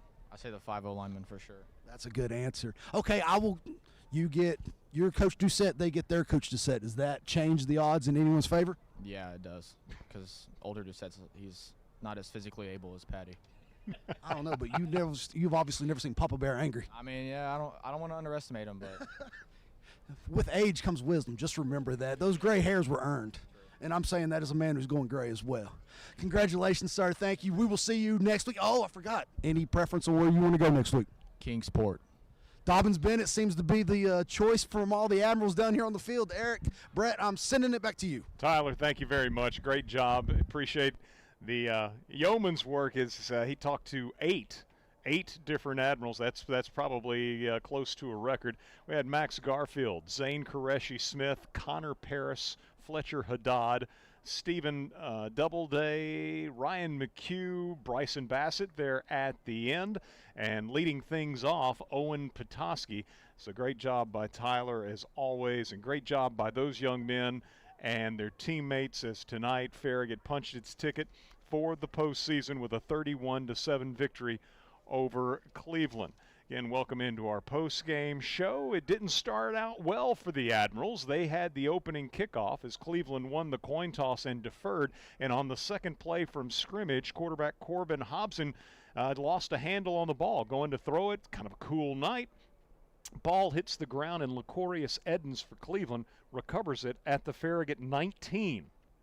Right out of the gates, the Blue Raiders set up in Farragut's red zone. But a play that got them down basically to the goal line was negated by, I think, an illegal formation. I think that was one of those situations where perhaps they had 5 in the backfield because perhaps we're thinking an offensive lineman was too far off the line. But ultimately that penalty proved too much to overcome, and so they attempted a 37-yard field goal. And the holder, Emilio Green, was unable to get it down. And so you had the fire drill, and Green came out of there through a pass that was nearly picked off by Glover, but goes incomplete and over on down. So Farragut with the early turnover in the worst of all positions on the field just about, and yet they're able to keep Cleveland off the board. But the Admirals even though they got a reprieve, they gave the ball right back to the Blue Raiders in short order. Nathan Jacobs with his second fumble of the season. It was recovered by Emilio Green at the Farragut 41-yard line. But the defense bows up, forces a 3-and-out. Now, again, there was a scare because on the first play following the turnover, Cleveland threw to the end zone and connected with Kyrese Westfield. But you had a penalty on the Blue Raiders, if I'm not mistaken. It was another one for formation. But anyhow, the touchdown is wiped away as a result of the penalty, and ultimately Cleveland goes 3-and-out. So Farragut gets the ball at its 18. They go 3-and-out. Cleveland then marches 67 yards and scores first, a 12-yard touchdown run by the quarterback McGowan, as that, along with Bolaños' extra point, gave Cleveland the early 7-point lead. So quarterback Kason McGowan with the 12-yard touchdown run, 1:19 to go in the first quarter, and Cleveland up 7-0. Farragut countered with an 80-yard drive. Charlie Noble scores his fourth rushing touchdown of the season. That came with 10:04 to go in the second quarter. Ryan McHugh's extra point ties the game at 7. Cleveland then was moving. They had a good kickoff return by Cameron Wilson out to the 40-yard line. They had moved into Farragut territory, appeared to be marching, threw deep over the middle, underthrew the receiver a bit, and Anderson Glover from his cornerback position made a nice move, cut in front of the receiver, and secured his second interception of the season, just the third for the Admirals overall, but a big takeaway by Glover. And Farragut took over at its 11-yard line and marched then 89 yards on 4th and goal from the 1-yard line. Corbin Hobson sneaks it in. Corbin scores the touchdown, his third rushing touchdown of the season, and with 1:20 to go until halftime, Farragut with its first lead of the night, 14-7. That was after, again, Ryan McHugh knocked through the extra point. So you move to the third quarter, and Farragut holds Cleveland 3-and-out to begin the second half, then takes over at the 48-yard line of the Blue Raiders. So everything going the Admirals' way. Defensively, they had gotten the stop. Special teams-wise, they had gotten favorable field position as it was not a particularly strong punt. And the Admirals then offensively also got in on the act there early in the third quarter, just as you want to do coming out of the locker room. A 20-yard touchdown pass from Corbin Hobson to Max Garfield. 8:55 to go in the third, and the Admirals were up 21-7 after McHugh split the uprights. On Cleveland's next possession, as they're trying to punt the ball away, Harrison Smith with Farragut's second block punt of the season, but the ball bounced right back to punter Sloan Bolaños. He takes off to the far side of the field. Looked like he might be able to turn the corner, and I think it was Owen Petoskey, the big man inside, who tracked him down, laid the wood on the far side of the field, and prevented him from getting any additional yardage. I'm not sure they spotted the ball correctly as to where Farragut had it, but they said it was at the Cleveland 47. Admirals weren't going to argue with that. It was a beneficial, perhaps 4 or 5 yards.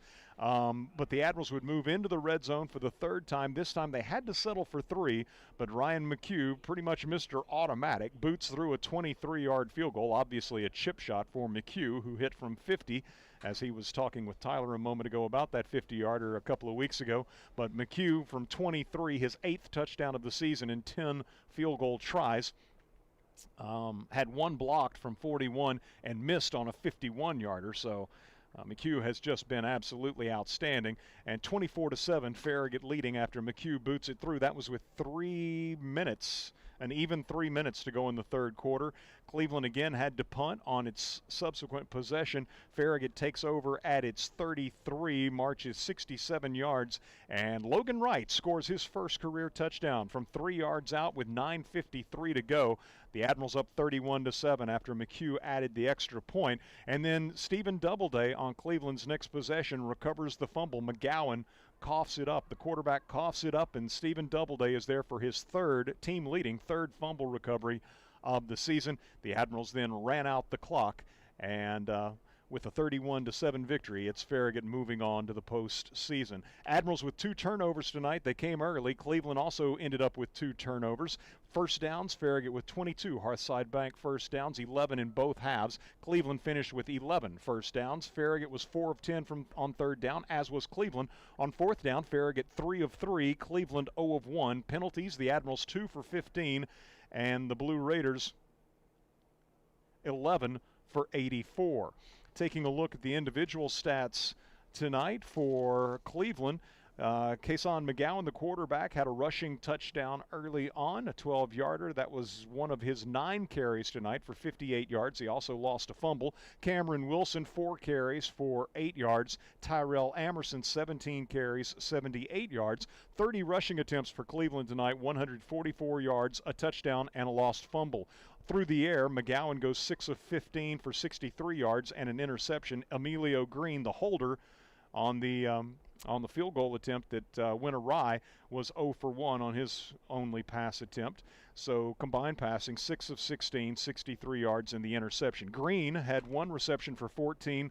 Lacorius Edens, 1 for 2. Cameron Wilson, 1 for 26. Caden Thompson, 1 for 6. Titus Matthews had 1 reception, good for 3 yards. And the big tight end, Quentin Jones, 1 for 12. 207 total yards for Cleveland tonight. 144 on the ground, 63 through the air. For Farragut, Corbin Hobson, 3 carries, -5 yards, but his 3rd rushing touchdown of the season, a 1-yarder. Nathan Jacobs did not play in the second half, but he was outstanding before halftime. 12 carries, 98 yards on the ground for the freshman Nathan Jacobs. Noah Haig, 1 carry, no yards. Logan Wright, 10 carries, 55 yards, and a touchdown. Charlie Noble, 15 carries, 74 yards, and a touchdown. Carter Collier, 5 carries, 12 yards. Brenton Haig, 2 carries, 3 yards. Farragut rushed the ball 48 times, gained 237 yards, scored 3 touchdowns on the ground, and lost 2 fumbles. Corbin Hobson goes 9 of 14 through the air for 127 yards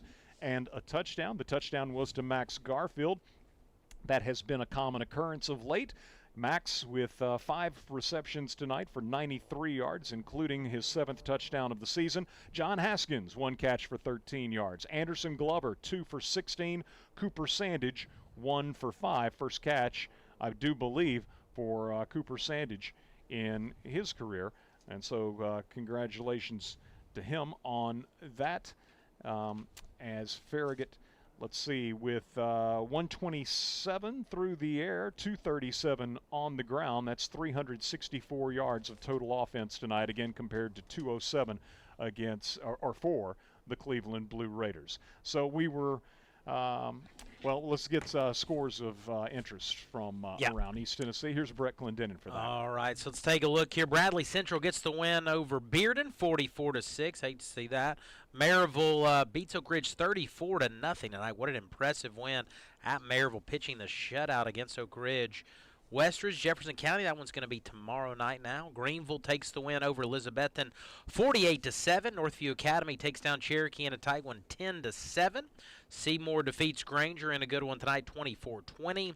Eagleton Academy takes care of Oneida tonight 40-7. Fulton over South Doyle 34-13. Carter Gibbs 7-7 last we heard in the 3rd quarter. That one, Meigs County defeats Kingston tonight 14-10.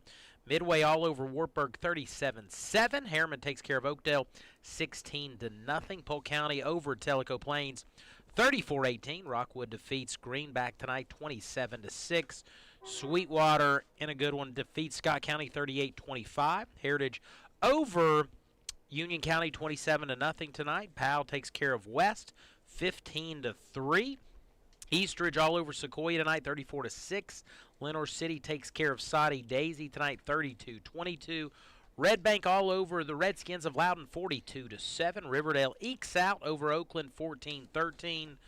Notre Dame loses to Grace Christian tonight 42-0. Boyd Buchanan all over the Webb Spartans 55-6. CAK Lakeview Christian still, or Lakeway Christian still 0-0 in the 2nd quarter. Hardin Valley Academy takes care of Ottawa tonight 21-7. Ravens lead the Dolphins in the NFL 14-6. Marshall up on Coastal Carolina late in that one 27-24 in college football.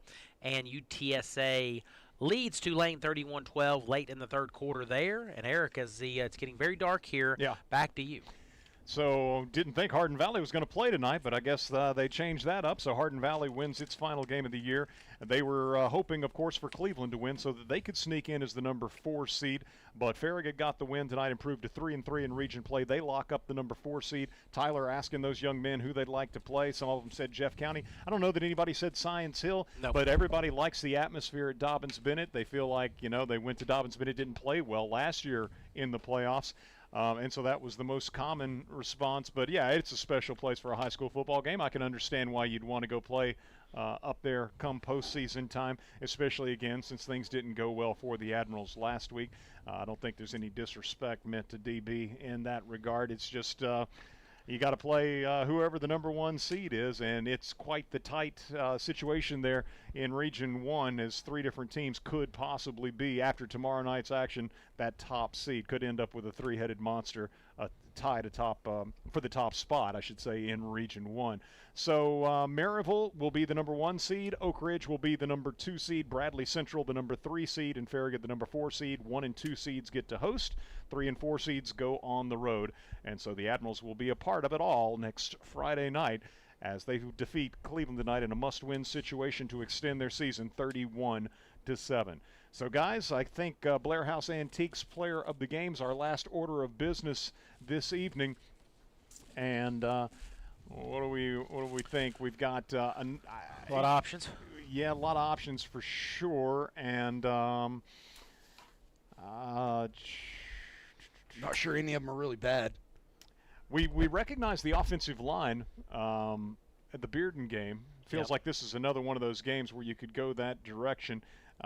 Because, again, you had Logan Wright with 55 yards and a touchdown on 10 carries. You had Charlie Noble on 15 carries with 74 yards and a touchdown. Nathan Jacobs, 98 yards on 12 carries. So Carter Collier, 5 carries, 12 yards. The push from the offensive line was the key. You talk about a lot of backs doing things. The quarterback was pretty good. Obviously, the receivers did some things, especially Garfield. But the offensive line controlled the offense and the improvement of it tonight. Well, I don't think I'm going to get any objection from Tyler on that. No. I will gladly go with the offensive lineman as player of the game on the offensive side of the ball. I mean, you look at how well the running game was spread out amongst those guys. There were some holes being opened. They were climbing and catching linebackers at the second level. Good job by the offensive line tonight. Yeah, and Corbin, I don't know that he was necessarily unduly pressured, and so you feel good about that aspect of offensive line play as well. So yeah, for the second time, if you got an opportunity to recognize 5 young men in one spot, why not do it? And Aiden Perez at left tackle, Luca Hofer at left guard, Will Zooks at center, Bryson Bassett, who was one of the 8 Admirals Tyler talked to post-game, Bryson Bassett at right guard, and Connor Frankowitz at right tackle. We also saw Ian McClay, Michael Julian, let's see who else was in there at one point. MJ Keener. I think maybe those were the 8 that played. And of course, I want to throw Heatherly and Max Hilton in there as well. They went 2 tight end sets. Yeah, and then I mean, in the Rhino package, you have Patowski, you had Haig in there helping lead the way some too. So throw them in there as some honorary O linemen. Yeah. So the offensive line will be our Blair House Antiques offensive players of the game. And on the defensive side, guys, I think tonight, as far as someone we haven't recognized yet, perhaps you consider Colt Brooker. I felt like he played really well, but it's awfully hard to go any other direction when we've been we've spread the wealth, I feel like, pretty well this year. It's hard to go a different direction than Owen Petoskey on a night like this. Yeah, I wrote down 42, 20, 99, and 0. I thought Apolategi was pretty good. Yeah. Obviously, Patowski was fantastic. Parrish, call his name every week if you want. And then Brooker, being back healthy, I think made a real difference. I think we all agreed him healthy made a difference in this defense tonight. And the biggest difference in this defense is we don't count time of possession, but you won the time of possession battle, right? 48 minutes, your offense definitely had the football, at least 25 of that tonight or more. But Owen Patowski, I know we've called his name again, but he wasn't just good. He was violent, right? He was physical with a lot of really solid tackles tonight, Tyler. And not only that, but he really created a lot of things for other people in this defense. If Owen's not disrupting on the line of scrimmage, I'm not 100% sure that Connor and Brooker are getting some of those plays because he's doing such a good job being disruptive to where he made people pay attention to him all night long. So Owen Petoskey with plenty of other worthy candidates, but Owen Petoskey will be our defensive Blair House Antiques player of the game tonight, the offensive line representing the offensive side of things. And we look forward to another week of high school football here on West 105. Coming up next Friday night, the Admirals will be either at Dobbins-Bennett, at Science Hill, or at Jefferson County. And it'll be a 7 o'clock kickoff, pregame at 6:15 as usual here on West 105. And we look forward to bringing you all the exciting action as the Admirals, with arguably, I feel like probably their most complete performance of the season. I know Cleveland is not one of the stronger teams on the schedule, but I thought as far as limiting the Blue Raiders, who have some playmakers, to 207 yards, and the offense doing what it did both through the air and on the ground, complete performance. It's what you wanted. You didn't want to kind of go stumbling into the playoffs, and I think they can feel really good about this, and it can kind of hopefully build some steam for what's going to be a strong opponent regardless of who it is next Friday. Yeah, and I'd say complete 42 minutes, right? First 6 minutes were tough. Yeah. But you throw out the first 6 minutes with a couple turnovers. It was a really solid last 42 minutes, and we talk all the time about complementary football, and we talk about the offense helped out the defense tonight by longer drives, but the run game helped the pass game, right? And so the more balanced you can be, the better off you're going to be. And so for your best performance to come tonight going into the playoffs, Tyler, you got to like where you're at. I mean, you want to be peaking at this point in the year right now, in tonight's best performance they've had all season. Let's roll into wherever we got to go next week. Look forward to bringing it to you here on West 105. Again, 7 o'clock next Friday night. The playoffs begin. Farragut's a part of it at either Dobbins-Bennett, Science Hill, Jefferson County. Pregame at 6:15. For Dusty Street, back at our WFIV studios, for Nick Blankenship behind the camera on the Admiral video stream, 105.3 WFIV's YouTube channel. For Brett Clendenin and Tyler Carr here in the press box alongside me, I'm Eric Gerhardt. We say a collective thank you for listening. Tune in next week if you can't make the trip to Upper East Tennessee. We wish you a good night and a safe, enjoyable weekend. Farragut High School Football, the presenting sponsor, Precision Garage Door Service. The game brought to you by the Mike Dyer Agency, Fisher Tire, David's Abbey Carpet, Rick Terry Jewelers, the Blair House, Citizens Bank, Knoxville and Lenore City, Valley Plumbing, LCUV Internet, by Shop Farragut, Miser Wealth Partners, the Shrimp Dock, Bryan Insurance Group, and by Hearthside Bank Farragut. You're listening to West 105, the voice of the Farragut Admirals. WFIV 105.3 FM, Loudon, Farragut, Lenore City.